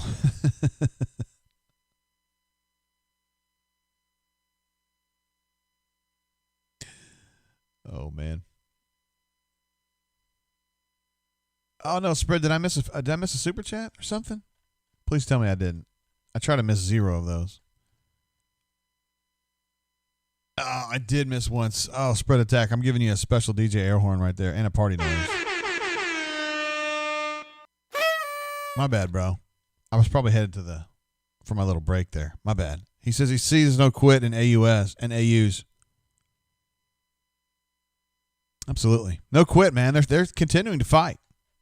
They fight hard. Thanks for reminding me, Spread Attack. I'm sorry, brother. BP4AU says it's time to start drinking. Not before now, but just now. It's time to start drinking. In that case, BP4AU, bottoms up, brother.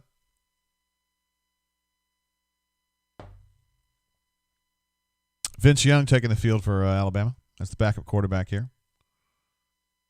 Mac Jones tied a Iron Bowl record with 5 passing touchdowns. That's great. Good for him. Alabama going to run a little sweep. Not get very far, but they're playing all their backups.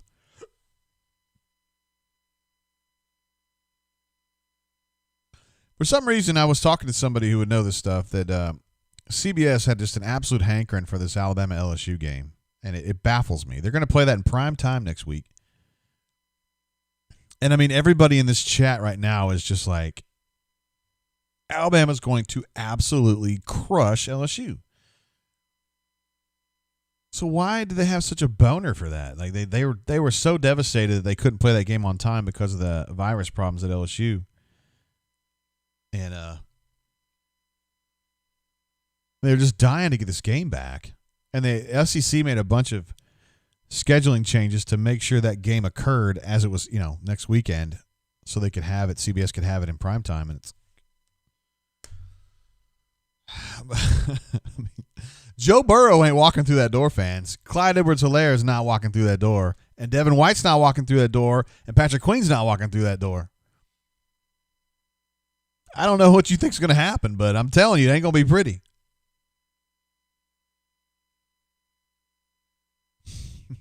Hornation says my nickname in high school was Airhorn.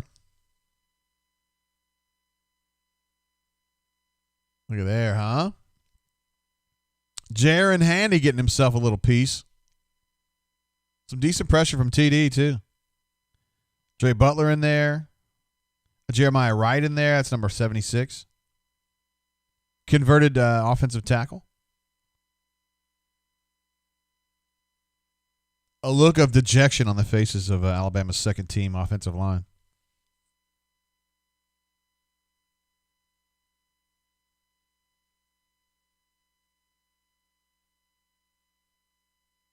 Eli Stove takes a fair catch at about the 40-ish. So Auburn's going to have a chance to try to get a backdoor cover on this bad boy. With about 2 minutes and 30 seconds left, they're around the 35. I didn't know what you were trying to say, Spread Attack, but I love you. I was just trying to bail that out. I don't know.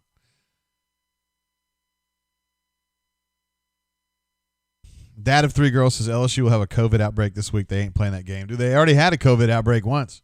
All right, they're trotting Bo Nix back out there, guys. They're down about 1 million. No, they're only down 29, I guess.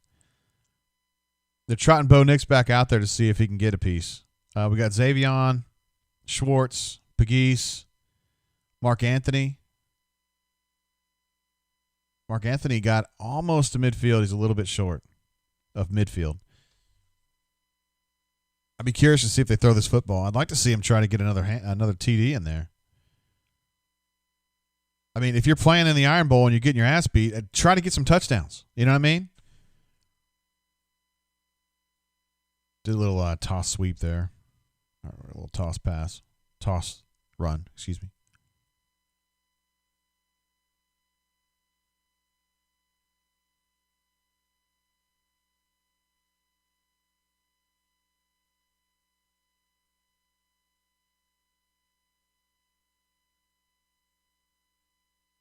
These replays are not great. Mark Anthony getting another. Oh, damn. Almost lost that ball. He's still got 11 yards. So they're into Alabama territory here, but I bet you they don't throw the ball.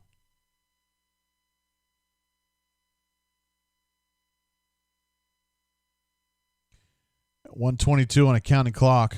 Auburn is now at the Alabama 41, 42.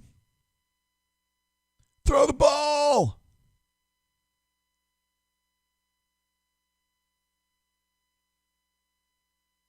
What's the deal there?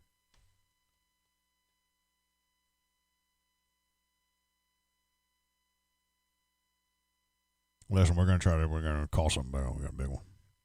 AU Taxman says Mark Anthony looks like a better option than Shivers. Let's be careful, though. I mean, look who he's going against. He's going against the second team and some of the third team Alabama defense. We kind of got into this a little bit with Harold Joyner, where it was like, remember he was going against Arkansas second and third team guys, and he looked really good. Never played again. 37. That's a good question. I didn't see who that player was. Devin Geis wore that at one time. I doubt that's who you're talking about.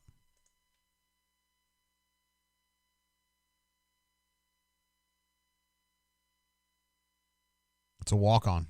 Oh, Romello Hyde is a defensive lineman. If that's who you're talking about. Auburn alumni is concerned that was a fumble. Doug D also has some concerns about that.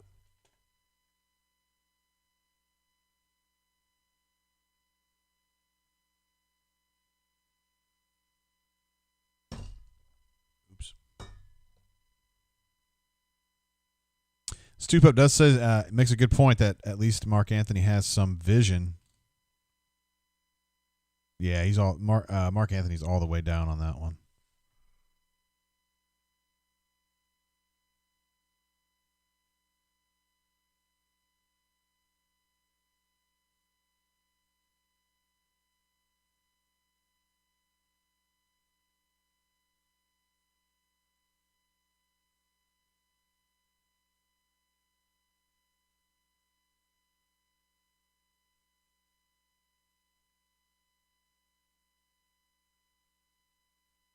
Okay.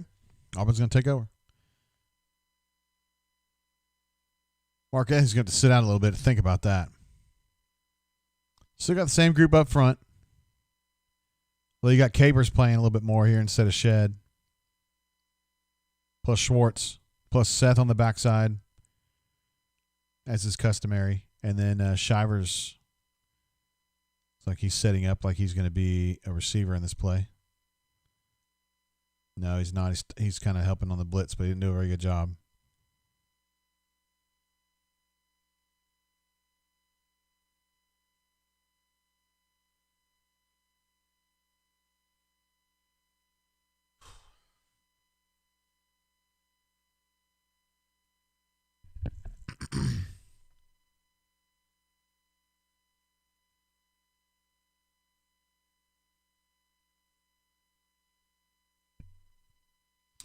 Bo, when he starts doing those really protracted rollouts, he gets everybody nervous. Even the opponents are nervous.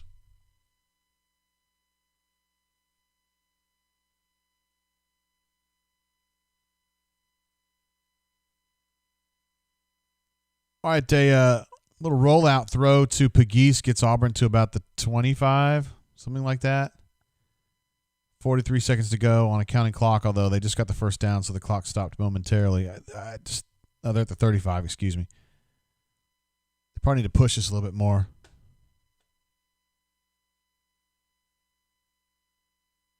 That was close.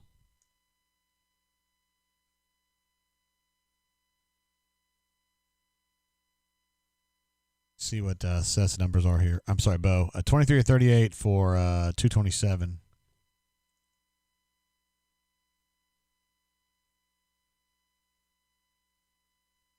Shivers, Big Papa. Maybe we'll just change that to Mark Anthony. 13 and 56 for Mark Anthony.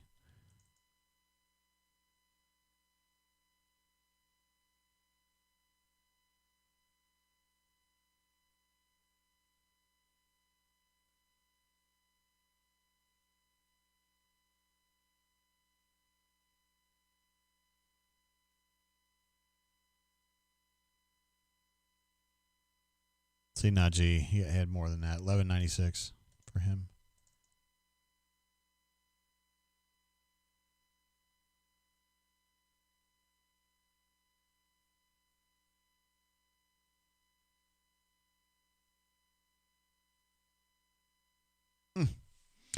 Hornation says, Bo almost had that guy. Bob Loblolly says, so close on that throw. Just a bit outside. JC says, called grounding with no pressure.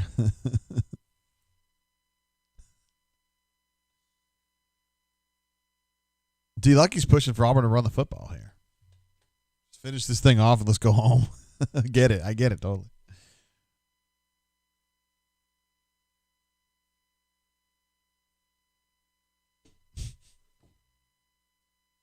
Man, people ragging on the brain drain. This is the best group of people on Auburn sphere. Realistic and hilarious. What more do you want?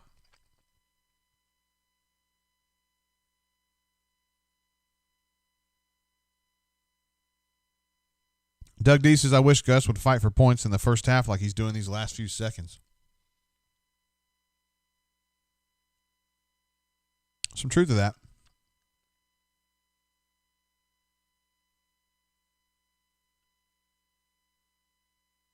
D Lucky, listen, I never disagree with you.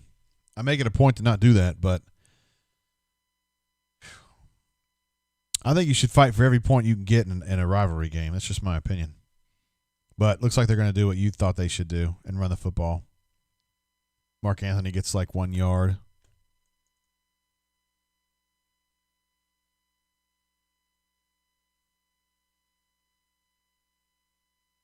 It's probably going to be it right there. Auburn's facing a 3rd and 18. All right, so that's a wrap, guys. 42-13. It's approximately what I had picked. I think I picked 42-17, I think. I'm sorry, I picked 35-17. So look at them. They're so happy they're going to fly their Bama flags. They're like, wow, we beat Auburn. That's huge. We weren't sure we could win this one, but we actually can. Auburn finishes, let's see, 9 of 19 on third. They were 6 of 10.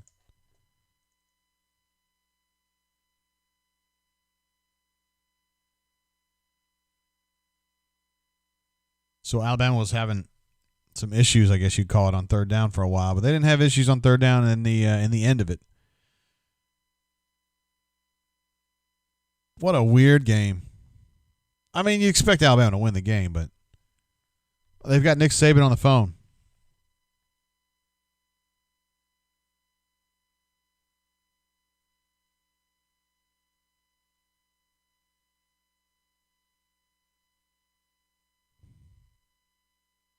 That's good. Well, what do we do now? Bourbon Bowl says Nick on line 1. AU88 jumps in to say Gus is great against bottom feeders except South Carolina. Spread Attack U18 says slow, weird game. BP4IU says we had many chances to score, move the ball pretty well the entire game. Not sure about that one. I hate to go against you, BP. You're a good one. You're a real one, too. Let's take a look at these numbers.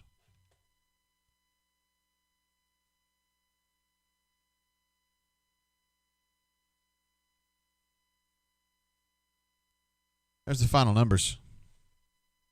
I mean, I guess you're right, though. Auburn finishes 347, a little lower than. I mean, you'd think a good day for Auburn would be 400. Well, a good day for Auburn would not be getting their ass kicked, but from a numbers perspective, you think anything over 400 would be a good day. So they're a little short of that, but okay. Alabama gets 445, which is definitely getting a piece. I think Alabama, for the most part, did what it wanted to do. Auburn did handle time of possession okay. Defensively on third down, probably not quite good enough, 6 of 10. Really not very good on first and second down either. 9 of 19 on third down for Auburn, not terrible. They would probably take that under normal circumstances. First downs were about even. Alabama had, I'm trying to remember, 2 really big long touchdown passes, which are big chunk plays, so 60, 70 yards each. And that changed the game. But, I mean, that wasn't like, we'd have won if it hadn't been for those two. I mean, probably several more like that. But, I don't know, Alabama was just the better team today. Alabama's the better team pretty much every day against Auburn, I think, at this point. And I think that's a source of real consternation among Auburn people. BP4IU notes, and that's accurate, that Auburn missed a wide-open touchdown because Seth just dropped it, a ball that was hit right in his hands. It was going to be probably a 50-yard, maybe a little bit longer. So that would have bumped Auburn up to probably 400 right there. That didn't happen, of course, but had it actually occurred, would have cut the gulf down to about 20 points-ish, and it would have had total yards. Auburn's total yards would have been around 400. So all of a sudden you're like, okay, I did okay. But I'm with Phil P. Phil P's been saying for a while, just outclassed. It's just a function of being outclassed, and I think that's true. We talk about stats all day long, but the bottom line is that Alabama was a better team by a fairly significant margin, in my opinion. On this day, anyway, pretty much every day, I think Alabama's better than Auburn at this point. It's not like it's a fluke. And this game kind of reminds me of that Gonzaga game yesterday. Except BP, you kind of know the score with BP's team. They're very, very young. And I don't necessarily think this Auburn team's very, very young. I think Ed D is ready for a Gus press conference. Man, it's a pretty big game. I mean, it's Iron Bowl. And I thought our kids came out there and fought hard. And we fought for all 4 quarters. And, we had some opportunities. We had some opportunities for big plays. We left yards on the field, and I told them that in the Iron Bowl you just can't do that against the number 1 team, and you got to give credit to Alabama. They're pretty big, they're good. Coach Saban does a good job.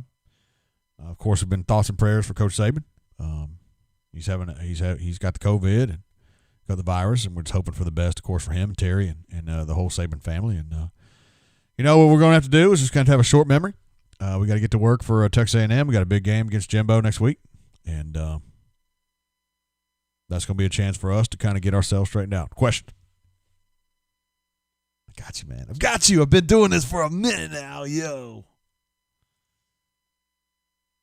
Hornatius jumps in, says, AU is a QB and a left tackle away from winning another NC, possibly meaning the championship of North Carolina, or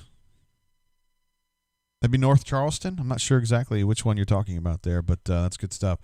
Look who's in the house. Ruxpin C, our hero, our favorite, one of our all-time favorites anyway, Ruxy Poo, who sometimes gets a little crazy on the bunker, but we love him on the brain drain, of course, says this was a rough week in Auburn sports. Yeah, you tell me about it.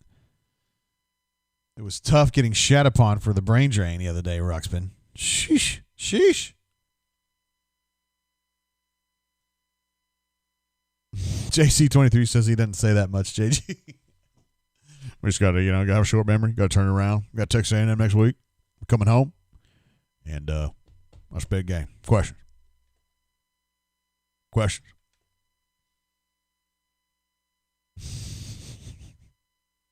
Well, there's no doubt. I mean, it's a pretty big game. I mean, it's tough. Iron Bowl's a big game for us. And big game. I mean, it's something we work on all year. No, he wouldn't say that, would he? Because he wouldn't want to admit that he spent all year to lose by 30. I mean, it's a big game. I mean, you don't have to tell anybody on our team. We know Iron Bowl. You know it's Alabama. You know it's big.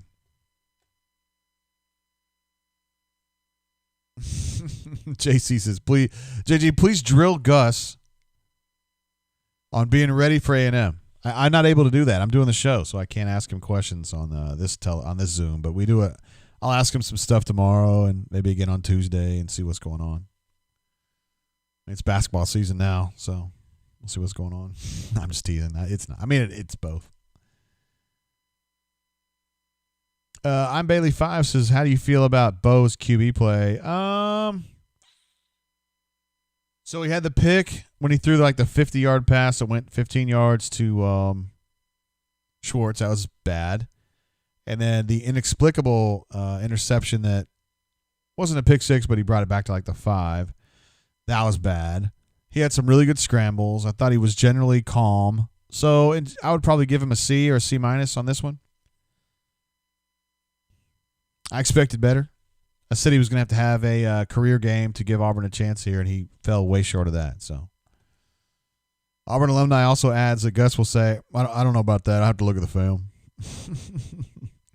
AU828 says, the awesome thing is nothing that happened today was unexpected. That's approximately true. I think everybody expected Auburn to lose by at least 20. Oh, Ruxy Poo with a big super chat in a big return here says, who shat on my main JG? Several people.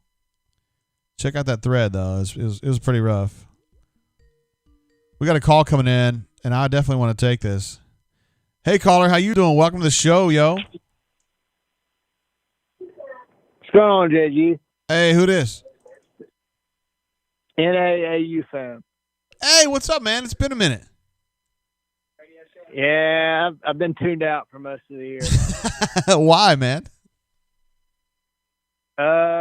Bored, I guess is the word. Oh, yeah. Apathetic.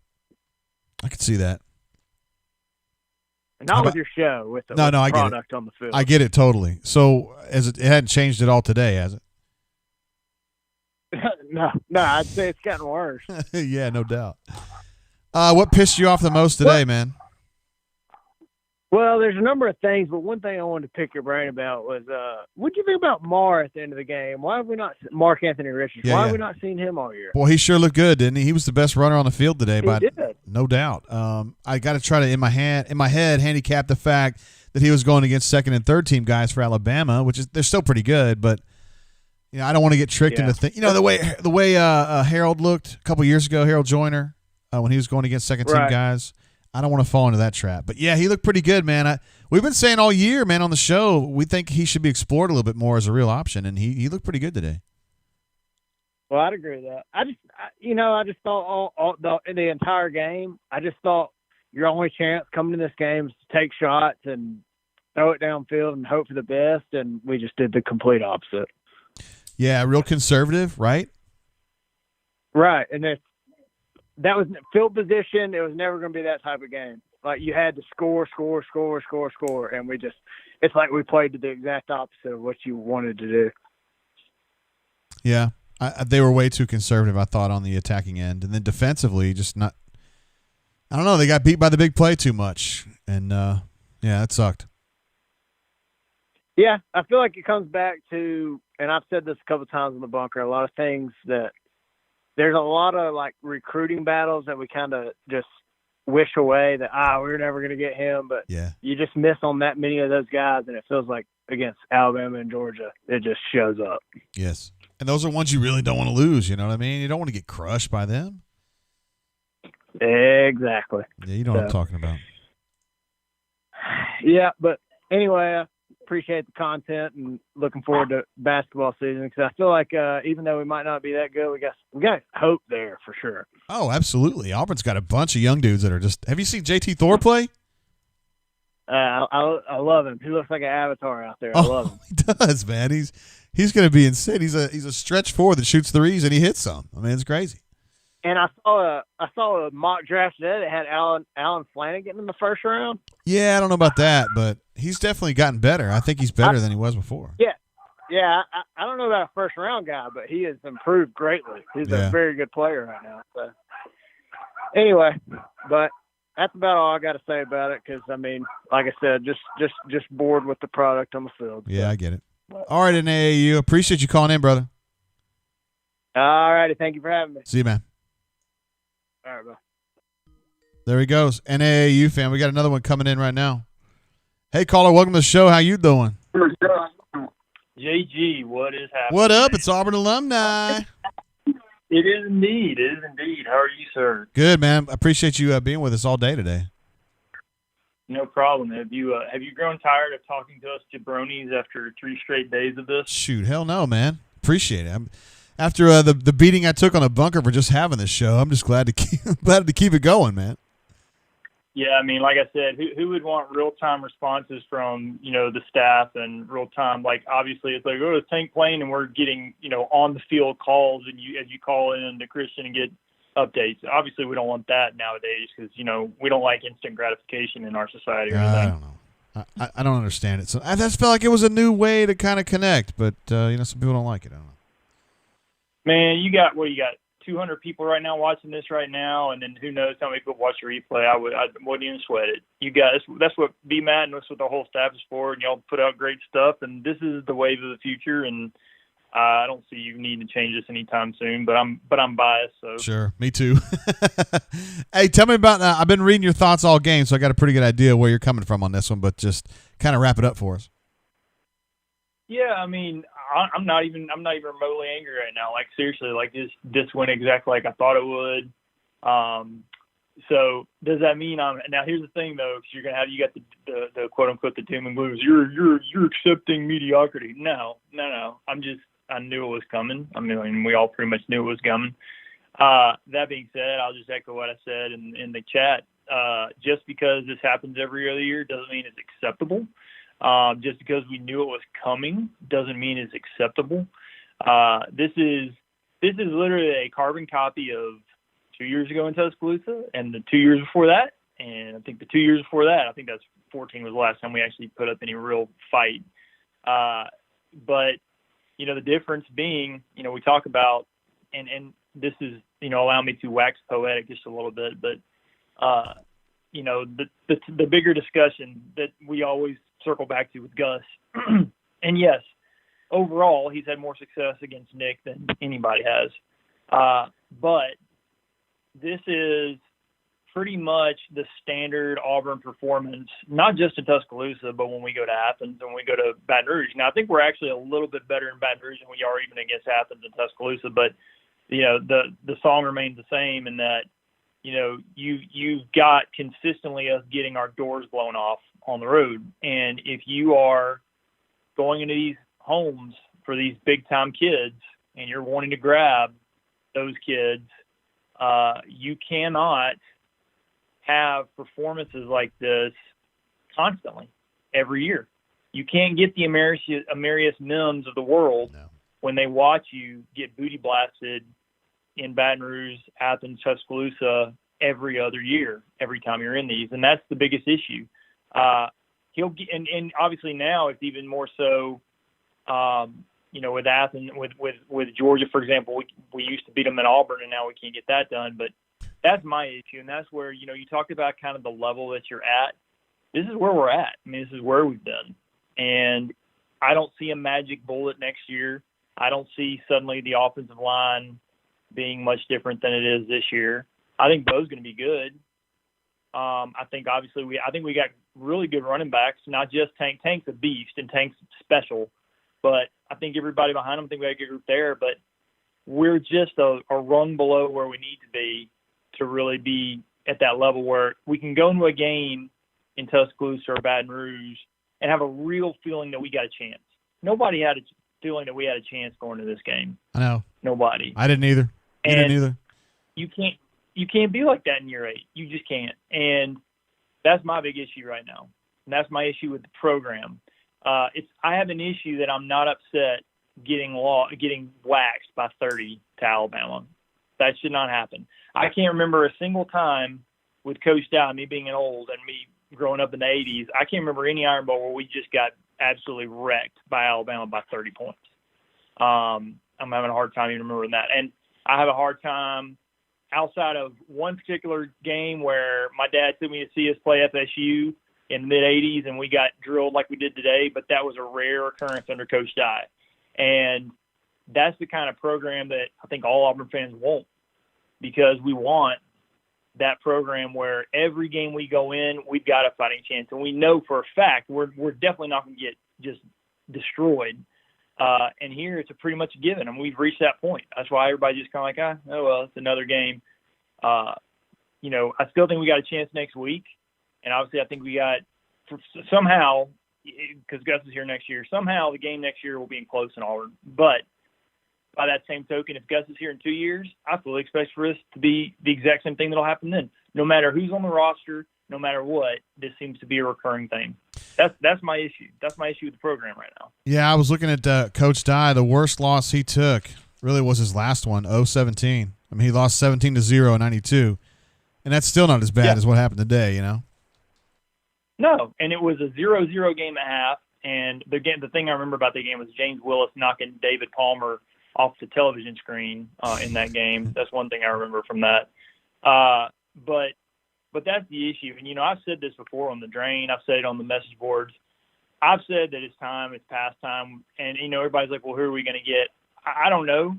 The thing about it is everybody's, shoe-in guy on the board has a wart. I mean, Cristobal lost last night to a Beaver team, and I think they were down like 20 points and came back to beat Oregon. Obviously Franklin's now he's 1-5. You can name off any coaching candidate and everybody's got a award.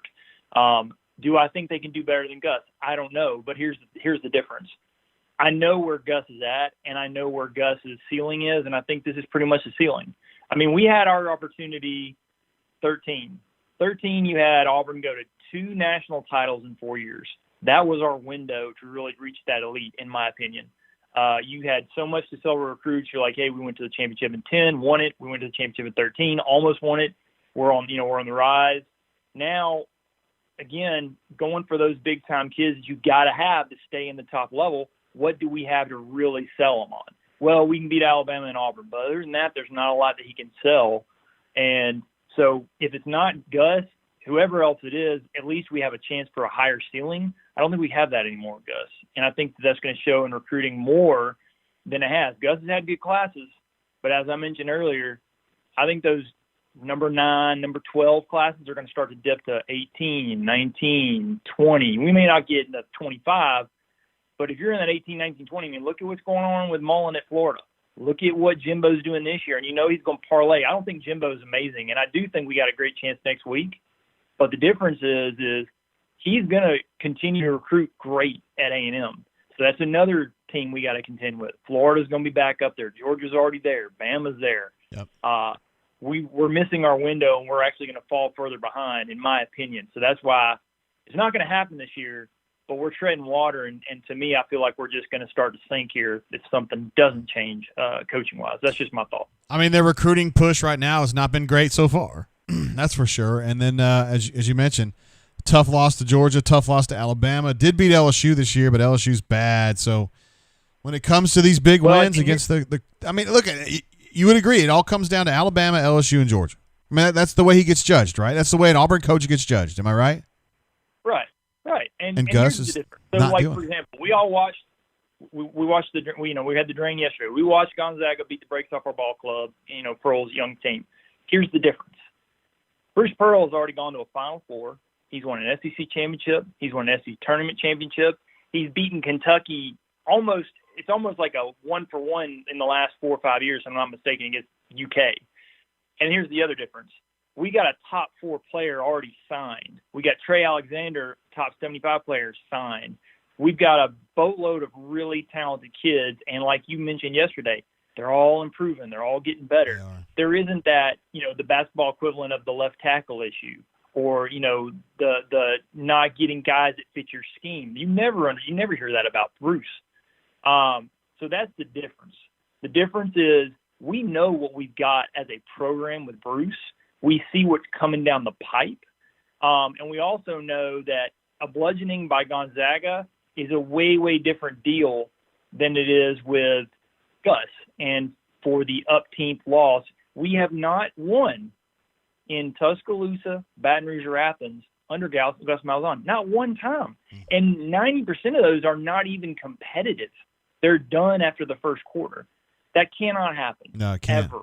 And the kids are not dumb. They see this. And we know that our opponents and our rival coaches are bringing that up every chance they get in these living rooms. So you're going to continue to finish second and third for the Emeritus Mims and these difference makers. Anyone that thinks, and look, I'm always said we got good players, but you got to have those Tank Bigsby's on the roster. Everybody sees the difference between Tank and Shiver. Shiver's a good running back. Tank is a difference maker when he's healthy. You got to have those guys, and you got to have them on the offensive line, and you got to have them on the defensive line. And where we are right now, and where we're going to be, we already know the ending to the story. We know where we're at with Gus. There's no magical change in a year, 2 years. We're year 8. It's the same deal. We've never won in these places. And even though we probably may give him a game next year, we know the deal. So, again, it ain't going to happen this year, but something has to happen if we truly want to compete. Otherwise, we are what we are. We're going to win 8 games, 7, 8 games, maybe 9.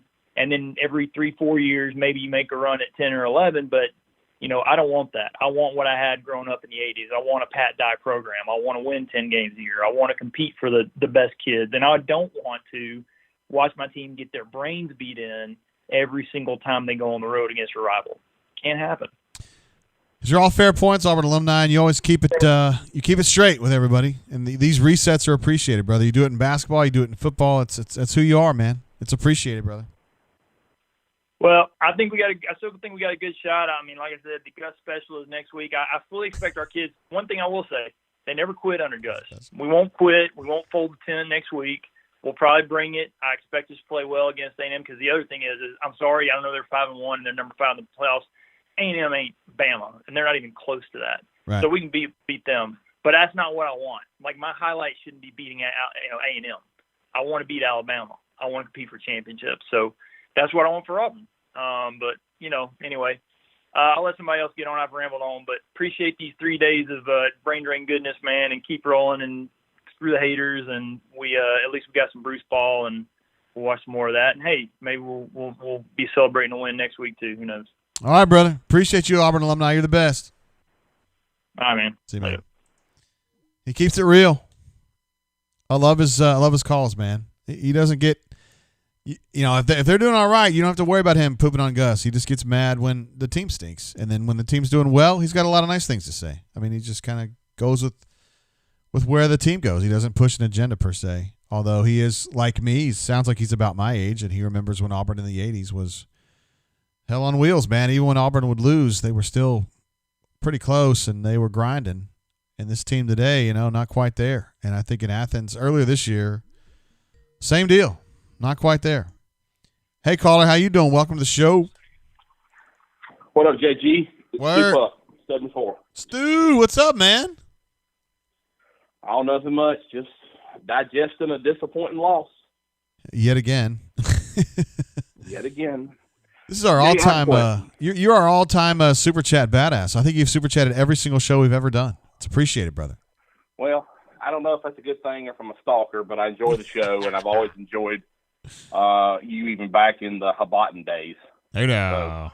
So I like to support things that I enjoy. So thanks, brother. And plus, it's a little bit of my stick. So I try to help things I enjoy, and I have found great joy in the brain drain through this COVID mess. So thank you for that. Oh man, that's awesome. Glad to have you, brother. Thank you. I have a question, JG, and maybe I'm looking too much into this. Jay, how do you defeat a cult? How do you what now? Defeat a cult, a cult following. A CULT. How do you defeat them? How do you beat a cult? How do you beat them? Because that's what Alabama football is in the state of Alabama. It's a cult. Okay. And I think maybe that's not the right word. I don't know. And I forget the gentleman's name that's on before me. I enjoy his calls. I think he's very enlightened, and agree with a lot of things he says. And if people want to fire Gus, I can definitely see why. If people want to keep Gus, I can definitely see that too. My question is, what is the game plan to beat Alabama? And that has got to start at Allen Green's level, even before it starts at Gus. And what's your game plan? How do you beat the juggernaut? That's a good question. If Gus Malzahn is that is what, honest to God, you can talk about Pat Dye, and I'm going to admit something. I was raised a gigantic Alabama fan growing up in Selma. It was one time I had a dream to go to the University of Alabama, and it was and the Lord had the sense of humor, Jay, that when it got time to go to Auburn, my father worked at Bell South for 30-something years, and one of the great joys in my life was I had grades enough to get a scholarship to Auburn University my last year, and I remember I got the letter saying you're on scholarship that last year because we didn't have the money to send me. And the day that he got that letter was the day he filed his retirement papers, and it was one of the great things of my life. I mean, it wasn't a big deal, but that's when I became an Auburn man that day. And to see the joy on his face and to be around people, I became as diehard an Auburn fan as you'll find. And from what I remember, though, Pat Dye had to go up against Bear, but Bear's powers were waning. And I know that Auburn had some trouble with Stallings in the past. I don't know if there's another coach in the country that has to deal with what Auburn has to deal with. This is a juggernaut, and I don't know how you beat it. And there has got to be a commitment from this university to beat this juggernaut. Not because it's Alabama, but because it's the best program in the country outside of Clemson, South Carolina, or Columbus, Ohio, period. I mean, am I off base on that at all? Not totally off base, but Christopher in the chat says how to beat Alabama isn't the question. It's how to beat Alabama in Tuscaloosa is the question, because Gus has done okay in Auburn. But I understand where you're coming from. He's done okay. Yeah. I don't, again, though, even it's not beating Alabama so much on like in Tuscaloosa. I understand where he's going. I understand Chris in the chat. But we're getting beat on the recruiting. We're getting beat as a program.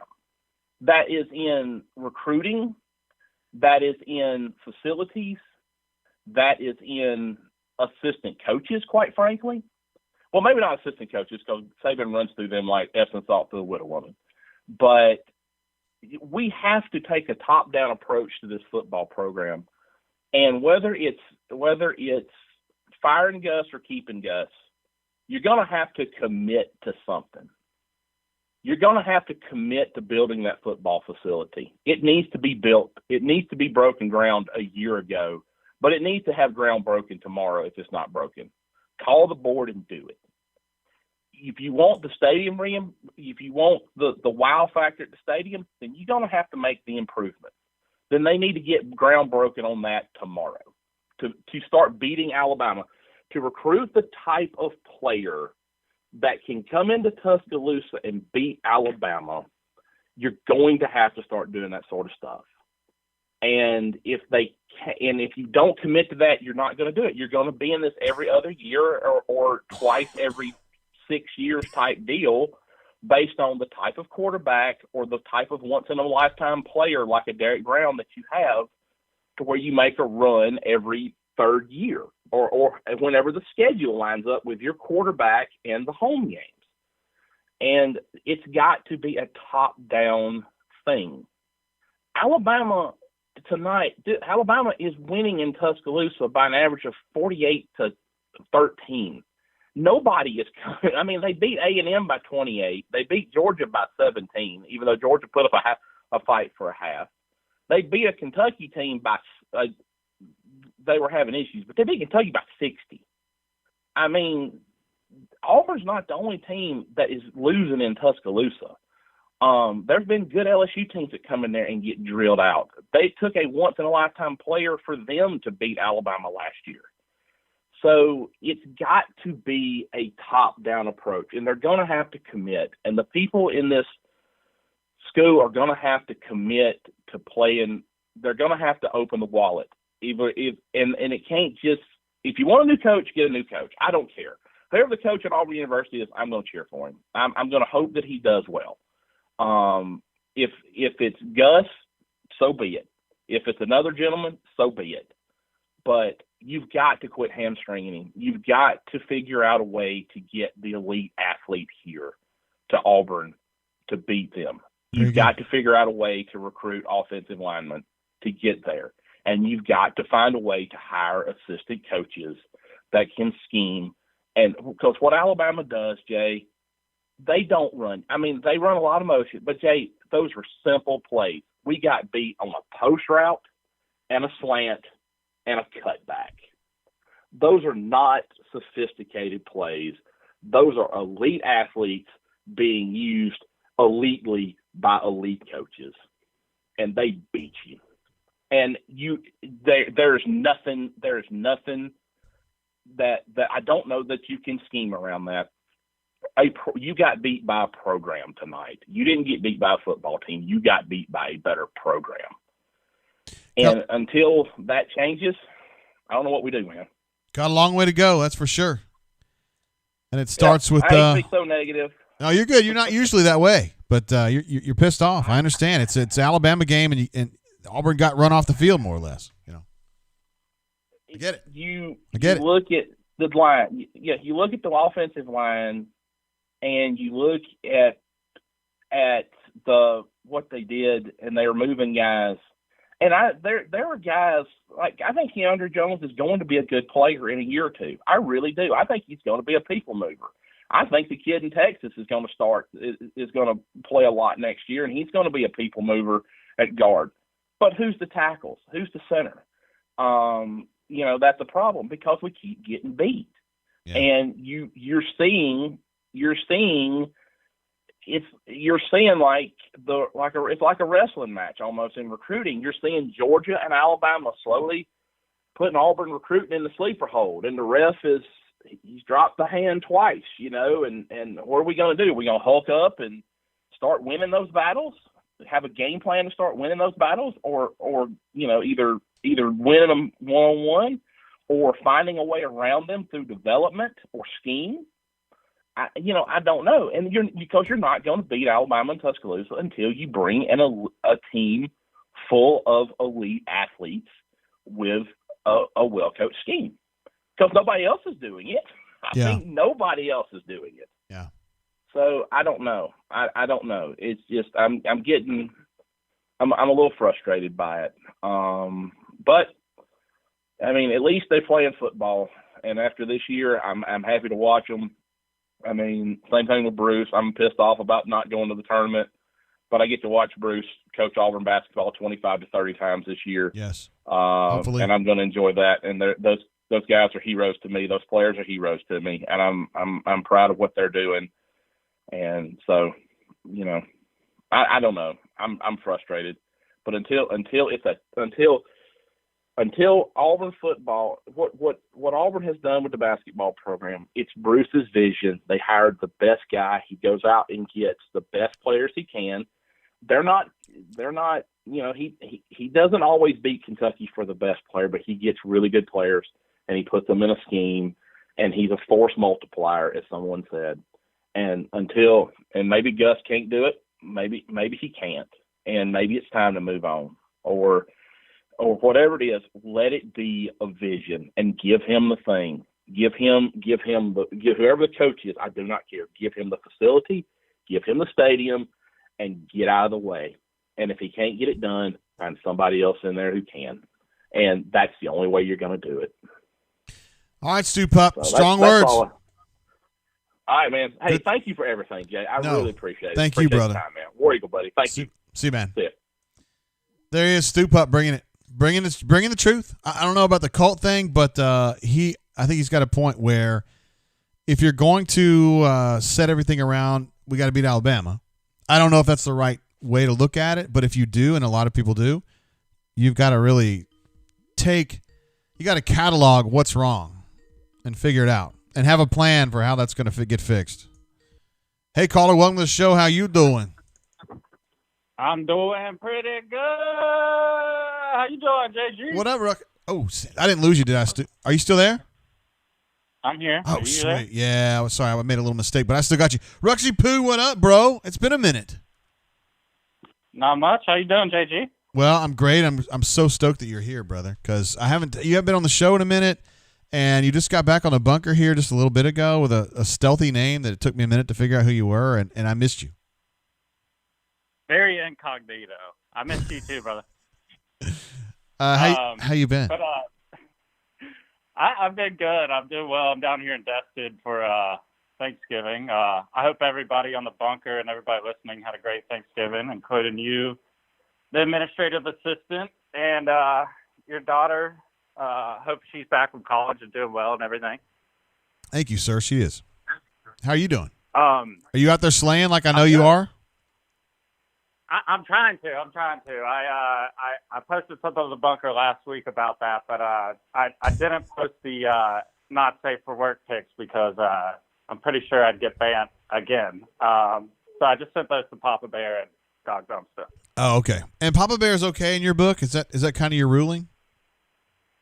Yeah, Papa Bear's a man. I know people think he's a Georgia fan. He's not. He's just from Georgia, and he likes hanging out on the message board. So he likes, hanging out with people and talking to them. So he's on every message board. Okay. If you say so, I'll believe you on that. He's a good guy. But Jay, I was talking to some people tonight, and I was like, why does it seem like one possession we throw all the passes to Eli Stove, the next possession we throw all the passes to Anthony Schwartz, the possession after that we throw them all to Seth Williams? Like, why can't we spread the ball around it? It just weirds me out. It does seem like there's kind of like this thing where it's like, okay, this is going to be the Seth possession. This is going to be the Flash possession. This is going to be the Eli possession. I don't really understand that either. Why does every possession have to have like a proclaimed number one receiver, It's odd. Yeah, that and the rollout to the left early in the game on, I think, 3rd and 3, and some of the out routes against elite cornerbacks, that's just not going to work. So I just, our passing attack, and I know people have brought this up a lot, but it's just pathetic. The route tree is just horrible.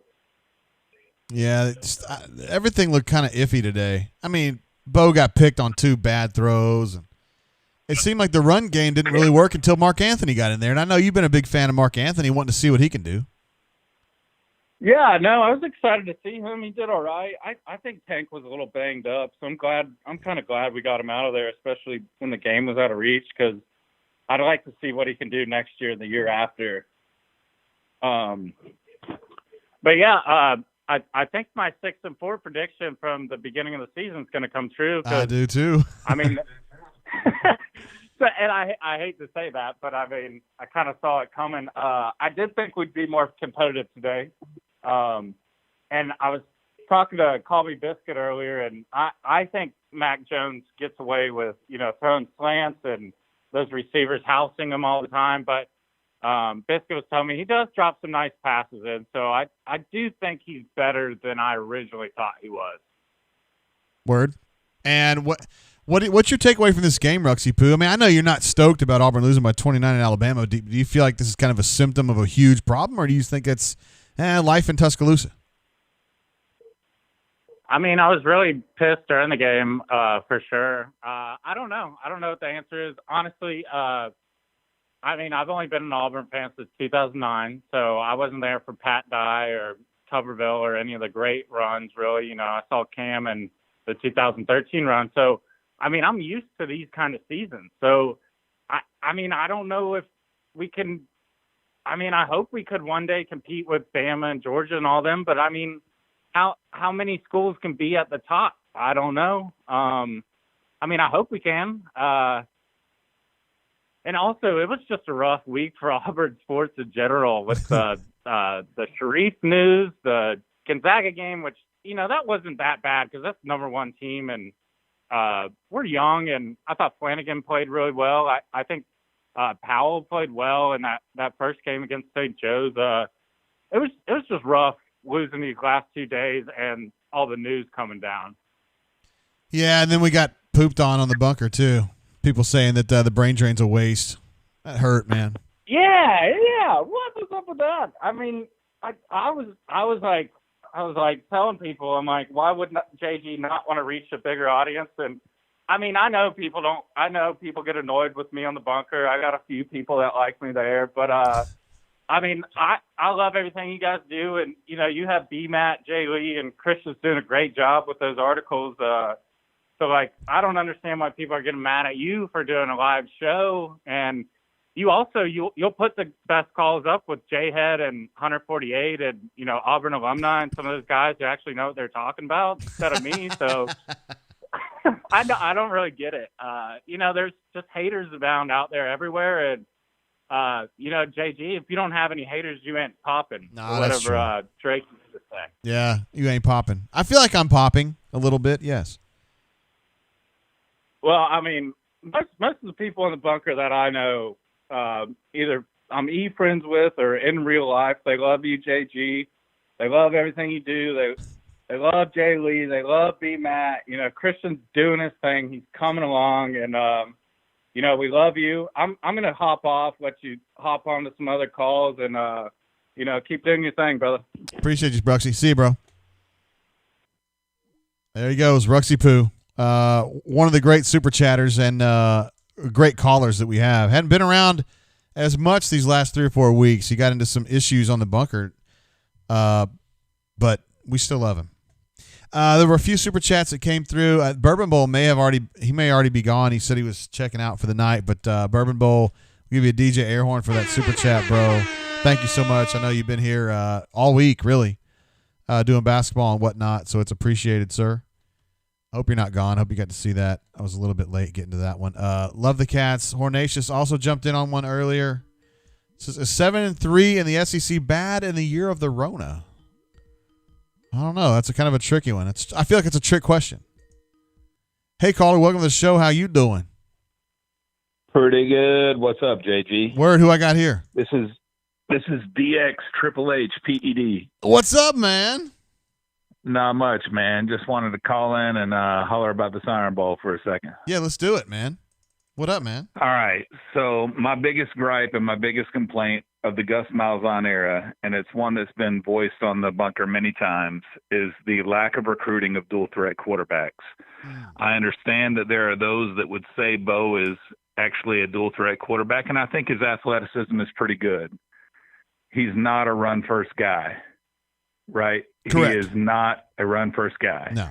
The two quarterbacks we have brought in, whether it's Cam or whether it's Nick Marshall, were run first guys.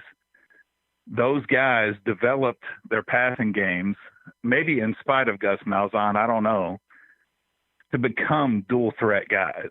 Bo was a pass first guy in high school, I feel like, although he had athleticism. Correct. That doesn't translate into the SEC, man. I'm sorry, it just doesn't.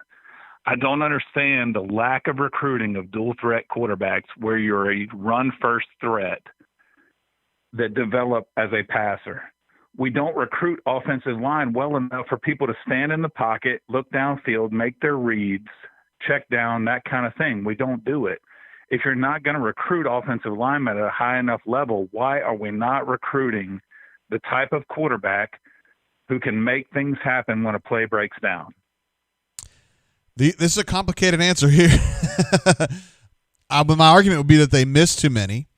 They got Malik kind of at a backdoor guy, a 3-star guy who ended up being pretty damn good. I mean, he's at Liberty balling his ass off now as a run first guy, and right. And they've got the kid from Houston, Dede, is coming in next year, and he's a run first guy. So I think they do an okay job of getting those guys, but I don't think they do a great job of like getting them ready to play and or choosing them. Right. I mean, obviously Malik can play football. We know that. I mean, we see what he can do with Liberty. Sure. Why didn't he do that here? Why didn't Gus want to do that here?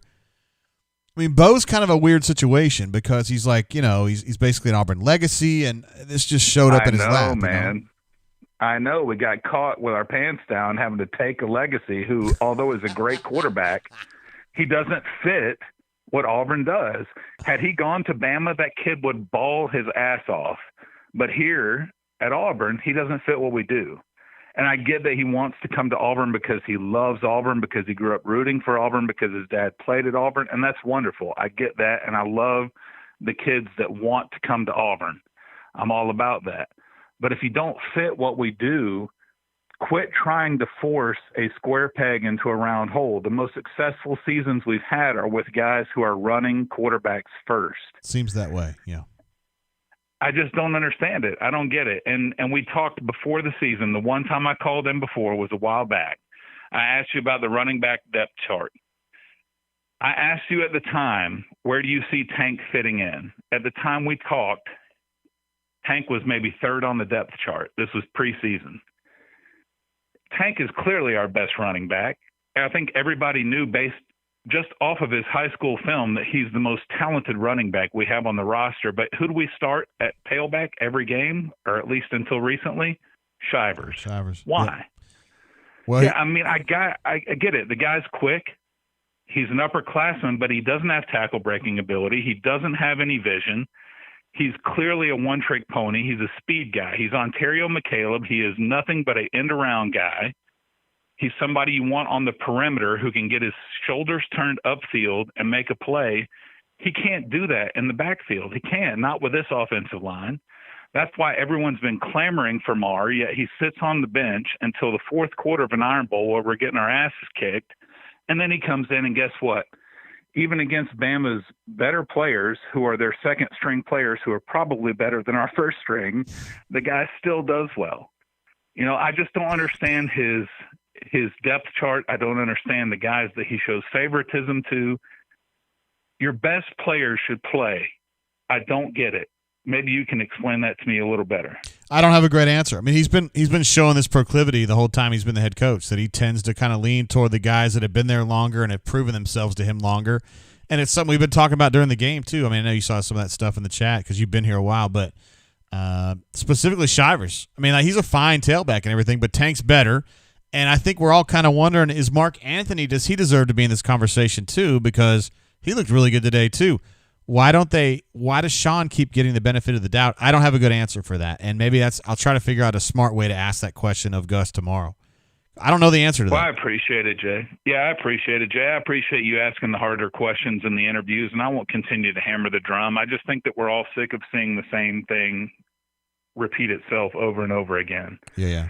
We as Auburn fans expect every game, and I get that coaches, the excuse for coaches is they're going to put the best players on the field, right? They're going to put the players that they feel give them the best chance to win every game on the field. But yet, time after time, we see guys come on the field later in games, whether it be against second-string Bama or whoever, who continue to show out. And I get your point earlier when you were talking about, what's his name, Harold Joyner. Yeah. You were mentioning him about a guy who fans saw something out of that he never sees the field, and when he did, he was successful. I get that.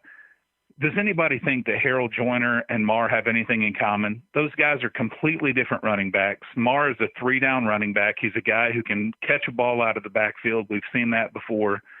That was his MO in high school. He was an every down back. Harold Joyner's not that guy. He's a bigger running back, lower your shoulders, create a contact kind of back. That's not who he is. I don't see the two as the same. I see Mar much more in a carry-on type build and skill set, but yet we don't use him. So I don't know. I'm not going to continue to belabor the point, JG. I want to let you get on to other callers. I appreciate you taking the call, and I appreciate you asking the tough questions, and I'll look forward to continuing this conversation further down the road. Very good, man. I appreciate you being so polite about it. Yeah, it's good stuff. All right, man. I'll catch up with you later, JG. See you, man. There is Degeneration X Triple H PED. Good stuff, man. Yeah, I am going to ask that question. I mean, I want an answer to that question. He wants to know about why he favored, in this particular case, Sean Shivers, but there's other situations like that as well. We're going to call Jay Lee. I've established contact with him, and we're going to see if we can catch up with him real quick.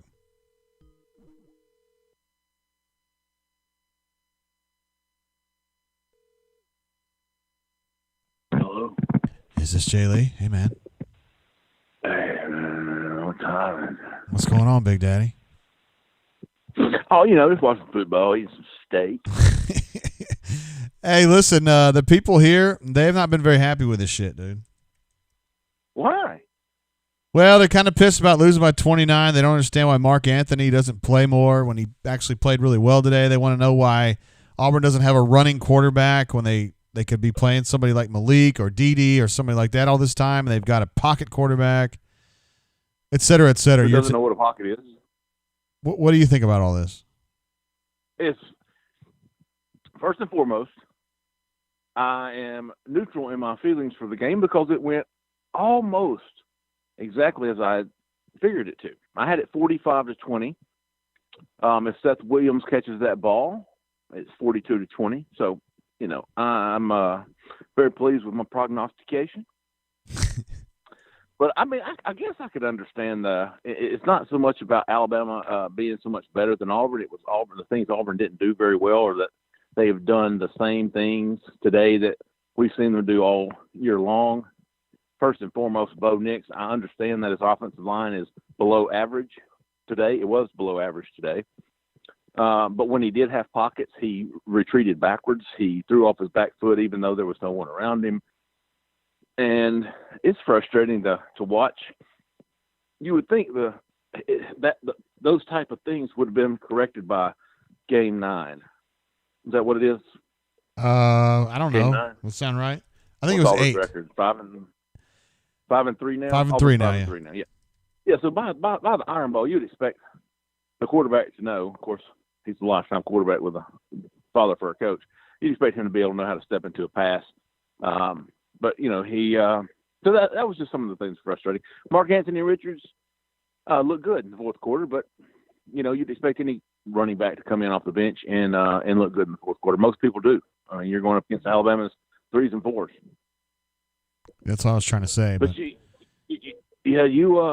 so I'm not the whole Mark Anthony Richards thing. That's the moot point to me. There's what I've seen from Tank and what I've even from Shivers. That's certainly not the running back is not a position of concern of who's playing. I don't see Mark Anthony Richards demanding more touches after today. But, what do you think is the biggest concern for the team? Good Lord, at the safeties and the linebackers. Not good today. Smoke was really bad. I mean, joke Saturday, am I right? Hey, now. Yeah, I've been holding on to that one. This is the first quarter. Joke Saturday. I mean, bad. He was bad. So, I mean, Sherwood was average today. He didn't play like, you expect him to. And the linebackers are non-existent. I can't, honestly, I remember Papo making a play, maybe. Well, I don't know the lines for them, but, it wasn't like, oh, damn, that's a good play by, Owen or Jacoby or anybody like that, I thought. The corners played decent, had some nice plays. Kobe Wooden played well. Yeah. Big Cat played fairly well. But, we always talk about the front 7, but the back 4 or the back 6, they were exposed badly today.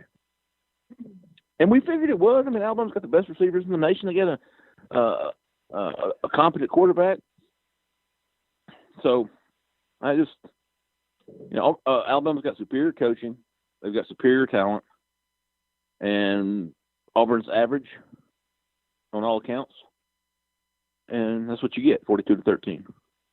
Do you think they could put together a recruiting class in the end that's going to be on par with what they've been doing? Because right now they're way off the pace.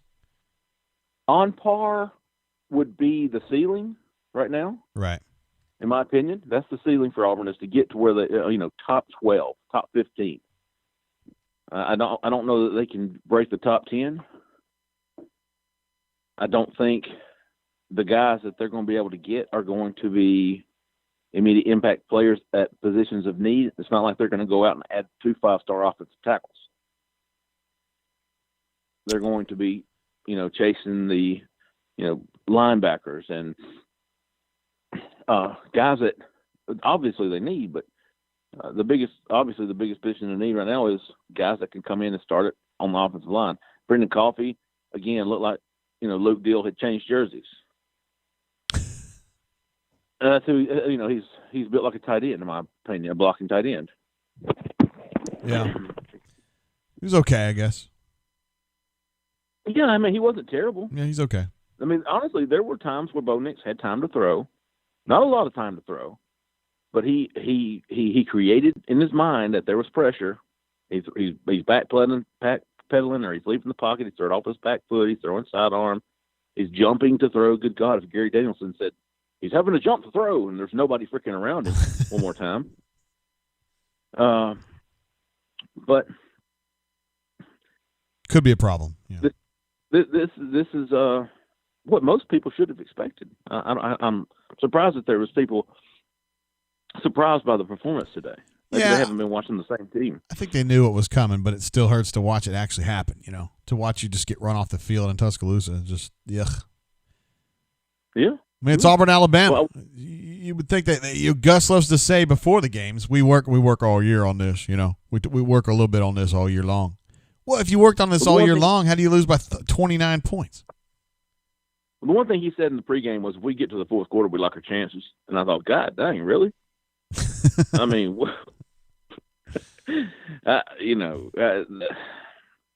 it was and I will say this, in year 8 of a coach, would Auburn lose to Georgia? 20, which should have been 42-13. Yeah, you remember what you got the screen pulled up? Yeah, 27-6. You talking about Georgia was 27-6. So 27 and 42, 69. 69 to 19. Yeah. And in year 8, you can't do that to your two biggest rivals. You can't just be run off the field by both of those teams. They plus 37 against LSU, though, I'll have you know. Oh, yeah? Mm-hmm. A lot of good that did them. Yeah. They're 5-2, buddy. 5-3 now. So they got A&M coming up next week, Jay Lee. Yeah, that could. I think it would be a better game. It should be. It's at home. Good Lord knows that Bo Nix needs to get his butt home because not very good on the road. I don't know why. He's had some issues on the road. 20,000 people there today. He played in front of more than that at Pinson Valley. Dang. So, yeah, I understand the frustrations, obviously, but to me the frustration should come from the bigger picture, not from today's game. And the bigger picture being it's year 8 and Auburn's losing by a combined score of 69. Is it 69? 69-19. 69-19. And it could have been, and it should have been a lot worse. Georgia could have scored 50 points. It should have been a lot worse than that. So, big picture, I can understand the frustration. Absolutely justified. And that's where I'm sure that's where a lot of the anger is coming from. It's not, oh my God, here we are 5-0 and we just lost to Alabama, an equally matched team. The frustration is how uneven the talent is between Alabama, Georgia, and Auburn. Yeah, I mean Auburn's not even close to those two guys. No, and I've said this all year long. Until Auburn is prepared to recruit with Alabama and Georgia, this is what you can expect, and especially along the offensive and defensive line. And I don't know what that entails, but I think everybody else knows. Until Auburn is ready to compete in recruiting the defensive and offensive line with Alabama and Georgia, this is what you can expect for years to come. Sure, Auburn might find a way to win every once in a while, but consistently, Georgia and Alabama, the talent difference will be beatdowns. Well, if the next recruiting class is any indication, Jay Lee, it's not getting any better. It's sure not. Auburn's lost Jamarian Gooch. Tennessee, they've lost now Caleb Johnson to Notre Dame. They got the kid Eric Wilson from Harvard, which I think will be great. I think he'll be a plug-and-play guy next year. I think he will be an instant upgrade just from the film I've seen. Now, he may get here and wash out, but just from what we know and what we've seen of him, I think he will be an instant upgrade for Auburn. But you've got to get somebody on the edges, 2 of them, that can form a pocket, hold a pocket, give Bo more than a half second to 2 seconds to throw, make up a mind, make some more reads.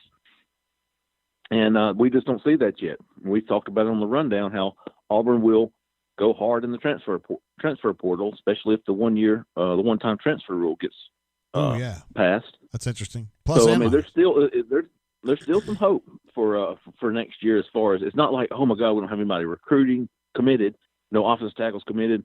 There's nobody left.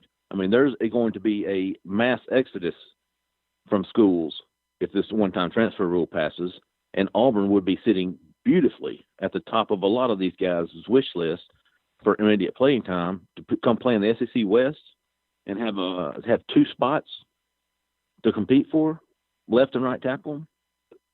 So there is some hope. I mean, Auburn's got great talent around, skill people, but they just got to get some big uglies. ASAP. ASAP. Yes, sir. All right, Jay Lee. You've done good work again. Of course, we always need your resets on what they need and where they're headed. I don't know if the picture's really pretty right now, but we appreciate you being real with us. Hey, and let's all don't lose the fact of, hey, I'm just glad they played today. Just at least they tried, right? Hey, everybody had fun. Everybody tried real hard. All right, I'll see you on Tuesday, sir. Peace out, big dog. See you, bro. There he goes, Jay Lee. Also, hold on. We got a super chat Caddy Wumpus had a super chat there while Jay Lee was on the hone. Appreciate you, Caddy Wumpus. Let me give you a DJ air horn for that one. He says, need somebody to hold me tight. Keep on keeping, JG. Appreciate you. We also have one of our luminaries in the chat, Patrick D, a.k.a. Why Not AU, has been here. Torqued has showed up. Love to have Torqued around. Always a good source of entertainment. And I feel like I missed another super chat, but I don't see it now, so that's on me. No, I gave Bourbon Bull a shout. Who's giving me a thumbs down? How dare you? Why would you do that? All right. We are now, appreciate Jay Lee calling in, of course, or me calling Jay Lee, I should say. We're going to now call Dr. Dumpster. You guys know him as Doc Dumpster. Make sure. I think I got him in here in the system, but just to make sure. There he is. Give him a call. We're calling Mr. Cheese Dicks and Dog Dicks. Hello, this is Coach. Is this Hootie? Hello? Is this Hootie? I know, yeah. Your Snapple, what's going on, cat? That is. What's going on, Doc? How you been, bro? How we doing today? Better days, Doc. That was kind of a. I hadn't talked to you in a while, Captain Tate, and you sound a little. Is the word? You're kind of the English guy here. Is the word melancholy kind of how you sound? Beleaguered. We'll go with beleaguered is how we're feeling, buddy. Hey, I'll go beleaguered. That's fine. What's going on, brother? Well, we're trying to talk this out, man. And as Jay Lee was doing some computations earlier, Doc, we determined that Auburn has lost to Georgia and Alabama by a combined score of 69-19. Yeah. Oh, yeah. It is. I'm gonna tell you what. Tough weekend for Auburn to be an Auburn athlete. Just to be uncompetitive in a basketball and a football game, that doesn't happen to us much. And but talking about the football game tonight, I was very disappointed. We were uncompetitive. Defensively, I said this all week on the bunker. Alabama averages 49 a game. They're going to score that against everybody. Holding them to 42, now that sounds weird, but that was okay. It's just our offense again. We're going on 2 years now. We just struggle offensively, and I don't get it, but it is what it is. It was a tough one tonight. Yeah, definitely, and it just seemed like at times Auburn wasn't even competitive. I mean, the first quarter was tight, but all of a sudden, Alabama gets up kind of big at halftime, scores on their second possession in the third quarter, and it's like off to the races, brother. And, I mean, the prevailing opinion on this chat here is it shouldn't be like this. I mean, I know Saban's really good and everything, but why is Auburn this far behind skill-wise? Well, I think, again, that's a great question. We should compete. I think with a little different offensive system, we probably compete a little better. Again, you look at the SEC, to me, there's a lot of teams that score. A lot of teams don't. We don't really score a lot. Kentucky doesn't score a lot. And I don't know why that is. But obviously, Alabama had better players. we probably, the answer to your question is we probably need to recruit better players. That's a lot easier said than done, though. It's but it's year 8 in Malzahn's deal, and if it's not figured out now, then he'll either probably have to figure it out next year, or we'll probably have to do something. You know what I mean? Yeah. Do you see any way out here? I mean, do you think Gus gets Auburn out of this? Yeah, I think Gus will be back next year. I mean, I think if any other program is 5-3 right now, I don't think they're thinking about firing their coach. No. But at the same time, you hate to be uncompetitive against Tuscaloosa. But then again, if you take a step back and you pretend like you're from North Dakota and you don't know these programs very well, everybody gets beat bad by Tuscaloosa. Now that doesn't make it okay, and it was disappointing tonight. We had our opportunities, but it's just I think Gus will coach next year. I think he'll get out of this year. Well, what I mean is, do you think he's going to lead Auburn to that next step where they challenge Alabama, No, where they challenge Georgia? I don't think so, because I don't think he offensively sees it. I truly believe, again, if you brought somebody in to look at our program, they would say the number one issue is our offense. Not that our defense is just balls to the wall, but I mean they're where they need to be. They're probably a top 5 to 8 defense in the SEC, or maybe even better than that. But our offense last year it was bad. This year it's bad. They went and hired a new offensive coordinator. It's kind of like Power Man says. I mean, it's like rocket science for us offensively. Looking at other teams, it's like it's like coloring books for them. It's so easy. Yeah. So I don't see him getting us. I don't see him changing his theories and ways to get us better offensively. Let's put it that way. And same for Chad, right? I mean, because I've kind of thought all year that Chad was the guy running the show, but if that's true, he's not really coming along either. Well, and Chad, maybe like I said, I don't know the dichotomy, what goes on in there in the locker room, but it's just obvious. We scored 13 points. We scored 30 last week against Tennessee. We just don't score a lot of points. We beat LSU last year if we scored 27 points, and a lot of teams I think were scoring that against them last year. We just have trouble scoring, and I don't see Gus or Chad changing that. Yeah. What are your thoughts about tailback? There's a lot of questions about why has Sean continue to start. I know you like Ruxy Poo, but it sure seems like Tank I'm a terrible guy to ask it. I love Ruxy Poo. And a big Auburn fan called me tonight. Here's the deal. I think we have 3 or 4 good running backs. I think Tank is clearly number one. After that, of course, Marr's going to be the big name because the last 10 minutes of the game, he has, and I'm so glad for him because you always cheer for that guy that works hard and gets in there. He's the 4th guy.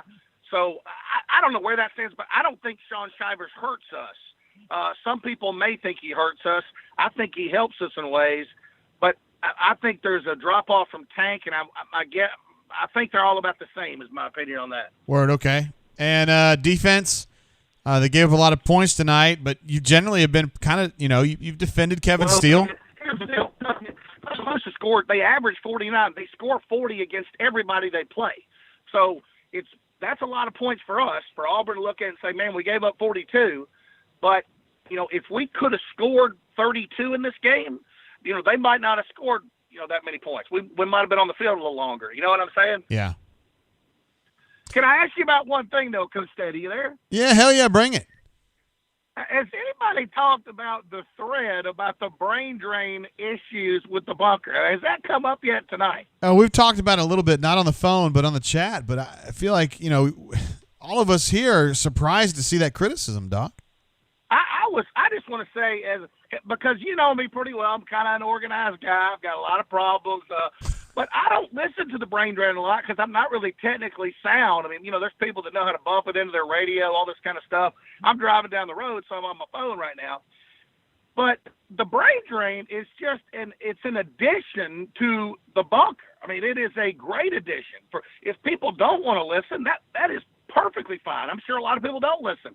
But I was shocked that the comments from the people kind of disparaging the brain drain. I know. I mean, you had to have been taken aback by that, weren't you? I was surprised, but there's also people on there that they're mad about everything. So I just kind of took it in stride. Well, but you know what? I tell you what, we are a whiny bunch. I love family. I love it to death. But we whine about everything. But I was shocked at that.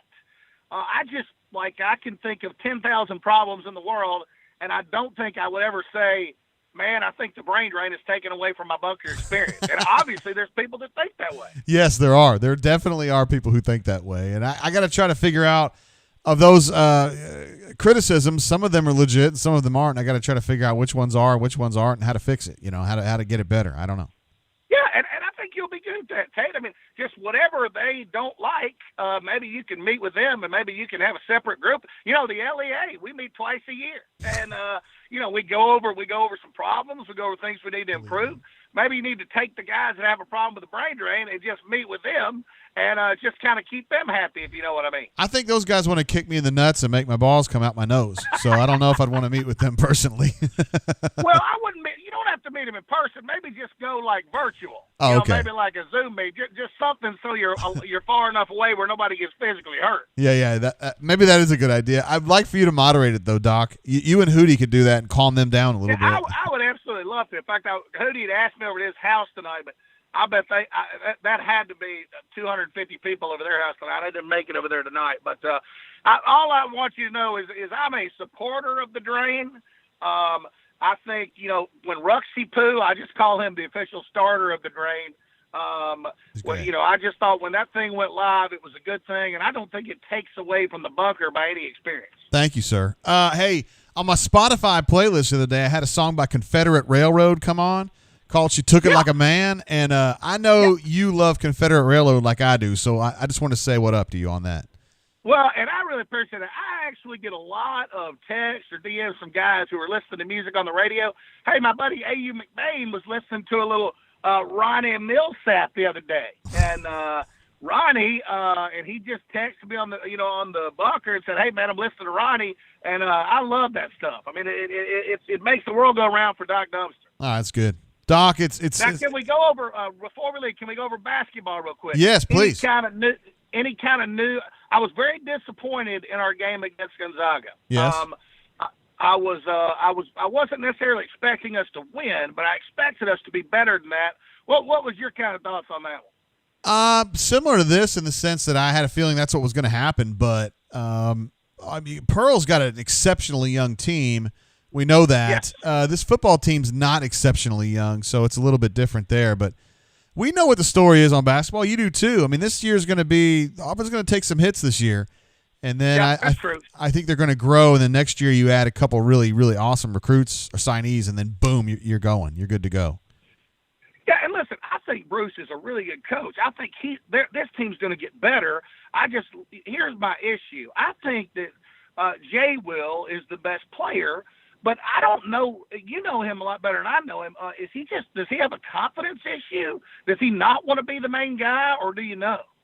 I just think he gets a little beleaguered the way that Bryce did early in his career, and then it kind of makes him be a little more timid. So, okay, because he's the guy that I think is the best player on the team when he wants to be, and we got to feed the ball through him, and he just was non-existent the other day. No, against Gonzaga, it was terrible. He had picked up some early fouls, silly fouls. He's got to be better than that, and you got to hope that we don't see a lot of that from him moving forward. That he learns how to kind of calm down defensively if he's got a foul or two against him early. Yeah, he didn't handle that well at all, Doc. Not at all. Okay, but my buddy Flanny's getting better. I love watching Flanny. Me too. Little worried about my buddy Eric Cambridge. I thought he would take the next step, and boy, he just hadn't taken that next step. No, that shot ain't getting any prettier, Doc. Hey. Yeah. Well, it's not just a shot; it's he can't dribble. So if he does, if you don't hit him on a set shot, like he's playing for the 1948 Houston Musketeers, then he can't freaking score. And I thought he'd be a good enough athlete to freaking dribble and dunk, but I don't know that he is. No, not yet. But I think maybe that's just a confidence issue for him. Maybe he has that dribbling ability, he just hadn't shown it yet. I don't know. Well, now, good point. Like I said, I'm not down on him. I just thought we'd do a little better. Lastly, Coach, Ruxy Poo called in tonight. Hell yeah, he has. It wouldn't be a brain drain without him. How was Ruxy Poo's demeanor? How was that? He sounded good. He sounded a lot like the old Ruxy that we know and love. So I'm fired up about that. He did. He stood up for CJ 3131, aka Papa Bear, because I've been Really? down on Papa Bear. What happened with Papa Bear tonight? Nothing tonight, but I hung up on him like 3 weeks ago because I feel like he's actually a dog who is masquerading as an Auburn fan. And Ruxy Poo says that's not true. I have a feeling that's what you would say as well, right? Yeah. We love Papa. Did you hear about Papa Bear in the Dodge dealership the other night? No, lay it on me. Papa Bear is, he's just consumed with freaking very high-end trucks, expensive jacked-up trucks. He's taking some innocent late-night ride to some Dodge dealership, and he freaking gets pulled over by 2 cop cars because he's in their lot when it's closed. And so he's actually sending us some video. It's Papa Bear, and I mean, there's like 3 cop cars. And it's just our innocent LEA president, Papa Bear, just talking to the cops. And after about 5 minutes, they were all freaking best friends. Oh, my God. It was almost like they were giving him money before they let him go. That's insane. He has such an ability to kind of win people over, you know? Oh, it's insane. You can see how he's such a successful attorney. I mean, for God's sakes. Him and probably Smitty. I mean, I don't know the bunker that well, but you'd be hard-pressed to find 2 more successful people than him and old Smitty. How about that? I think he's upset with me for hanging up on him, though. I think he's getting over that. That was a very sensitive issue. But I tell you, I think Papa Bear is slowly getting over that. Glad to see Ruxy, kind of take care of him. Ruxy's having some female issues. Did those come up at all? No, not really. I asked if he had been slaying, and he just said that he had posted on the bunker about that, so I was going to look that up later. Okay, he's got several women. You know, he's young enough and into these kind of dating apps and stuff like that, where you just punch a finger, and next thing you know, a piece of ass shows up. And dude, he's got ass everywhere. I mean, kidding. Freaking everywhere. Damn. I wish I was young again, man. Oh, dude, he's living life. Now, speaking of young and living life, make sure you give old D Lucky a call tonight. I texted D Lucky earlier. You know, he's one of my favorites. Let's make sure we get him on the drain tonight. He's always got good stuff. Absolutely. We love D Lucky. He's Hall of Famer, no doubt. Yeah, and I will say, he is Hall of Famer. Did Power Man get on yet? No, not yet, but he's in the chat, I believe, because he was looking for a self-shout after you gave him a shout, so that's good. Well, Power Man, he's a guy that if he hasn't called yet, people kind of want to call in because he'll kind of regroup this whole football thing and have a lot of common sense about it. Yeah, absolutely. Real quick before I leave, I don't want to knock Bo Nix that bad. I never had thought Bo Nix was incredible, but I thought Bo Nix was okay tonight. He's just running for his life too much. He made a play out of an end zone where he ran 15, 20 yards. There's only a couple people in college football that can make that play. Now, it was supposed to be a pass, but our guy wouldn't turn his head around. But, Nix, I will take up for Nix, and he's running around a lot with huge son of a bitch chases him all over the place. I know. He's got a lot of pressure on him. The offensive line's not good. We've talked about that earlier in the show. They got to get some tackles, man. And Jay Lee says Auburn's got to do what it takes to start winning some recruiting battles for tackles. So until that happens, man, I think Bo's going to be feeling the pressure. And then whoever follows Bo, Yeah, I would agree. Like I said, I'm going to tell you what, Coach State, it's always good to talk to you. And like I said, let me know if I need to moderate any kind of brain drain versus non-brain drain people. I appreciate you a ton, and have a great night. See you, Doc. Yeah, but there he goes, Doc Dumpster. An absolute beast. A great caller. A great bunker poster. And obviously was concerned a little bit to see the criticism on the bunker of the brain drain crew. I feel like it was implicating all of us. It wasn't just me, although there were some people that were getting on me. But there were people just like, I can't imagine spending 6 hours listening to a show like that. And I was like, wait, nobody's expecting you to listen to 6 hours straight. We got this going for a while, and you check in when you can and when you want to, and then you leave. And then you come back maybe, or you don't. It's cool. We're just here doing our thing. Just talking, Just talking about what's going on. Hey, caller, welcome to the show. How you doing? JG, what's happening, buddy? Word, who this? This is Elite Gus. Your voice sounds a little bit different, believe it or not. What's going on, man? By the way, Chad, I play with this guy. I play Warzone with this dude like constantly, and I still can't recognize his damn voice. What's up, brother? Yeah, typical, right? I hear what everyone's saying. I completely agree with Jay Lee. Typical Gus, typical Auburn football, and I think when you look at the beatdown the basketball took yesterday versus the beatdown the football team took today, really it's about expectations. And to me, Bruce sets very realistic expectations. He's very transparent in where we're at. He's very transparent in what he needs, and he goes and gets it. Whereas Gus, we just have this perpetual, comedy of post game and pre-game, and we're going to compete for championships, and that's just not the case. And I think people are finally getting to the point to where many of us were 5 years ago, where you kind of feel bamboozled, and the ROI is just not where it needs to be. You sound like a financial guy. If we're going to,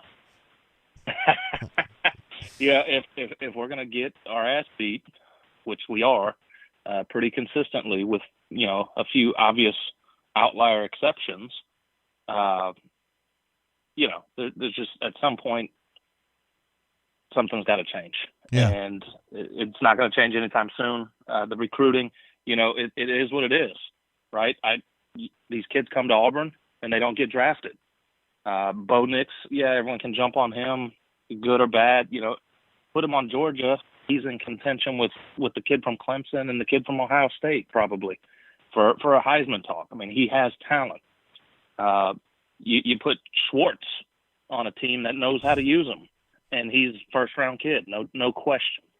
So it's just typical. It's same old, and anyone that's extremely frustrated today is being dishonest with themselves, because if you expected anything other than this, you've not been paying attention. Yeah. I've been saying it today. I mean, this is my prediction on the score. So if people are upset, they should have been upset 6 days ago, 6 weeks ago, 6 months ago, because nothing's changed. This is what we thought would happen in the Alabama game. And by the way, on the bunker, you are Gus proof. So you are somebody who is you've come to your senses on Gus a long time ago. That's kind of your feeling about it, and I get it. Yes. So you see this stuff coming. You saw it coming years ago. Yeah, I mean, it's just the same. And some of the comments on the brain drain are accurate. There's not been much evolution, and you can change the coordinator, you can change the quarterback, but the same issues continue to perpetually be there. And, at the end of the day, it comes down to the common denominator, in my mind anyways. And, I'm just not going to get too high or too low anymore with football. The expectation going in is I'm glad they're playing. We'll enjoy some of the beat downs on the teams that are worse than us. We'll continue to recruit average, and we'll continue to be average. It is what it is. Now, on the flip side of that, as soon as the basketball team can figure out how to score consistently, it's going to be a lot of fun. Because there's a lot of talent, a lot of length, a lot of athleticism. Think about 5-10 years ago. I mean, we'd go through a whole Auburn game, maybe 4 or 5 games, without a single dunk. Now we're getting putback dunk. I mean, it's great to see Justin Powell. That's exciting. He's out of position. Good for him and stepping in and doing what he has to do to help the team. But once he gets off the ball and get some open looks, I think he's going to be pretty lethal. So I think that'll improve scoring. I don't really see him as one that's going to make his own shot very often. That's okay. There's many kids who've made careers on catching it on the wing and putting it in, but just a lot to be excited about. And fortunately, we're 2 games away from putting football to bed, and we can just focus on basketball full time and enjoy these kids growing and enjoy them getting far more competitive as time goes on. It's a new day in Auburn when you're like, just put this football season to bed. Let's get on to basketball. It's crazy. I mean, and you look at Gus's post game. And Jay said it, and I know I've been saying it to you. Year 8, when that 25-point underdog number came out, I mean, I just laughed. I mean, and the worst part is I didn't know which way to bet it. In year 8, it's just there's not any relief in sight, and it doesn't appear that anyone with any power intends on making any changes. We're just completely content with where we're at, and we'll be having the same conversation next Saturday. I'm confident. Unless they can beat A&M, and then it would just be a slightly different conversation. Well, and then we'll give him a 2-year extension and slap him on the ass. It'll be great. Attaboy. Yeah, well done beating Jimbo. All right, Elite Gus, man, you're awesome, man. Love having you on the show.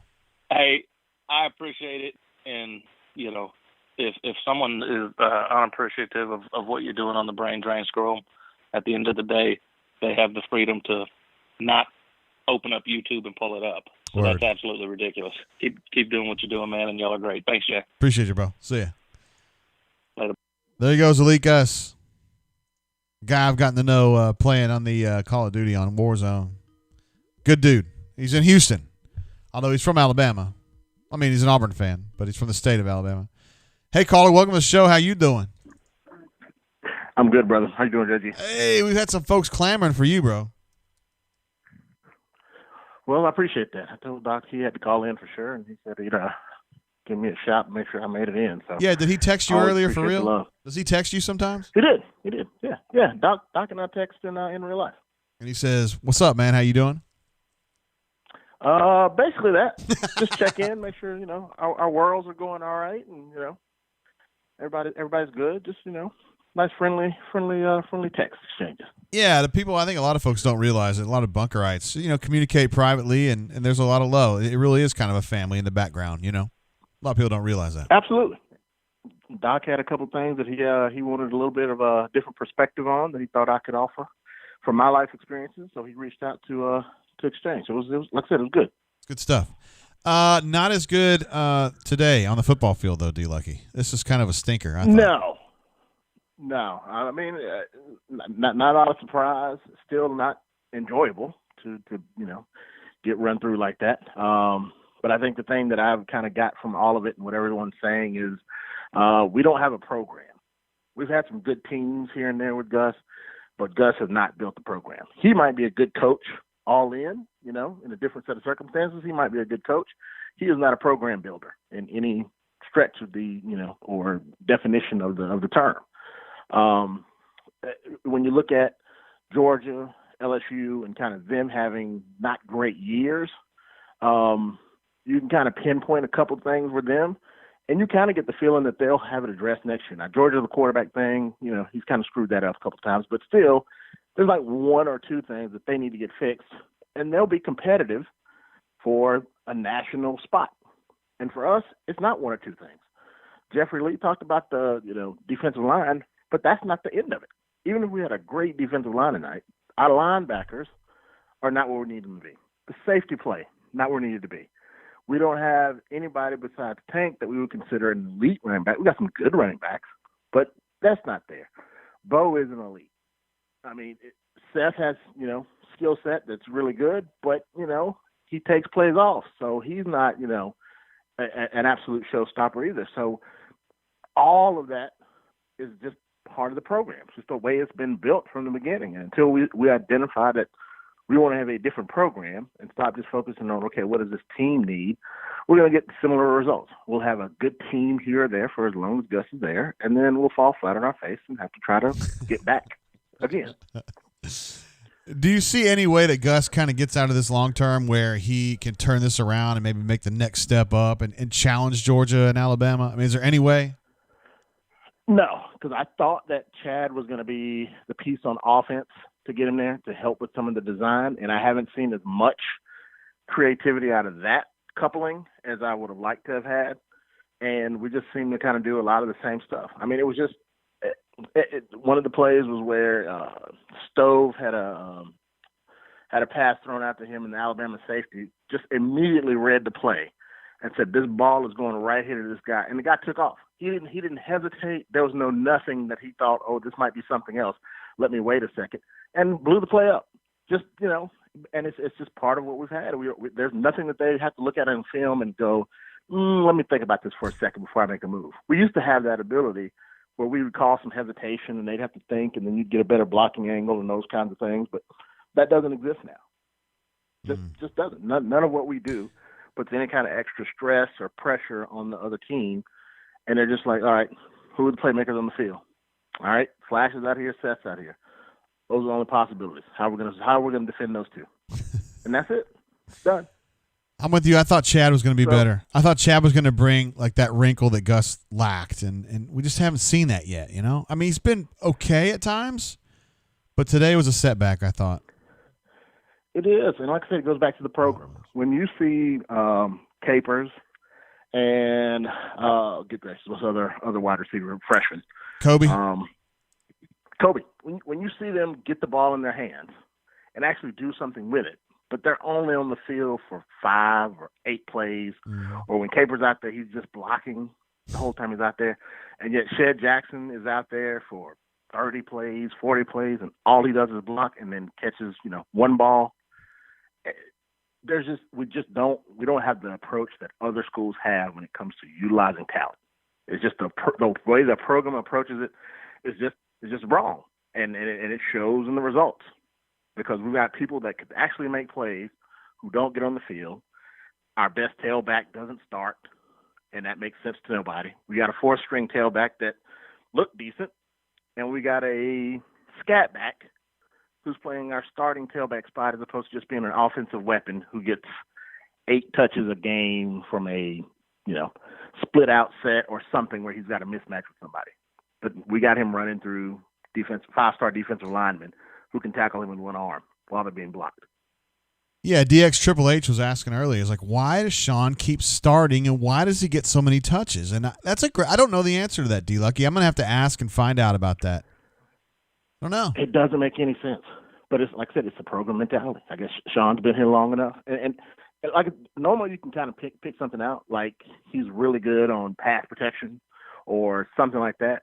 But damn it, if Bo didn't move him to the right side of the play formation 4 times tonight, so it obviously him being a stalwart in the film room that's got him out there. So I don't get it. Me neither. Just don't get it. So what else we got? Not a lot's gonna change. Next week will be a Gus light week. He'll have some plays drawn up. We'll beat Jimbo by 2 touchdowns.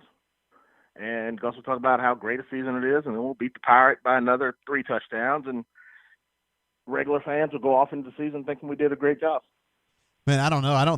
Texas A&M's going to be tough. I mean, they're pretty good, man. They're having a pretty good year. But I get it, but that's Gus. Get our head pounded in by Alabama, and then next week he will find a way, and you'll go, well, where the hell were these plays last week? That's exactly what he will do. But it's part of the way it works. And people in the chat were talking about we don't want to compare ourselves to Alabama, blah, blah, blah, blah, blah, blah. Take the name off the jersey.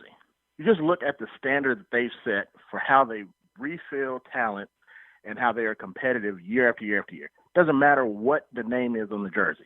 Then you add in the fact that they are in our division. That's the mark. We've got to at least be that good. Now, we can try to get better than that as a program, but that is absolutely where we are aiming for now. Once we get to that point and we're as good as they are, if we decide that there's a point past that we feel we need to go to, then okay. But in order for us to get where we want to be, that road goes through Tuscaloosa. Simple as that. Wise words spoken, D Lucky, again. What else you got? Man, everybody have a drink tonight. We'll make the best out of it. We'll just keep drinking. I haven't even cracked anything open yet. I'm just gonna go survey, see what speaks to me. All right, D Lucky, it's appreciated you giving us some time, brother. Everybody always clamors for you to call in, and I know why, because you're a great caller, good, reasonable caller. Man, I appreciate the love. Y'all stay safe. Enjoy the rest of this weekend. All right, peace. See you, bro. There he goes, D Lucky, an absolute badass. He's on the Mount Rushmore, as we've said. And Doc Dumpster. When you get Doc Dumpster's seal of approval, you know what that means. Hey, caller, welcome to the show. How you doing? JG, my man, how we doing? What up? Is this, hold on, Deezer? This is Mamadou. Oh, damn. What up, Mamadou? How you been? Oh, about as good as can be expected. This is what I expected. So I'm not more disappointed. My expectations were about that we'd score 13, 20 points. They'd score about 40, 50 points, and we'd go on, and Gus would overachieve and beat Jimbo by 3 touchdowns next week. Yeah, there's a lot of folks are confident that Auburn, just knowing Gus, Auburn people knowing Gus, that he's going to come out and kick the shit out of A&M next week. And honestly, it kind of shows how I would say spoiled we are to know that Gus is.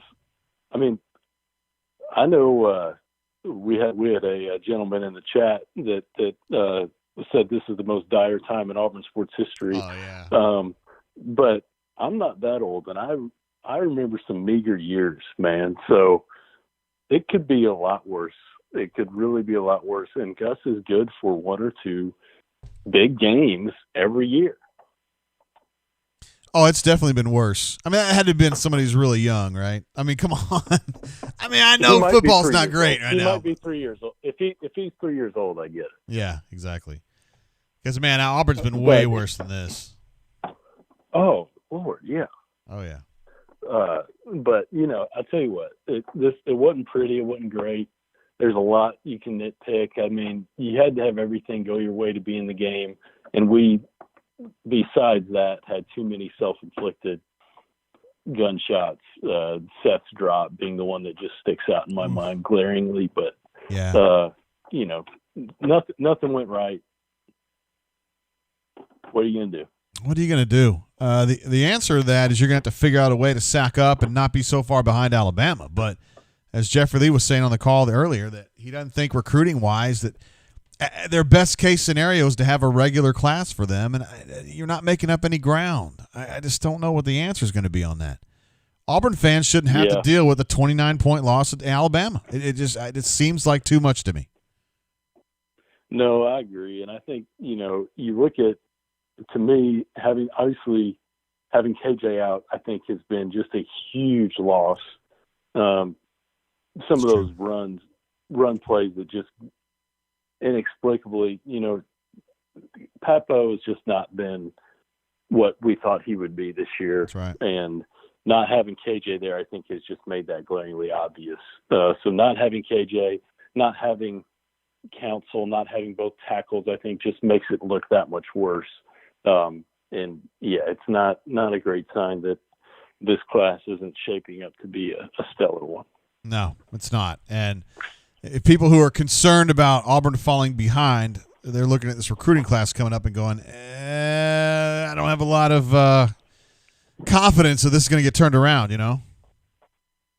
Right. Yeah. Nope. I'm with you. Yeah, it's tough though. But hey, before I go, I have a solution for everybody in the bunker that doesn't like the brain drain. Yeah.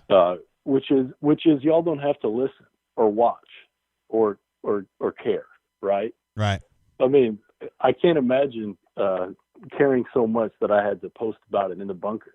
Seemed like a bunch of them are at least tuning in. So it seems that way. And I have people that DM me privately questions about the bunker, but I don't know. I don't know why you got to start a thread about it. It seemed kind of mean. I don't know. Trying to be a dick about it. Yeah. Well, there's that. And that's kind of the beauty of the brain drain is I think there's less dicks on here. Yeah. It seems that way to me too. Yeah. That's why I like it. Well, hey, appreciate it, Jay. Tough one, but hopefully Gus will prove us right and he'll pull one out next week. Beating A&M wouldn't be nothing. That would be a fun way to kind of resurrect a little bit of the season. Yeah, to kind of get right a little bit. Yeah, absolutely. I agree. It would be a big win, just not necessarily in Auburn circles. They'd be like, still lost to Alabama, and I get it, got crushed. But to a regular observer, to somebody in Missouri or somebody in Kentucky, they would be like, "Oh shit, they beat A&M." And I feel like Auburn people would be like, exactly. Yeah, I Number guess. 5 team in the country or whatever they'll be next week. I mean, that's not nothing. All right, man, you're our best caller ever in the history of Indiana. Okay. Yeah, I appreciate it.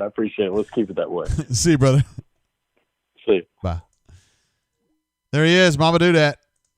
Good chatter, man. He's great on the brain drain. And he's also good in the bunker, too. I do want to get, let's see, B-Matt had called me, texted me. Okay, he's ready. B-Matt is ready. Want to give him plenty of time to get through that teleconference and whatever he was going to be working on and make sure we could get him on the horn without interfering with what he was doing. So let me call him and we'll get him going. Is this Mr. B-Matt? It is. I got through a few thrashings, but yeah, I'm still here. How did Gus do post game? Did he say we're a young team, it was just a tough loss, we got to man up and get over it? He did not say we were a young team. That did not occur during his. I think it was just about a 6.5 minute press conference, very short. Why was it so short and there were no questions? Actually, I think what happened is nobody had asked a question, and so it was like, okay, no more questions. We'll move on to the players. And that was it. Nobody got a chance to ask more. I think that was more of it. I think there are more questions to be asked, yeah. So, whatever. But we'll talk to him tomorrow, right? So, Were there any good questions asked? I mean, about what happened and why this was so bad? He said the usual thing about we got to man up and we got to, take this like a man and turn the page and get ready for Texas A&M next week, those type of things. But he wasn't asked like any tough questions like, I was thinking about, what's to say about the state of the two programs right now that, you got beat this badly. I think this is his second worst loss of his head coaching career. Oh, is that true? From what I can tell. Yeah. The worst one I think was to Alabama 2 years ago. I think that was by 31 points. And what was this one? This one was by 29 points. Is that right? Yeah. 29, yeah. Yeah. So I think this is tied for the second worst. I think he may have lost by 29 at when he was at Arkansas State to another team too. So, but we didn't really get into that too much. Mostly it was just about the game, why you didn't play well or what went wrong. And it was pretty much the obvious things we all saw. He mentioned that he thought the team came out flat in the first quarter. He thought that. They didn't do a good job of making plays when they got, inside the 40. They kept going backwards, trying to settle for field goals. He did say on that 1 3rd and 3, I thought it was 14-0 then, but maybe it was just 7-0. They thought about going for it, after they didn't get the first down, but they just decided to kick the field goal instead. I know a lot of people were questioning that call or why not be more aggressive. What else did he talk about? And he mentioned Tank Bixby wasn't close to being 100%. He said that, he went out there and played through it. He said Berdarius Ham had to leave the game or couldn't come back for the second half, and that DJ Williams got banged up. So Auburn's going to be banged up at running back again next week. I don't think Tank, re-aggravated the injury from what I could tell, but I doubt he's still back to 100%. I think those hip injuries usually take 3 to 4 weeks to get over, but we'll see. Oof. So they may go into A&M with Shivers and Mark Anthony as being the number 1 tailbacks, right? The healthy ones, right? Yeah, but we saw Tank get the majority of the carries when the game was still sort of on the line. So I think he'll still be a big part of it. You could just tell he couldn't cut, and he wasn't quite as quick as he normally be. But I thought Mark Anthony Richards ran the ball really well. He had that one run where he almost fumbled it, but other than that, he showed some good quickness. Broke some tackles, got some good yards after contact. I was impressed with really the first chance to see him get multiple carries in the game against a decent team. So I was impressed with that. I thought Auburn's offensive line played poorly again, sort of just like they did at Georgia. Gave up a lot of, I think 3 sacks and a bunch of hurries. I saw a couple of them just get tossed around like a sack of potatoes. I know Keandre Jones did one time. I don't remember which play it was. I just remember him basically getting knocked backwards. and that's 320 pounds getting knocked backwards. So, and then defensively, I thought they, other than the big plays, they did a really good job stuffing the run. And I thought the defensive line held up pretty good. They didn't get destroyed, but those explosive plays just killed them on defense. Man. I mean, just that's not what I thought was going to happen. I thought Kevin Steele would find a way, but I just think Alabama's talent was just too good, and they just weren't prepared for it. Yeah, it was 2 long touchdowns plus a pretty long running touchdown. Right, it was 35 yards. 39-yard run. Yep. Yeah. Yep. And they ended up with let's see here. How many was it? It was I think it was around 14 explosive plays, something like that. 11. 6 pass plays of 20 more yards and 5 running plays of 10 or more yards. So 11 explosive plays in that game. And they averaged over 8 yards per play. So that just tells you about how it was going for them. They weren't in many third and long situations. We've been fussing a bunch on here about, would you be surprised to see Auburn come out and just absolutely flush Texas A&M next week? I mean, no, I wouldn't. To be honest with you, no, I would not. But I've been disrespecting Texas A&M all season. I even picked LSU to beat them, and I think they're up like 10-0 or so right now. Although LSU was driving a minute ago and had a touchdown called back on a penalty, so they're giving them a sort of a kind of a game. But no, I still don't respect Texas A&M. They may whip Auburn's butt, but I'll probably pick Auburn to win. Well, it would not surprise me to see them bounce back. I just mean that more as like Gus lays an egg or they lay an egg at Alabama, but they actually come back and play really well against A&M. It just seems like, and you were the one who asked Gus about this, I think, a year ago, and I thought it was a good question about, he had lost at Georgia, and you asked him there in Athens, like, what's the deal, man? You keep losing Georgia, LSU, Alabama, and now in these 2 games this year against Georgia and Alabama, they've lost 69-19. I mean, what's the deal? That's a reasonable question, right? I think the deal is those guys just recruit, and it's just a big talent difference. And in fact, I can update my stats now. Gus is now 8-17 against the big 3, 8-4 at home, by the way. So that's 0-13 away from Jordan-Hare, either at their stadiums or in the SEC championship game. Good golly, man! Never won a game on the road. Never beat one of Auburn's top 3 opponents away from Jordan-Hare. So that's wow. That's something that he needs to be able to do, right? To be able to stay at Auburn, he needs to do that. That's pretty sus. I mean, he gets Georgia and Alabama at home next year. This will be a better team next year, and people out there going, "There's no way that Auburn could beat Alabama after they just lost by 29 points." But I mean, they beat them last year, right?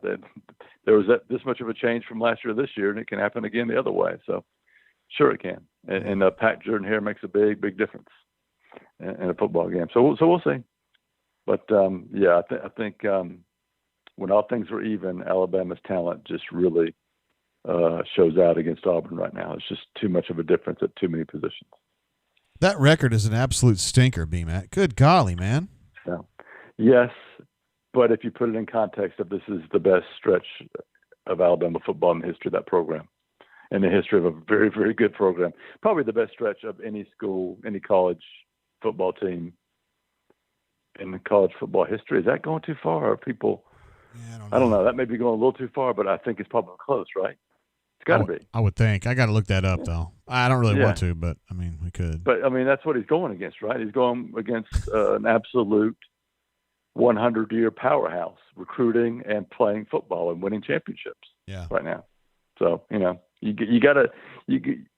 It's our job as reporters and writers to put things in perspective, not to overreact emotionally to every bad or good thing that happens. And that's what I would say. That was not a pretty loss. It was ugly. It's not good to lose to your arch in-state rival like that. It definitely showed the difference in talent, but there's a reason. There's a difference in talent. And Auburn's not the only team getting their ass whipped by Alabama on a pretty regular basis. You know what I'm saying? Well, we're a young team. We're just going to come together. Got to play hard. We got a big game next week against A&M. We got to win that one. But I'm not Russell. I guess I've just accepted this is Gus right now, or this is this year's team, right? Yeah, it's COVID. If they did that to Auburn at Jordan-Hare Stadium, I would be on your show ranting for 30 minutes straight and absolutely asking for his scalp, right? Right. Because that would be a different story. But this is not. This is basically what everybody predicted, right? I'm the only one that predicted it to be like 27-10. I think everybody else had it in the 30s or 40s. Yeah. So you were Mr. Pollyanna, weren't you? Yeah. I tried to.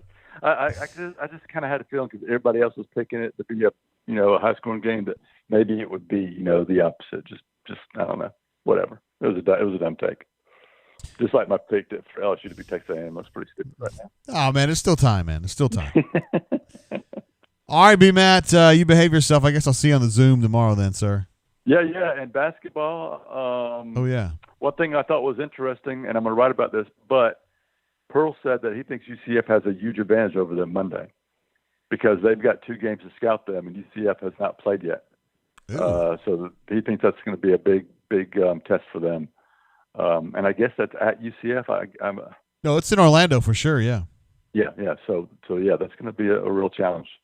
And there's not going to be like Iron Bowl, two basketball games, Iron Bowl, and now another basketball game. So we are rolling with the sports right now. Absolutely, loaded up, man. And then we got Jimbo next weekend, huh? Oh boy. All right, B. Matt. I'm gonna disrespect him. All right, see you, man. See you, brother. Bye. There he is, Brian Matthews, a man who is a doer of many things. He's a caller. He's a chatter. He's a writer. He's a podcaster. He can do a little bit of everything. That's why we love B-Matt. Some interesting stuff going on in the AU Taxman notes. When Brian was talking about Alabama having this great run, AU Taxman says University of Chicago had a great run in the aughts. They did, actually. Somebody said earlier Auburn didn't flush anybody. I would like, well, to be fair, Auburn did flush LSU earlier this year. But that may not count. You may look at LSU and be like, nah, I don't know. They're not very good this year. No, nobody here. I hope there's no Bammers on here going to try to bait us into something because everybody here is just pretty much like, yeah. This sucked. Alabama's way better. Another one says, LOL with the SEC title game on the schedule. Yeah, I made that schedule 4 months ago, whenever this was made. So, yeah, you just got to deal with that. Sorry you haven't noticed before. It's only been on there for 4 months. Hey, caller, how you doing? Welcome to the show. Hey, Jay, it's NWG. Hey, what's up, brother? How you feeling? I'm feeling all right. Done with the COVID again, so. Yeah, I know you weren't feeling great about that either. It didn't feel good to have it. No. It wasn't pleasant. Needless to say, the Iron Bowl practically snuck up on me for the first time in my life, but all good now, other than the game. Yeah, and this was not a satisfying release here at all for you, I'm sure. No, but I mean, it's we've talked about it before. At this point, it's kind of what I expect when Gus goes in these big road games. I know Brian just said that he's 0-13 in these types of situations, but if you take the other teams that have either won an SEC or national championship this decade that we've played, that would be on the road or away from home. That would be FSU, Oklahoma, and Clemson. And you pile them in with LSU, Georgia, Alabama, Florida. That's 0-17 away from Auburn in those games. That's amazing. There's no team that has won a national or SEC championship in this century that Gus has beaten away from Auburn. He's 0-17 in those games. 0-17. Yeah. So he's good against State. He's good against State. He's good against Ole Miss. He's good against usually South Carolina, Kentucky. And he's pretty good against most of those teams at home, except Georgia's kind of become a trend that he can't beat them anywhere. But,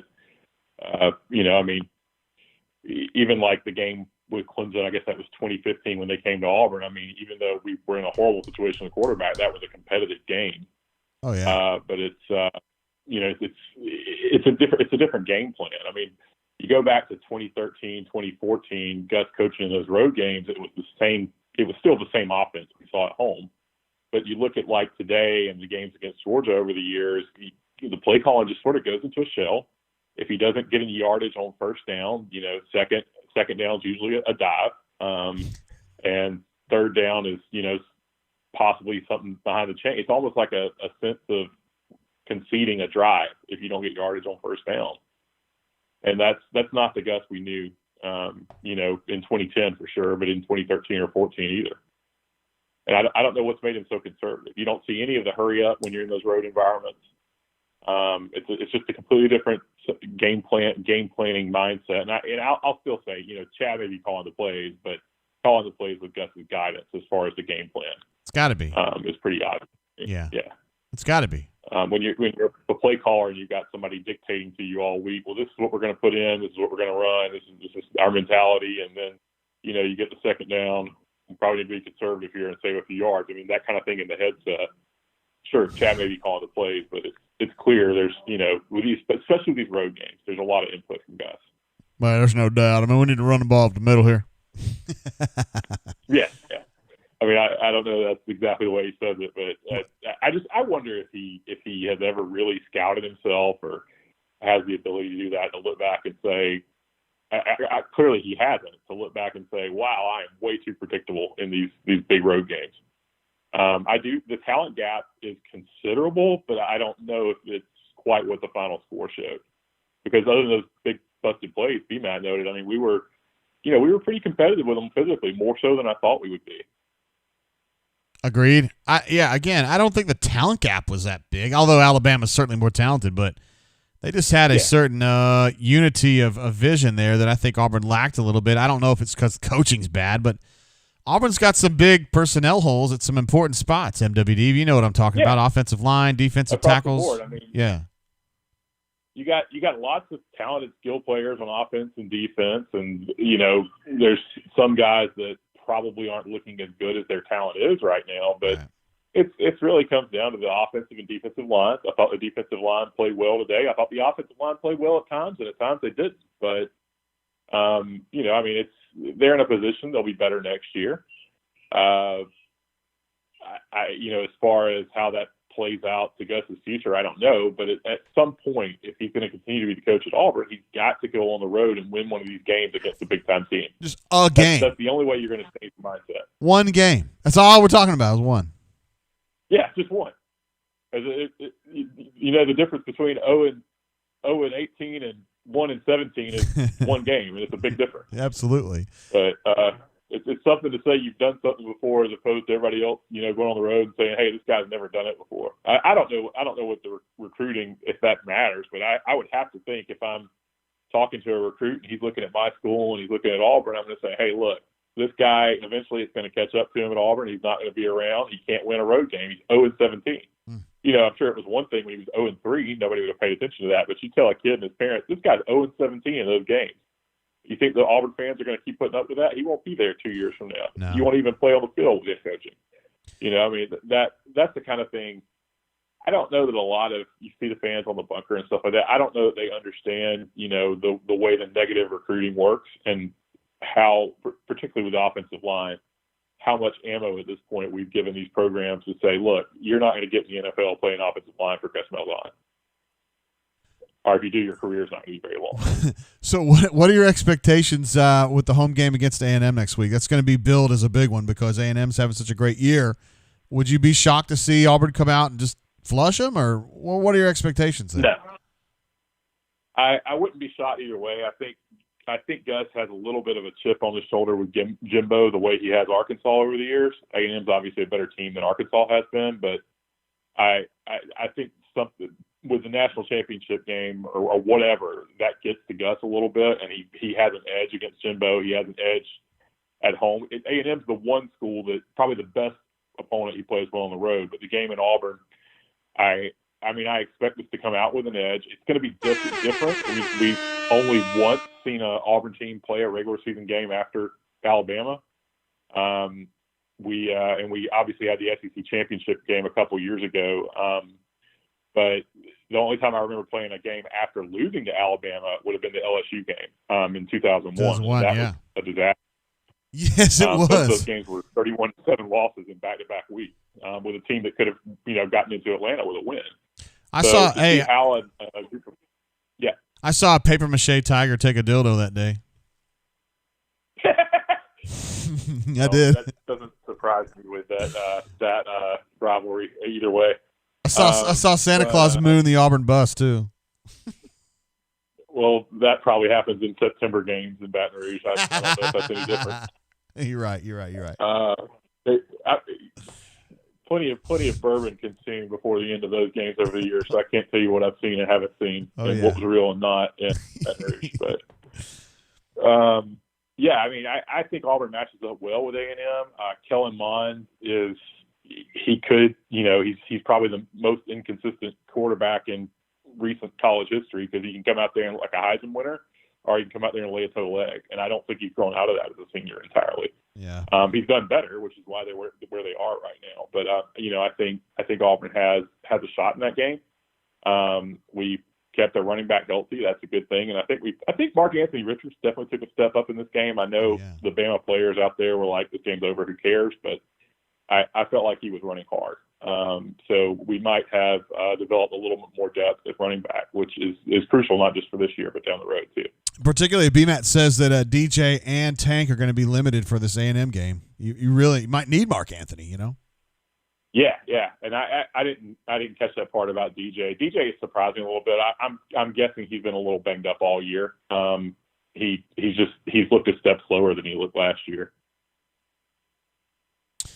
MWD, we're glad to hear you're doing all right, brother, because I know you were not feeling super great, 2 or 3 weeks ago. But yeah, man, appreciate it. Yep, I think it's all cleared up now, so good to go. And we'll check you out after the A&M game. Yes. Yeah, I'll check in and see which way it went. Either way. All right, brother. We'll see you then. Thanks for calling in, bro. See you, bro. There he is, NWD. Sneaky good poster on the bunker. And a good caller, too.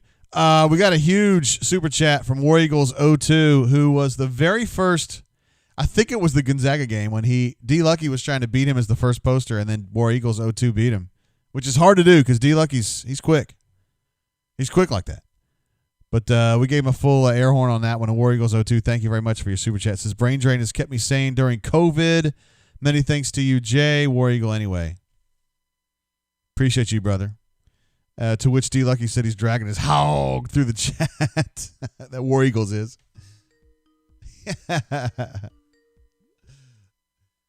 Hey, caller, welcome to the show. How you doing? What's going on, Jay? Word, who I got? _Newton. Scoot Newton, what up, bro? How you doing? Good. Where you at, man? I am heading to Birmingham from Mobile. Oh, damn. That's a long way, bro. Yeah, I went home for Thanksgiving to see the family. Are you in a good part of that stretch, or are you in a bad part of that stretch? I'm just out to Birmingham now, so I'm not too far. Yeah, you're almost there now. Yep, and then right after I get home, I'm unpacking and heading to Chattanooga. Woo! Well, Chattanooga has great internet, so you're fine. That's right. Man, I wanted to call just a vent for a minute. Hell yeah, let's do it.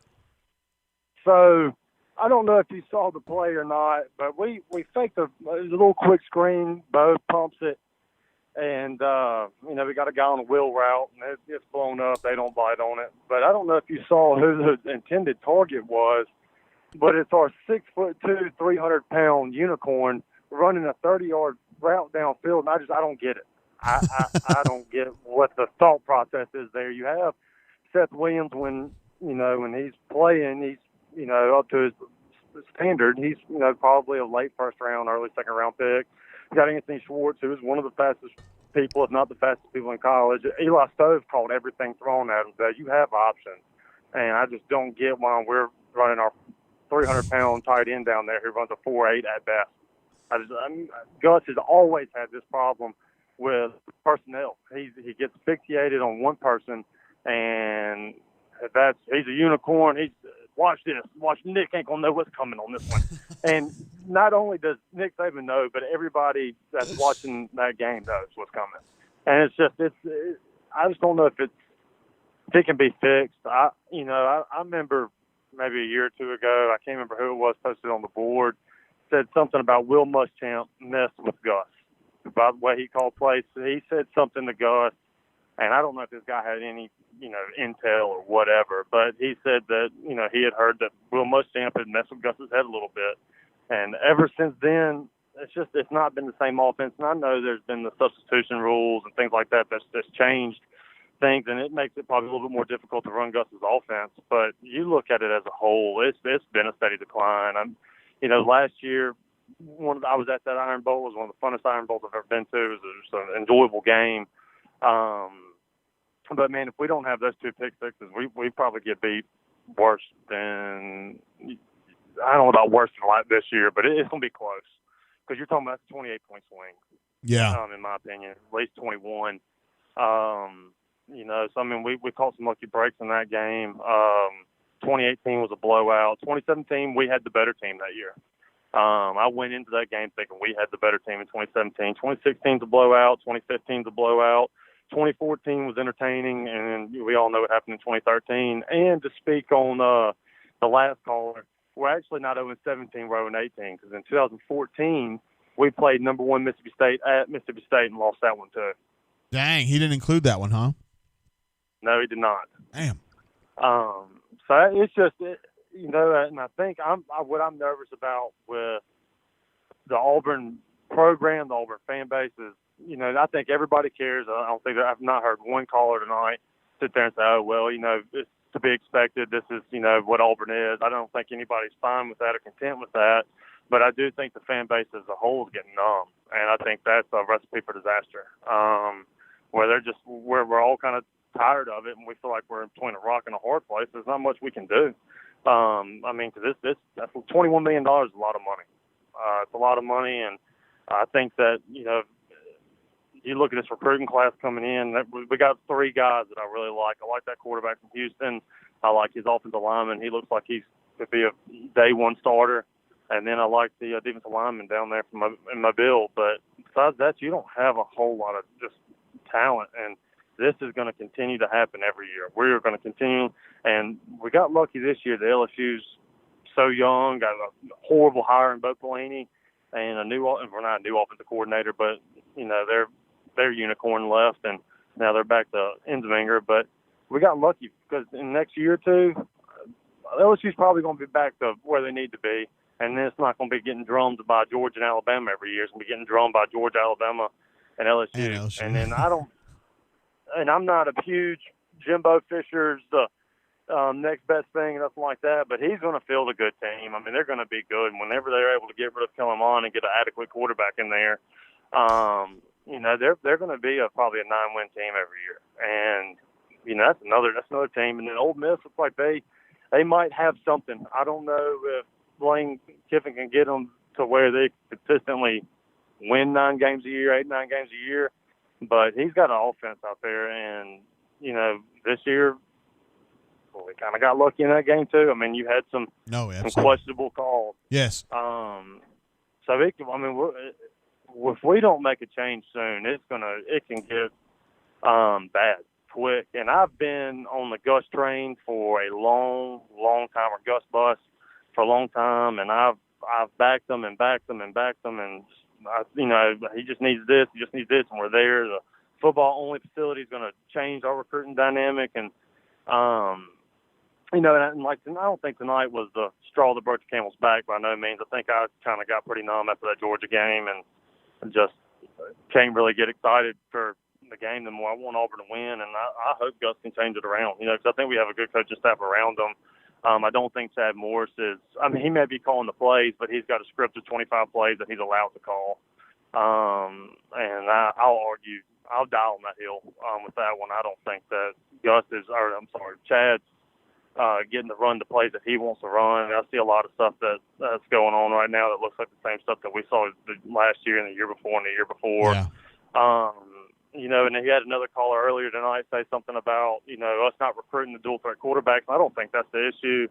I think the issue is that you look at what Jarrett Stidham did at Baylor, and I know it was Baylor. I know it's the Big 12. The defenses aren't as good as they are in the SEC. I get that. But you look at what he did in those 3 or 4 games that he started at Baylor before he, you know, broke his ankle or whatever it was, and then he comes to Auburn and he looks it's completely different. I mean, 2017 he had an average year. I think he threw for about 2,600 yards, which is, you know, a little bit. I would say it's good, maybe a little below good. But it's not like he came out with lights out like he was at Baylor, throwing for 500 yards a game. I don't expect you to come throw for 500 yards a game in the SEC, but to throw for 300, and a touchdown or two, definitely against some of the teams that we played. It didn't look like that. And then you got into 2018 when Kerryon was gone, and we lost a couple offensive linemen, and it looked like he was lost. Like it was his first year ever playing quarterback, and I think Gus has a real hard time developing quarterbacks. He and does. I think that's proven, and with Bo Nix too. I just have a hard time believing that Bo Nix came from a football family, that Pat was, he's been his coach, Pat's done all this, and then he comes in here and some of the stuff that he does just looks like he hasn't been coached very well, and I think that's a Gus effect. The only player that I've ever seen progress at quarterback under Gus was Nick Marshall, and I think it's just because Nick Marshall started at the bottom of the barrel. He did. And then he had nowhere to go but to get better throwing the football. You look at the offensive line. I mean, that's issues. I mean, and that's been harped on all night. Our recruiting's bad. We cannot compete in the trenches. Definitely on the offensive line, defensive line. I knew we were going to take a step down this year. I didn't think it would be this far. I know you see some good things out of Newkirk and Derek Hall. You see some, you see flashes, but it's just, I thought that Rodney and Kevin had gotten our defensive line to the point where we didn't rebuild, we reloaded, and that's wrong. At least it is to me. Our safeties look average at best. I've never been huge on Smoke. I think he's a adequate to good player. I never thought that he was, lights out. That's just my opinion. And I think Roger McCreary's good. I think he was a heck of a steal coming out. I think he was a 2-star coming out of Mobile. I think he's a heck of a steal. You're looking at maybe a second-round pick. But I knew the game was going to be bad. I think I predicted 34-23. And that's the other thing I wanted to hit on, too, is I understand it's early in the game. It's 4th and 3. You want to get a little momentum. But Gus, he does this all the time. So I don't know why I'm really surprised. Maybe I'm not surprised. But if he's watched any film whatsoever this year of this Alabama offense, he knows it's the best offense that he'll play this year that any team will probably play this year. And he knows that he can't exchange touchdowns for field goals. And why not be a little bit more aggressive right there and just see what we can do? Because I promise you, me personally, 42-13 or 42-7 is not that big of a difference to me. Either way, we got our ass whooped. Yeah. So why not go, make something happen. I mean, if you can't get, my grandfather's always said, if you can't get a yard, you shouldn't be able to win the game. If you can't get 3 yards, we probably wasn't going to win the game either, Yeah. And it's the same song and dance every year. Next year what's going to happen is, everybody's to their breaking point, and the money will be down enough to maybe where we can get rid of him, and he'll pull something out. He'll go 10-2, and I'm 11-1, and I'd be happy with that. That's what I want. I want Gus to turn it around. I don't want to have a turnover, but he'll go 10-2, 11-1, and we'll play both those games at home. We'll fall short at the end of the year in a bowl game and whatever it may be, and then we'll be fine with them. Maybe even give them a year extension, and then next year it's going to be back to the same thing. And it's just it's sick, and I don't know why the powers that be don't see it, because the rest of the fan base does. Yeah. Scoot Newton, that's one good rip. I don't even have to ask you a question. I feel like we've gotten everything we need to get out of you just right there, man. That's good stuff. Yeah, it's been weighing on my heart a little bit. Just this long drive, it's just been bulling. It's just aggravating, and I can remember Tommy Tuberville years where, man, at least we were competitive. We might lose a game that we shouldn't lose, but man, if we were competitive in every game that we played, no matter if it was an 8-4 season or if it was a 10-2 season or whatever it may be, we went into a game and I was like, man, we have a fighting chance, and we just, gosh, you don't. There's games that we should win that we know we're going to win, and there's the games that, like tonight, where I knew for a fact we weren't winning this game, and I didn't think that we even had a chance, and that's just sick. It's just sick because Auburn shouldn't be at that point ever, and definitely not in year 8 of a head coach tenure. Yeah. All right, Scoot Newton, finish that trip safely, brother. That's all we need. Yes, sir. I appreciate it, War Eagle. I'll talk to you after the A&M game. All right, see you, Scootin. There he is. He made that one easy for me, didn't he? I didn't even have to ask a question. He was just like, boom, boom, boom. Here's the things, man. Here's my list. And I mean, when you're driving from Mobile to Birmingham, man, it's like that sometimes. It do be like that sometimes. Man, I took a break from the phone calls after that one. Not because Scootin was bad or anything. He was great, but I got to make a decision about what we're going to do here. We've been going 6 hours and 15 minutes. Yeah, we still got a lot going on in the chat. Josh C wants to know thoughts from me if Gus should be out. That's not really something. I mean, no. I hear everything you guys are saying, and I'm on board with it. But you're asking for my opinion, and I'm giving it to you. I'm big on financials. That's just how I would be if I was an AD. I think Alan thinks the same way. So if you're telling me I got to spend whatever $20 million for him and $10 more million for the assistants, and I got to spend another $15 million to get this guy or that guy and buy them out and all this shit, no, not worth it to me. And what's up, Locked On? I see you, brother. Another one of my well, he's a bunker guy, but he's one of my Warzone teammates. And one of our friends, Locked On, Double D's, his question is, okay, he doesn't like us, but he's like, can you guarantee me that the next guy, whoever that person might be, is going to be better than Gus? Because if the answer is no or I don't know, then I'm not interested in that. So it's like, okay, you want to fire Gus, and this is kind of the Auburn way has been for generations, it seems like. Get pissed off, fire the coach, hire somebody you think's better. Right? And they were doing that with Tuberville too. When they tried to fire him in 2003, they were trying to get Petrino, obviously. We kind of got to the bottom of that before it happened. When Mr. Lauder was kind of running things behind the scenes, he would always know who he was going to get. When Bowden got run, they knew it was going to be Tuberville. When Tuberville was going to get run in 2003, it was going to be Petrino. You know, by the time 2008 came around, there was a little bit of a regime change there. They ended up going with Chizik, and ultimately that worked out on a short-term basis, but I don't know, man. It seems like there's there's just not that one coach you look at him and say, that's the guy that would get Auburn up to Alabama, Georgia level. I mean, I don't Billy Napier, I got questions. Hugh Freeze, I've got questions. I mean, Lane Kiffin to me is not a reasonable option, but I have questions there too. I mean, I know he can score points. I know that. No doubt about it. He's probably the best college offensive mind out there, if you want to know my opinion. But they give up a lot of points, and at the same time, it's not necessarily his fault that they're so understaffed on defense, but is he going to be there long enough to let his defensive guys rebuild that side of the ball? I don't know.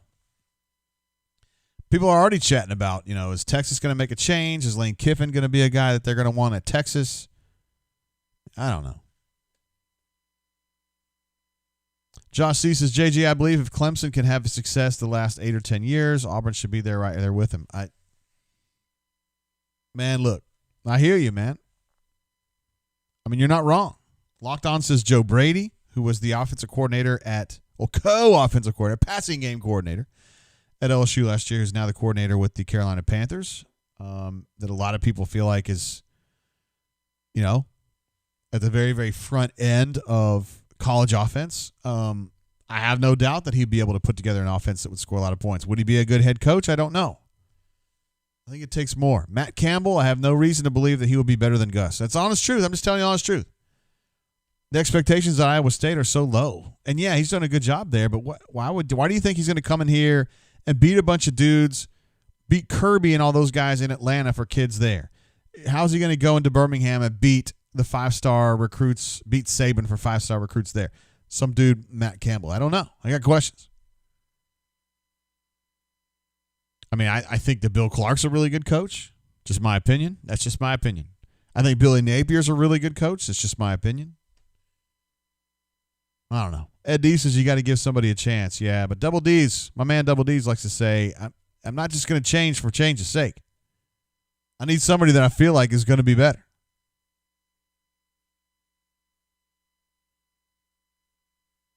Just my opinion. You guys asked. That's how I feel about it. I'm not someone who's on the front end of let's change, make a change. I'm never going to be the first guy to say let's make a change. I'm never going to be the second guy to say make a change.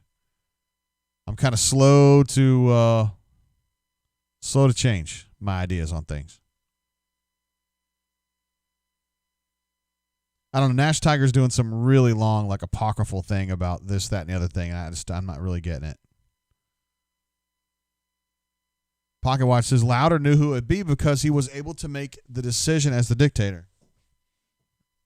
Not a completely wayward concept there, but if you've got a benevolent dictator, although a lot of people would argue whether he was benevolent, but if you got a competent dictator who knows what's up, I don't see why that's necessarily a bad thing on face value. Just saying. Alan Ingram also makes a good point. I don't know if it's relevant to this particular discussion, but Clemson gave up 1 billion points in early Dabo. Clemson was very patient with Dabo in the beginning, but not 8 years patient. It was like 3 years patient. Josh C. says, JG, thoughts on Meyer? You're asking me my opinion. I think Urban Meyer is a bad guy. I think Urban Meyer is a wicked guy. Whether or not he has control of or a grasp on how to score a lot of points in college football right now, I don't know if he does or he doesn't. When he was at Ohio State most recently, they did well. But they're also in kind of a turd conference, in my opinion. They're the clear class of that conference. He can out-recruit all those turds. So I just don't I'm not as sold on Urban Meyer. First of all, I'm not sold on Urban Meyer coming here. Second of all, I'm just not sold on Urban Meyer, period. I think he's a turd. My opinion. Again, you guys can disagree, and you might be right.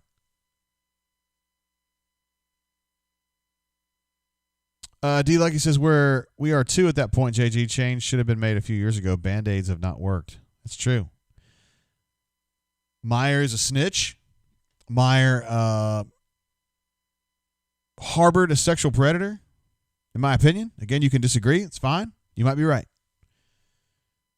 There's a reason he's not coaching. And it's not because he has a lack of competence. It's because there's just questions. Ohio State got rid of him. And Ryan Day's been fine, but I was talking about Matt Campbell earlier. Brendan Page says, do you think Bo can be a good QB? Yes, I do. I think he's been a good QB here. Not today, he's not been awesome, but yeah, I think he's pretty good in general. Williams says, nice guys don't win championships. I would argue very, very much that John Wooden won a few championships, and he was a nice guy. He was principled. He was tough, but he was a nice person. I also happen to think Dabo's a nice person. I'm not saying he's the nicest guy ever, but he's nice. Worldwide Memes says, shout out from Australia. I was hoping you were going to say Austria because then I wouldn't have been able to riff on that. But Australia, I don't have much to say. But word, glad to have you on the show, albeit for a very short period of time. William thinks that winning championships is 80% recruiting and 20% coaching. I would actually agree with that, I think. I might go 70-30. But 80-20 is fine, too. William also wants to know, is Meyer, Freeze, and Sark the only real options? Dude, Sarkisian? Really? Why? I mean, no. Did a nice job today, okay? He did a really nice job today. Not hating on Sarkisian. What makes you think he's going to be a great head coach? Is there anything? Well, he's good at coordinating Alabama's offense. Yeah, with a bunch of five-star dudes. Is he going to get five-star dudes at Auburn? I don't know. Josh C. wants to know about Brent Venables, the defensive coordinator at Clemson. At this point in his career, considering how coveted he has been this whole time, Mama Dude, killing me. Considering how coveted he has been this whole time, and he hasn't taken a head coaching job, I don't have any reason to believe that he wants to be a head coach or that he would be a good head coach. I don't know that. I'm with Nash Tiger, though, on this one. He says, Jimmy's and Joe's and a competent coach. I think the coaching thing is overrated. I think the recruiting thing is properly rated. Obby Travel says Hugh Freeze or stick with Gus. Hugh Freeze. Again, not ragging on Hugh Freeze. Done a great job at with the Flames. And he did a generally a good job at Ole Miss, although we mentioned this on G-Pits, but the final couple of years of his time at Ole Miss, particularly the last year, was not good. I mean, things were not going great. Todd G.J. says, we know Gus is not a great head coach, don't we? Yeah, probably. Yeah. Yo Malcolm says, Bob Stoops or Lincoln Riley, LOL. Oh, man. Yeah, Bob Stoops is coming out of retirement to coach at Auburn. I don't have any reason to believe that either. Those people a couple of years ago, they were like, we're going to fire Gus and we're going to hire Bob Stoops. And it's like, have you talked to Bob? And they're like, well, not really. Have you offered the job to Bob? Have you talked to him about what he would take? No, not really. Have you told him that, the challenges that they have at Auburn? And no, not really. Okay. Well, once you have those conversations with him and he seems really cool with it, then let me know. Because he has said all this time that he's not taking another job, and he hasn't taken another job. Wait, he did go with the pro league that went kind of belly up just because of COVID. I forgot what it was. But I just don't, man. Listen, man, college football, he knows what we know. He knows it's recruiting. He did a great job at Oklahoma, but it takes so much effort. I don't think he's living that life. I don't think he wants to do it anymore.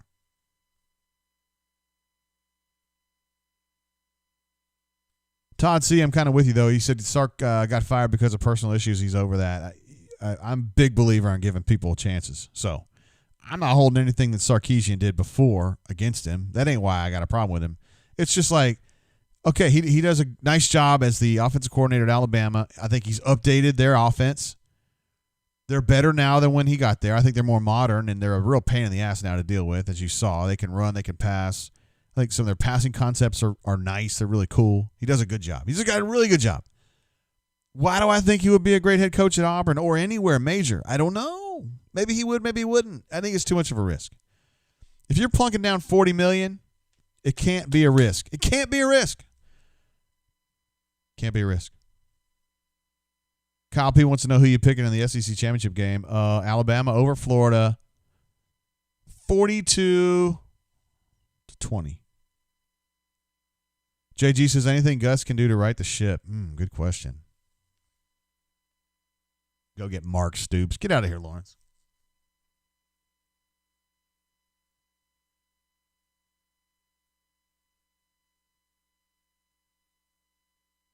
How could Gus right the ship? Let's think about that. I'm trying to be a responsible commentator here. So I have said, and some of you guys agree with me, many of you do, that this is 80%. I think Nash said 80% recruiting, 20% coaching. I think it's a little bit more coaching, but it's close. So let's just say for shits and giggles, 80% recruiting, 20% coaching.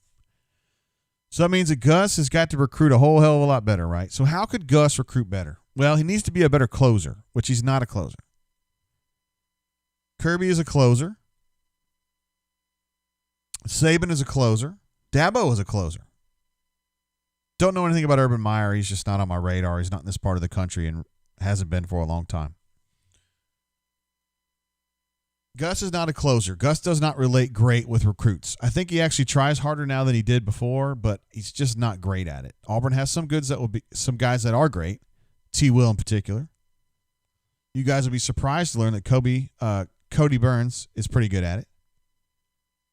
Crime Dog's good at that. I think Bick is pretty good at that. He would need, and I think Kevin Steele's good at that too. Of course, Kevin Steele gets the kids, man. He's a little bit short on the defensive line right now, but he sure wasn't last year, and he generally isn't. So I don't want to give him too much trouble on that end. But one way or another, they have to recruit a whole lot better.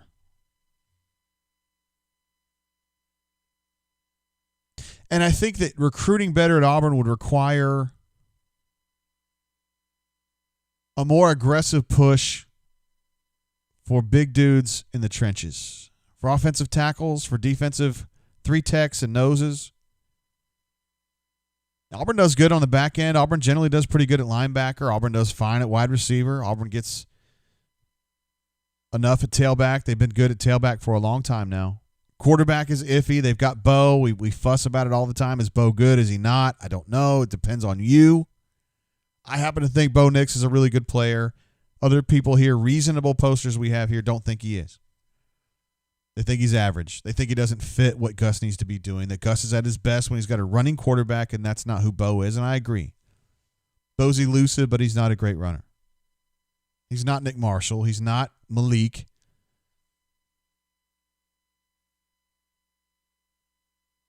So one way or another, they've got to overcome whatever institutional hurdle they have about not being able to sign the big-time tackles on both sides of the ball. I think that's the difference.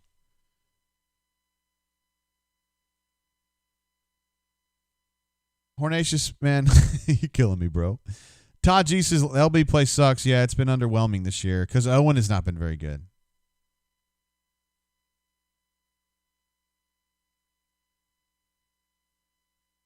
Now, Nash believes that it's a big facility game. That part of the reason that T. Will, Crime, Cody, Garner, Caddy, and crew aren't closing is because we're completely not in the same galaxy with many of the top teams in terms of facilities, which is true. Alan Green's trying to get them pulled forward with the new football-only facility that's going to be built over by the old track. He's got really big ideas for that. I've heard some of these ideas off the record. I think it's going to be really kick-ass. They got to get the money for that, and they got to actually get it. It's going to take a while. I think a best case scenario from right now, 3 years.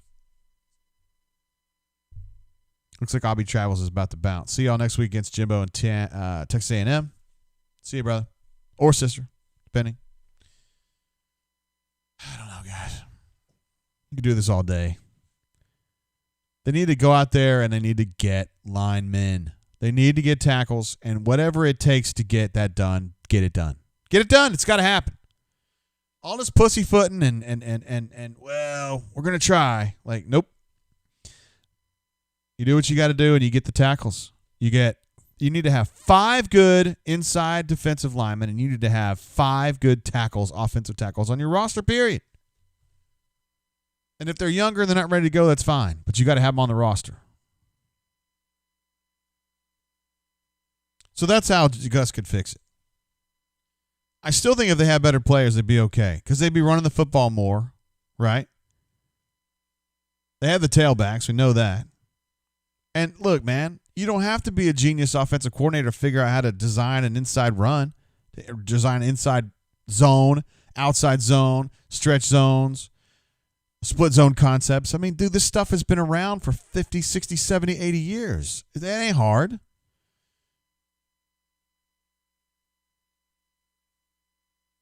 Kenny Hill's about to bounce. Appreciate you, Kenny. I appreciate you being part of the show tonight. I don't know about that, Josh C. Say we need better wide receivers. Dude, some of the good wide receivers aren't even playing that much. Xavion's a good player. Why didn't he play more? Kobe's a good player. Why didn't he play more? Why is Shed Jackson playing so much? I don't know. Fat Crack says that's a lot of fixing. Yeah, it is a lot of fixing. I'm just venting. I'm just talking. We just rapping here, yo.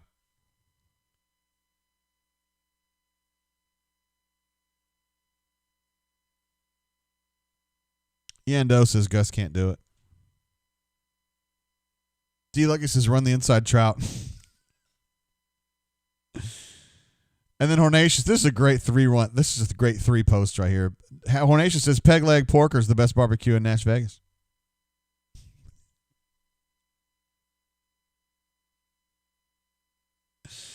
Thanks, buddy. I didn't know that, honestly.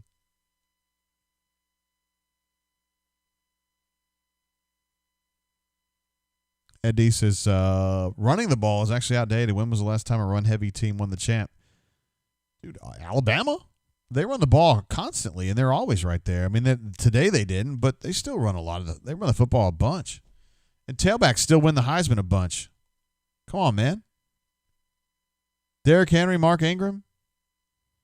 Najee Harris is going to be in that conversation this year. Probably will go a different direction, but he's good. He's real good.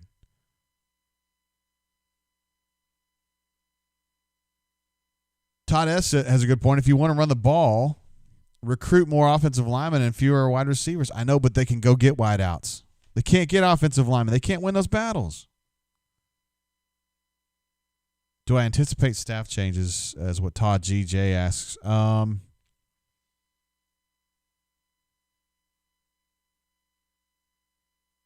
not right off. I really don't. I don't feel like it's a fire alarm inside Auburn. I really don't. Because again, if they win 3 of their non-conference games this year, and let's say they win 6, they go 6-4 in these SEC games, then that would be what, 9-5, 9-4 plus the bowl game. They have you go to the bowl with the potential of winning 10 games. Dude, Auburn administration will be fine with Auburn winning 10 games.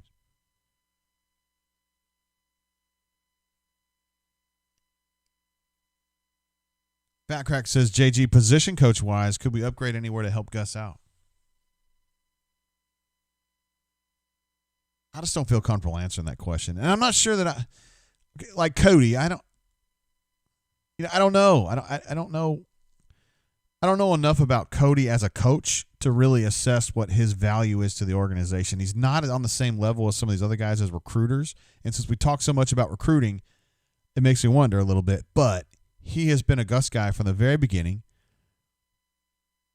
Maybe he's kind of on that side a little bit. He's more of an X's and O's guys. You know, the way like Chad Pruitt or Mike Burgomaster is in basketball. They're extremely valuable guys. But a lot of random folks don't even know those names. They're like, Mike Burgomaster? I don't even know the hell that is. Well, you should. Josh C. wants to know, how is Trask better developed than Bo Nix? Bo has overall more talent than Trask, but Trask is a senior right now. Trask is a senior. Bo's still a sophomore. He's played a lot. Yes, he's played a lot. But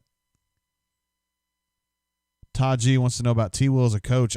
I happen to think he's terrific, but that's just my opinion. You guys are asking me my opinion. I'm telling you. He's very much a hype guy. He's a good recruiter. He's a good developer of players and of men. I think he's a terrific role model. And if I had a son, well, I don't, but if I did, and I would feel 100% on board with T. Will coaching my son. He's a good dude. He's a good dude. He's a hype dude. And again, he's a great recruiter, and he's a good, I don't, he's not a problem. T. Will is not a problem here.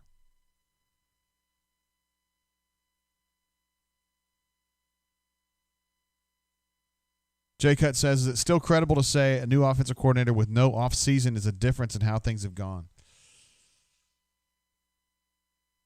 I think that was a factor against Kentucky and Arkansas and shit like that. But, I mean, at this point now, no. I mean, it's been going on 3 months now.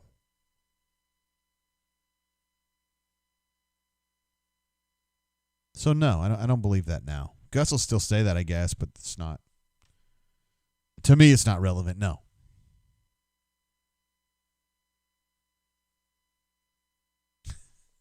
Alan, I don't know where you're going with that, bro. And AU Taxman brings it home again. He says, some are forgetting that our best player on D is injured. Kenny Britt, middle linebacker. All SEC, first team. Is out because he tore ligaments in his thumb, like right here. Nash Tiger says we have one of the best staffs in the SEC. I honestly, truly believe that. Love the staff. I think the staff's great. D-Lucky's bouncing. That probably means I need to bounce too. Super chat right here. Let me give him a DJ air horn for that one. Wake you guys up. Says, I'm out. This case of victory champagne I bought ain't going to drink itself. War Eagle night peeps.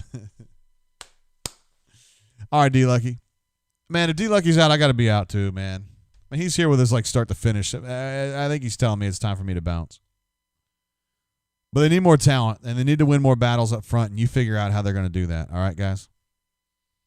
Listen, we've gone on forever. I want to give a shout-out to our callers, NAAU fan who called in even before I expected him to call in. Auburn alumni, Stoop Up, Ruxy Poo, DX Triple H PED, Jeffrey Lee, Doc Dumpster, Elite Gus. Sorry, I didn't recognize you right off, brother. D Lucky, Mamba Dudat, BMAT, MWD, Van Scooten, Newton. Were our callers tonight. Our super chatters tonight were Easterwood. Man, he came in so early. He got us early. Chaz Music, Hornatius had a bunch. Scotty P, Stu Pup, of course. Blackhawk, SSim008. Spread Attack, Fat Crack, B-Mac. Not B-Mat, B-Mac. Lee Mail 7 with a funny comment about, can we take Sean White out? AF Tiger, Virginia. Ryan S., who's always with us. Appreciate you, brother man. Let's see. Ruxy Poo dropped a big one, and he was also a caller today. We love Ruxy Poo. Bourbon Bowl dropped one before he bounced. Caddy Wumpus. War Eagles 02. Appreciate you, sir. D-Lucky drops one here. And then Hornatius comes in with Girls We Want to Poke. I don't even know what you're talking about, bro. You talking about this one right here? Oh, my goodness. We used to do this for those of you who are kind of tuning in. You haven't been around. I mean, you've been watching games or whatever. But back during COVID, when we had nothing to talk about, we always finished it off with the Girls We Adore. And we always had a bunch of gals on here that we thought very highly of. Various gals that it's been so long since we've done this that honestly I've forgotten who many of these girls are because I wasn't familiar with them. Belinda Carlisle, you guys don't care about her. Oh, yes, that was one that I think Alpha Tiger came up with. She's one of the Fox News girls, but I didn't even recognize her in that picture. It was great. More Fox News girls. Oh, that had some other reference. Sorry about that. That too. That's what old school cable selectors used to look like. You young people don't even know what those things are, but used to be a big deal. Jennifer Connelly, who's lovely. She's a actress from the 90s. She was in the, Rocketeer and others. That was a gal that Ruxy Poo liked right there. I have no idea what her name is, though. Ruxy Poo, good call, bro. Margot Robbie. This was a girl that, I can't remember if that's the girl that Ruxy Poo actually wanted to see or not. I can't remember. It was a Ruxy Poo thing. The AT&T girl, who I think we all agree is lovely. AT&T girl again. She has an odd name. Milana Vance something. I don't know. She's of Russian origin. That was definitely one of the girls I was trying to find. It was Ruxy Poo had mentioned a girl. That was the wrong girl right there, but we were trying to find her. Again, wrong girl, but we were trying to find her. That is that's Wayne Gretzky's daughter. Yeah. Of course, her mother's a supermodel. I mean, that's not even fair. Ross Gold, who does a lot of I see her on NBA games like Warriors. I think it's where we see her most often. She's kind of a sports personality. She's lovely. Abby Hornacek. I don't know anything about her mom, but she's probably hot considering her dad was such a baller. Shannon Spake, who's one that I'm particularly fond of. I don't know if you guys feel the same way about her, but she used to do NASCAR. I think she does some college football, but not ESPN now. AU Texman says it's Milana Vaintrub. Okay. Very good. I know that's Tommy Lahren right there. Fox News. Ali Wong was lovely. I mean, guys, we spent months doing this. This is nothing new for you guys. Allison Stokey, who I believe is one of Hornatius's favorites. And then this Jenny Green girl, she's lovely. This is probably my all-time top three. Of course, we got Jill Arrington on the left, and we got the Golf Channel chick here in the middle, and then this other girl over here. You guys have opened my eyes to so many lovely gals. Let's see. Love the Cats wants me to pull in this girl that he sent me on Facebook Messenger. I mean, I'm happy to do it. I didn't know you felt that strongly about it. I pull that in. I mean, I saw you set the picture earlier. I was like, nah, she's cute for real. And then I didn't know you wanted it on the show. But I'm happy to do it. So this is, who is this? Jesse James Decker? I feel like I've heard that name. The picture you sent me wasn't super big, but yeah, I mean, yeah. Nobody has a problem with that. Georgia Rebel says Dustin Johnson says hands off. I'm not worried about him. He's a punk. You guys are just throwing out names now. See, Josh C. does ask one on-topic question here. JG, last question. Who can Auburn get as O-line coach to get 5-star linemen? I don't think Big Nell's a problem, bro. I don't think it's a question of they need to get a new offensive line coach, personally. I think it's more like the head coach needs to kind of get on board with the whole thing. Jesse James Decker, you say? She looks nice. I bet she's really short, though. It's kind of a minus. I'm willing to look up Kaylee O'Sullivan, but that's it.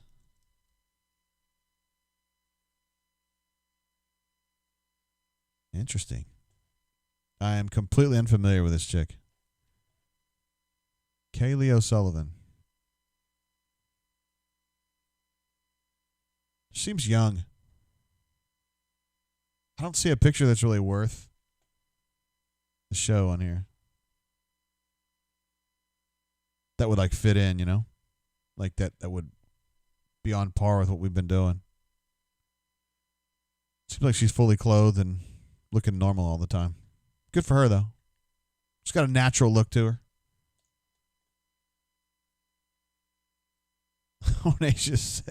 Alan Ingram says, my wife is hotter than these people. If your wife is hotter than Jill Arrington, you're doing a hell of a job, brother.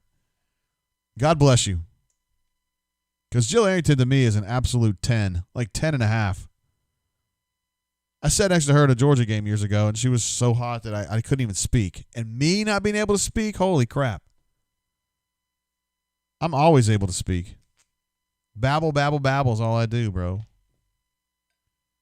Well, we probably reached the end of the road, guys. This is probably when I sing End of the Road to you guys. Although we've come. We're coming up on 7 hours. That's enough, I think. We've already gone through all the Alan Ingram says I try. It's a one and done. You either got it or you didn't. But I'll trust you, bro. You've never lied to me before. I'm going to wrap it up there. You guys have been incredible. Thank you for some of you guys going the distance with me. Others just kind of in and out, but it's all good. I loved you guys anyway.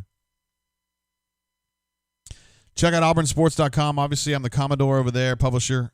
We've got some great content up from BMAT and Christian Clemente are going to be writing about the game tonight. I'm sure they got a bunch of stuff up already. Tomorrow, we're going to be doing we'll do brain drain highlights tomorrow with some of the best calls.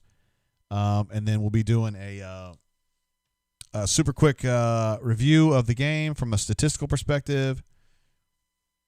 Josh C., I answered that question earlier. And what else we got? Oh, we got G-Pits tomorrow, too. For those of you who are into that, it's a podcast I do with Neil McCready from the Rebel Grove site, the Ole Miss site, and then Gabe DeArmond from the Missouri site. So I'm going to bounce. It's been awesome being here with you guys. I appreciate the support of you guys just hanging. And for those of you who have backed me up on the bunker, for the people that were trying to say that the brain drain sucks and JG sucks, I appreciate you guys having my back on that. All right, so go out there, have a good night. Let's make great decisions. Let's enjoy some delicious bourbons. Let's hang out with our hot wives. Everybody's got hot wives, I'm sure. And we'll check in with you guys later. We'll definitely be back. We're gonna definitely do something Monday with the UCF game. I don't know if we're gonna do full game thing or we'll just do post game. I don't know. Basketball is tougher than football.